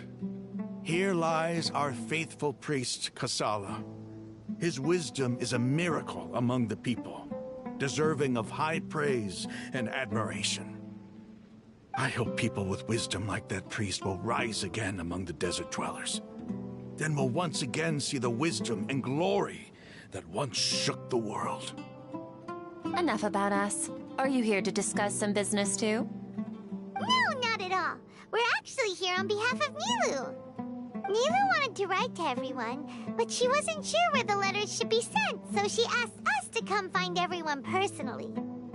A celebration feast will be held in 2 days at the Grand Bazaar. She hopes that all of you will be able to attend. At the feast, we'll also be celebrating Sino's reinstatement as General Mahamatra. Although, judging from your appearance, it seems you've already been reinstated. Paimon thought you would only start working for the Academia after the feast. Celebration? Feast? It's the first I've heard of it. Tighnari was right. He really didn't know. This feast is for you, Sino. Sounds to me like you'll have to be there. It's rare to see that kind of expression from Lord Sino. You must not like feasts very much. No, not really. But I'll go. Well, I still have a lot to handle here. Besides, I need to look after Miss Sataria in the desert, so I'll have to pass. I'm afraid I won't be able to join you. Although, if you'd be so kind, please give a message to Miss Nilou for me. The message is, I'm sorry for how I treated you before, but now I understand the beauty of your dance. It's like a light shining in the sky. You and the art you symbolize are not only beautiful, but also lively and powerful, so much so that it was prohibited. Please keep dancing, and someday, I'll be able to appreciate your art in person. Okay, we've got all that down. Our job here is complete as well. Oh, Sino, remember, party's in 2 days. Make sure you're there. Got it.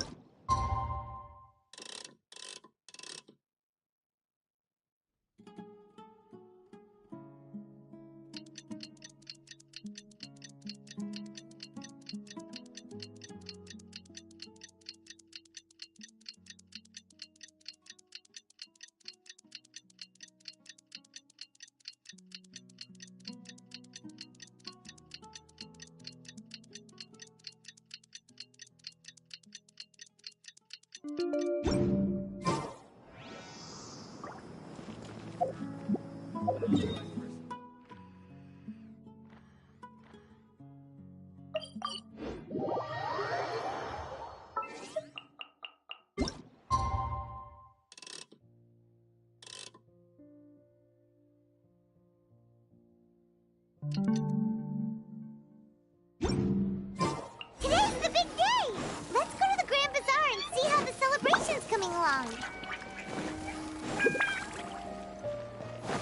Huh?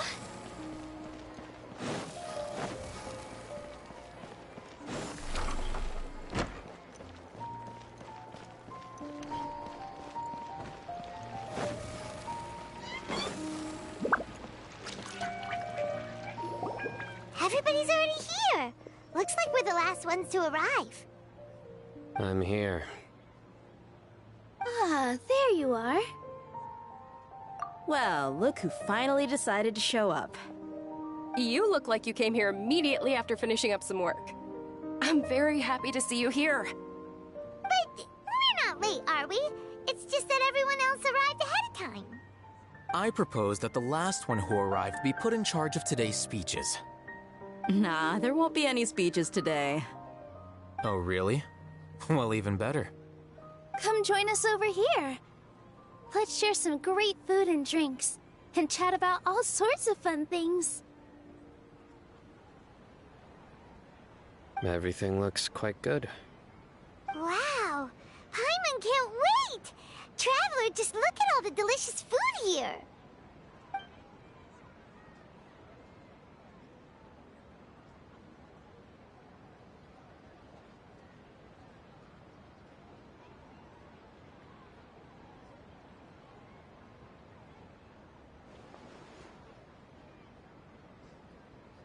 Whoa! It's so delicious! Oh, this grilled meat tastes amazing!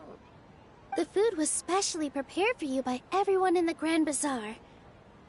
And we have gifts that were sent by the residents of Sumeru City when they heard we were holding a feast. Everyone that came said that you saved Sumeru, and wanted me to thank you all on their behalf. Ah, feels kinda nice to be seen as a hero. I could get used to this. Being a bodyguard is also a hero's job. You've always been amazing, Dia. My lady sure has a way with words. Thanks. I'm glad to hear it. And I'm happy to meet everyone that participated in the great plan. Don't mention it. Come to think of it, we've really done something impressive together. It's unbelievable. We owe it to our abilities. And luck. Really? Why do I remember everybody thinking that luck was against us and feeling like we hardly had a chance of succeeding? That's how I remember it too. It's luck that brought us together, and it was luck that let us form a team. Then, it took even more luck for us to formulate a plan and implement it successfully. Moreover, judging from the results, everything worked out well. Yeah, everyone gave it their all when it mattered most. It was almost like a performance. We took the stage and put on our best show. Everyone played their part, and thanks to everyone's efforts, the performance was a great success. So, would you say we're good actors too? It's such a blessing that Lesser Lord Kusanali was able to return to power at the Academia. Yes, even after being abandoned and neglected so many times, she's finally returned.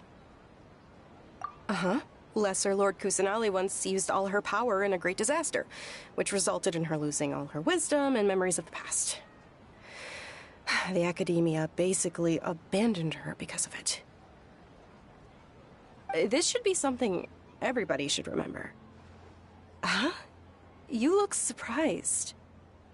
I didn't say anything wrong, did I? No, everything you said is correct. That's good. Something wrong? Yeah, what's with that face? You knew all of this already. Even if those two giants of the Academia are here, I still have to say it. Those sages really have some nerve. 500 years ago, Lesser Lord Kusanali used all her power for the people of Sumeru, and what did they do in return?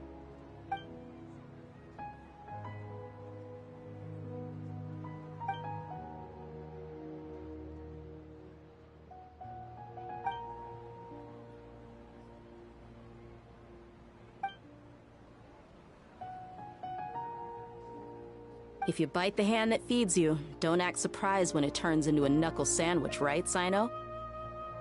Perhaps I shouldn't say this, but their treatment of Lesser Lord Kusanali calls for a more severe punishment. You could simply tell Lesser Lord Kusanali that you wish to have Azar and his accomplices severely punished. I respect our deity's decision, and won't interfere in any way. While we're on this topic, why didn't you accept the Academia's invitation to become the Grand Sage? Are you trying to say that I'm fit to be a sage? Not at all. But every person handling the selection process has said that you are the most suitable candidate to lead the Academia right now. Why? Because he dethroned Azar from power? Could you try to put it another way? This is a good thing, yet you're making it sound like I overthrew Azar for my own personal gain. But seriously, though, I always wondered if you had some personal motives behind it. I did have my own motive, but it had nothing to do with being a sage. If the rules of our nation were suddenly cast by the wayside, then it wouldn't be long until chaos ensued. I had no intention of letting their dreams disrupt my life. By that, you mean your life working as the Academia's scribe? Precisely. Wait, is that all? So, that's the only reason why you joined us and came up with all those plans? It's reason enough. You've certainly got quite the personality. You flatter me. All right then. How about you? You've already resumed work as the General Mahamatra, right? That's right. Will you be happy with that life? It's not about being happy. There are merely a lot of things that I must do. Even so, Keep your spirits up and try to be happy, okay? And try to smile more every day, just like I'm doing now. Thank you. I'll keep that in mind.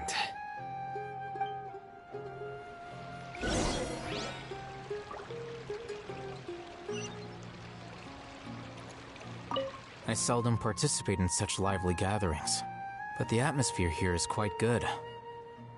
No, this gathering today has a unique meaning. The Grand Bazaar is lively because the people here feel happiness from the bottom of their hearts, unlike the farces at the Academia. That happiness is an emotion that'll be forever alien to those bookworms who have driven themselves insane by studying. I seem to have taken both keys when I left the house. Oh well.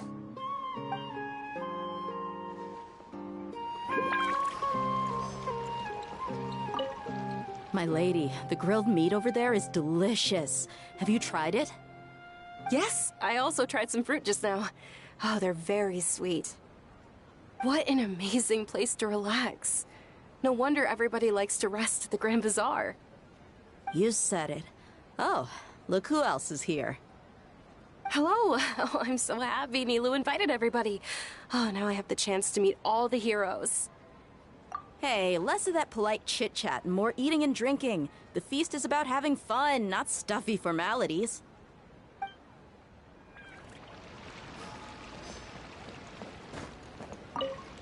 The atmosphere here is good. And everything is delicious. Yeah. I don't often come to such places. But it feels quite good. I have a lot to handle these days. Otherwise, I could show you around. There's always next time. We're friends after all. This feast is pretty good. I like it.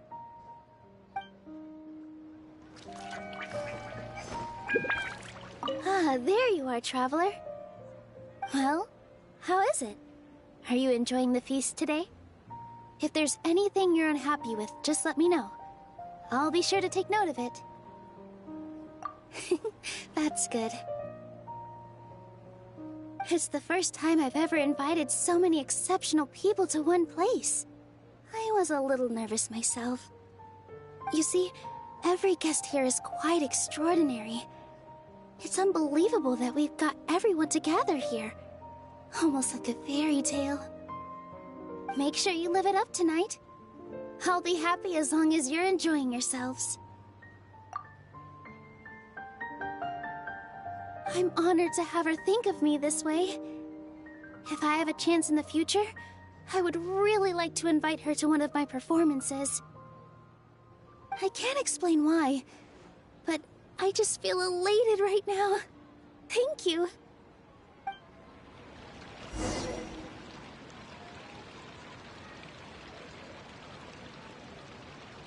Hey, what's wrong? Your head is starting to droop.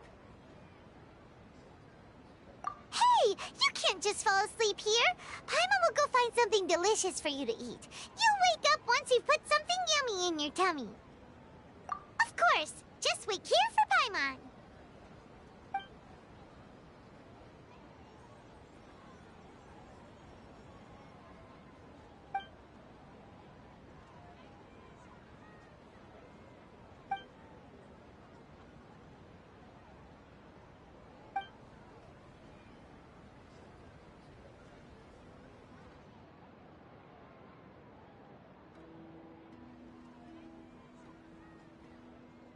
It's me.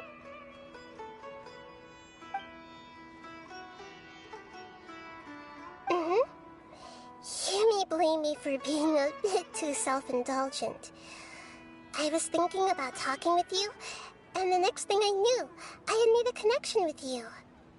The connection between us is amazing. It's like flora and the fence it grows upon.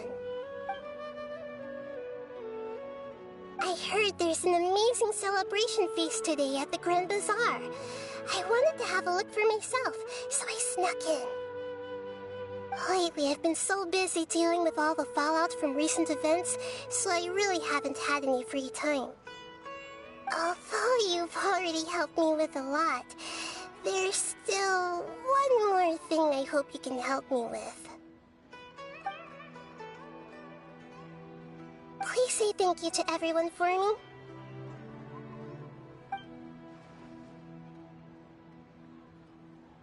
Oh, is it not convenient for you to do that for me?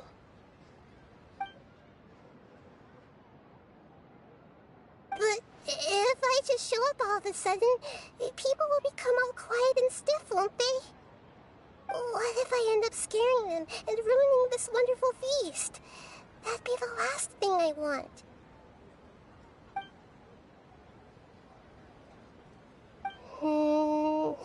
Let me think about it.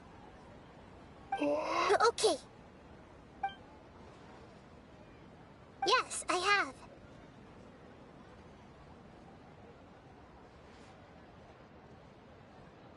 You said I should go thank everyone as myself, right? So... I've decided to borrow your body for the time being. Please don't blame me. The flora also climbs up to the fence to get closer to the sky.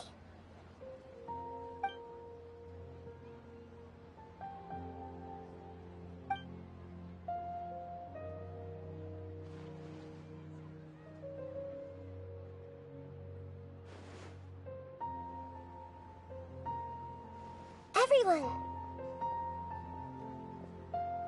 Are you awake now? Paimon was just about to bring you the food. It's me. Huh? That voice. Nahida? Hold up. What's going on? I didn't expect to have a conversation with the consciousness of Lesser Lord Kusanali in the Grand Bazaar. Interesting. Is this also a part of the feast? No, of course not. Are you... Lesser Lord Kusanali? Hello, Nilu. You know who I am? Yes, I already know every one of you. Nilu, Alhaitham, Sino, Dia, Paimon, and Dunyarzad.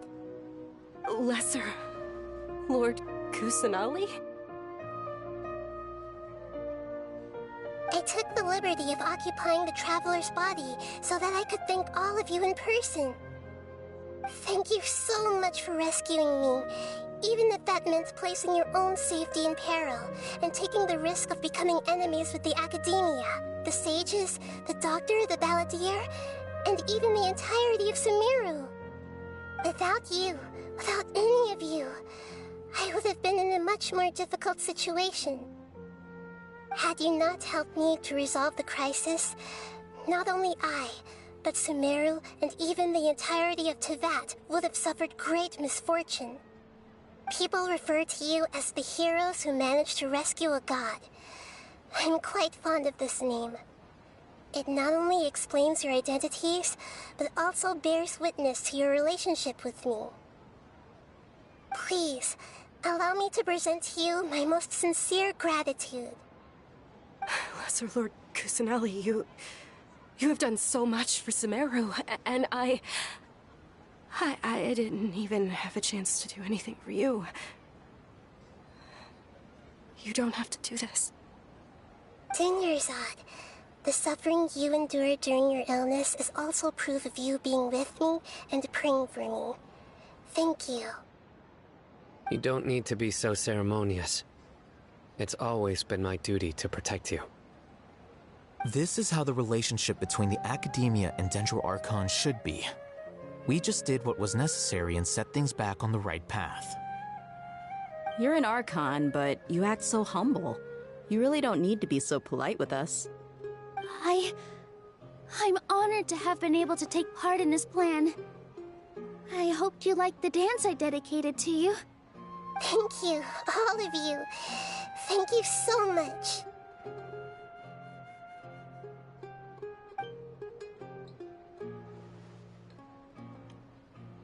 Yeah.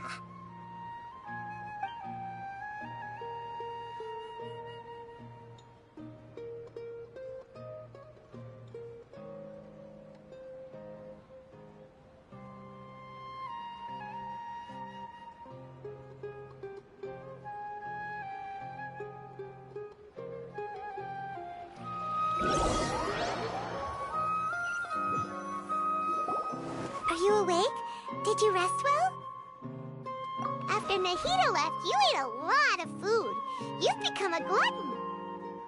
That just means you still have a lot to learn from Master Paimon, the Sage of Gluttony! Alright, since you're awake now, should we go and have a chat with Nahida?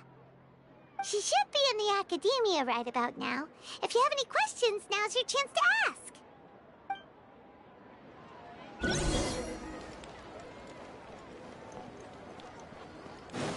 Phew. Huh? Phew.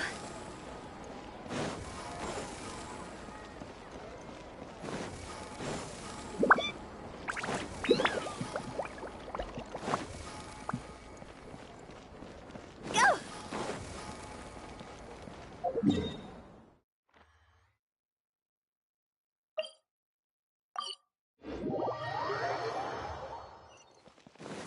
Huh?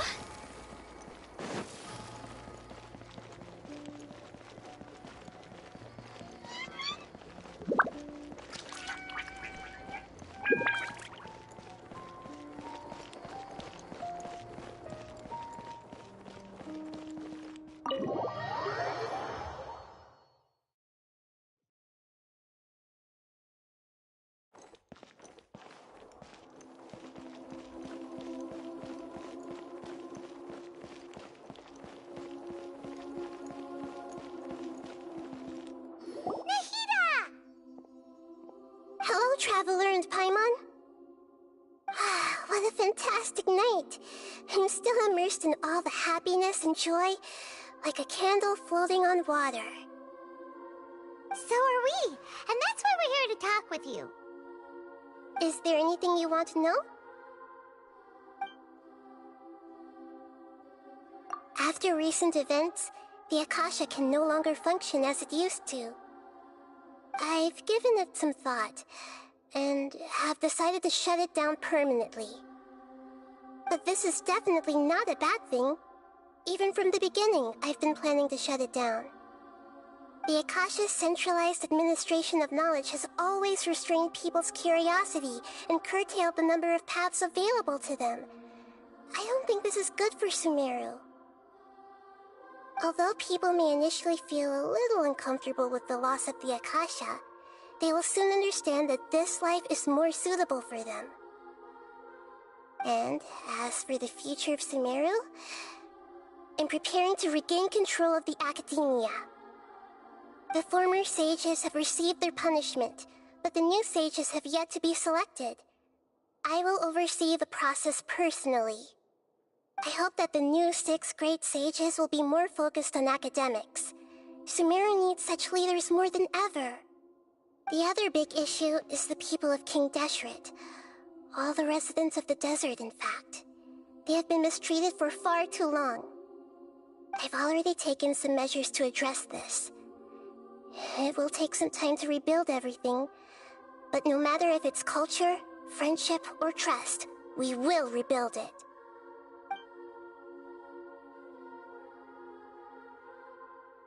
You mean, what happened after the doctor put you to sleep? Not exactly. The top-ranked Fatui Harbingers, up to number 3, possess power comparable to that of gods. I was no match for him in that kind of situation.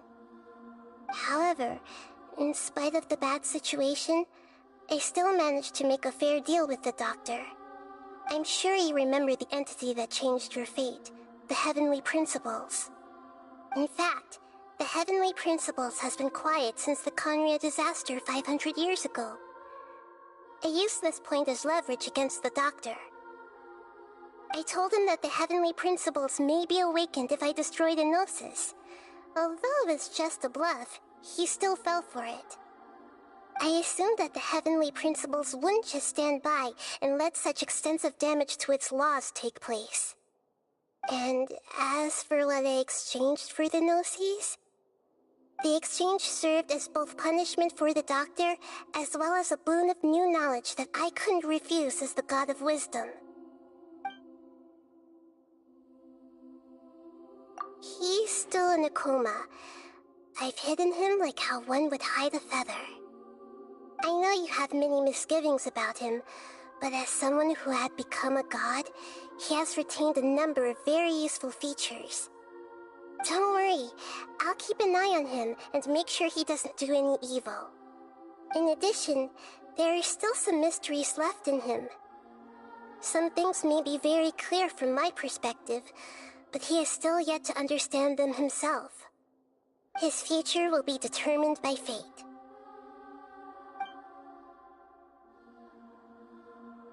Is that where you're headed next? Fontaine, the Nation of Justice? As far as I know, that nation operates in a judicial system.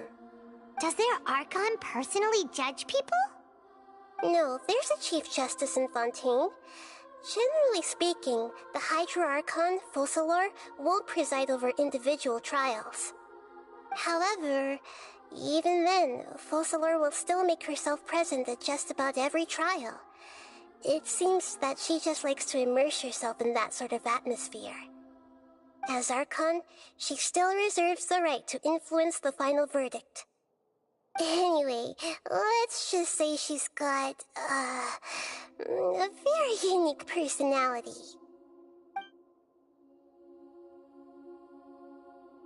Are you sure?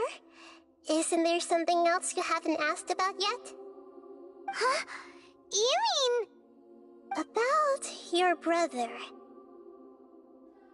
While you were resting at Gandharvaville, I took some time to perform an Irminsul search for information on your brother. Yeah! Isn't Irminsul a repository for all the information and memories of Teyvat? So there shouldn't be anything on her or her brother. This is true in your case. Irminsul indeed does not have any information on you. However, there must be something different about your brother, because as it turns out, the world has recorded information on him after all. What? There's only one possible explanation. He belongs to this world.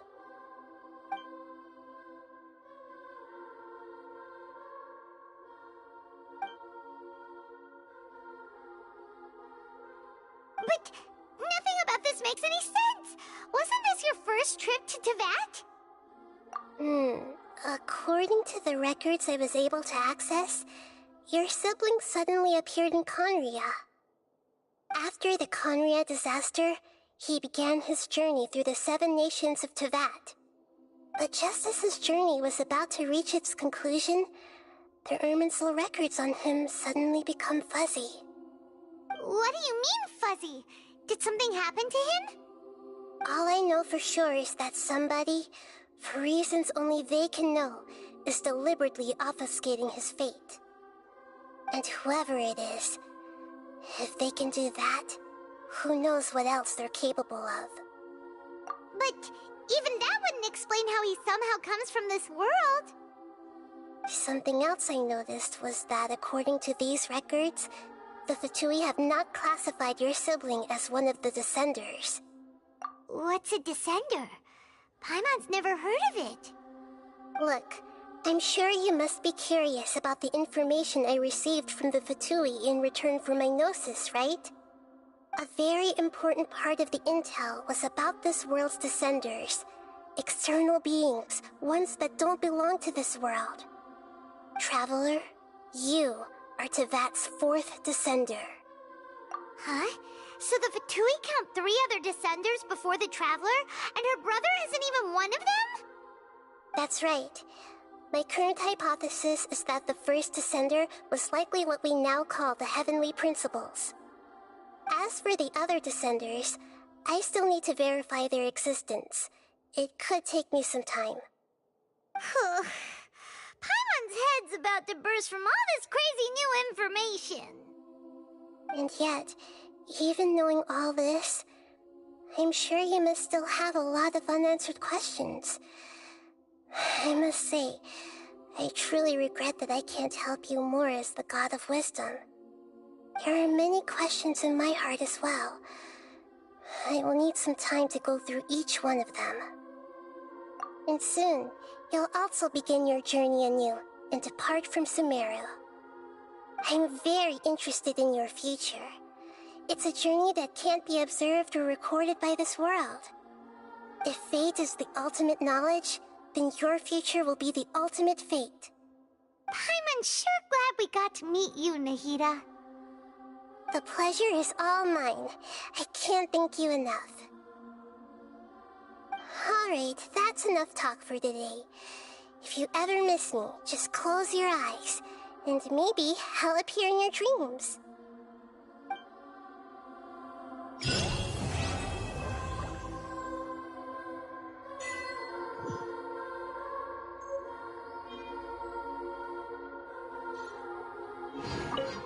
Is there anything you want to know?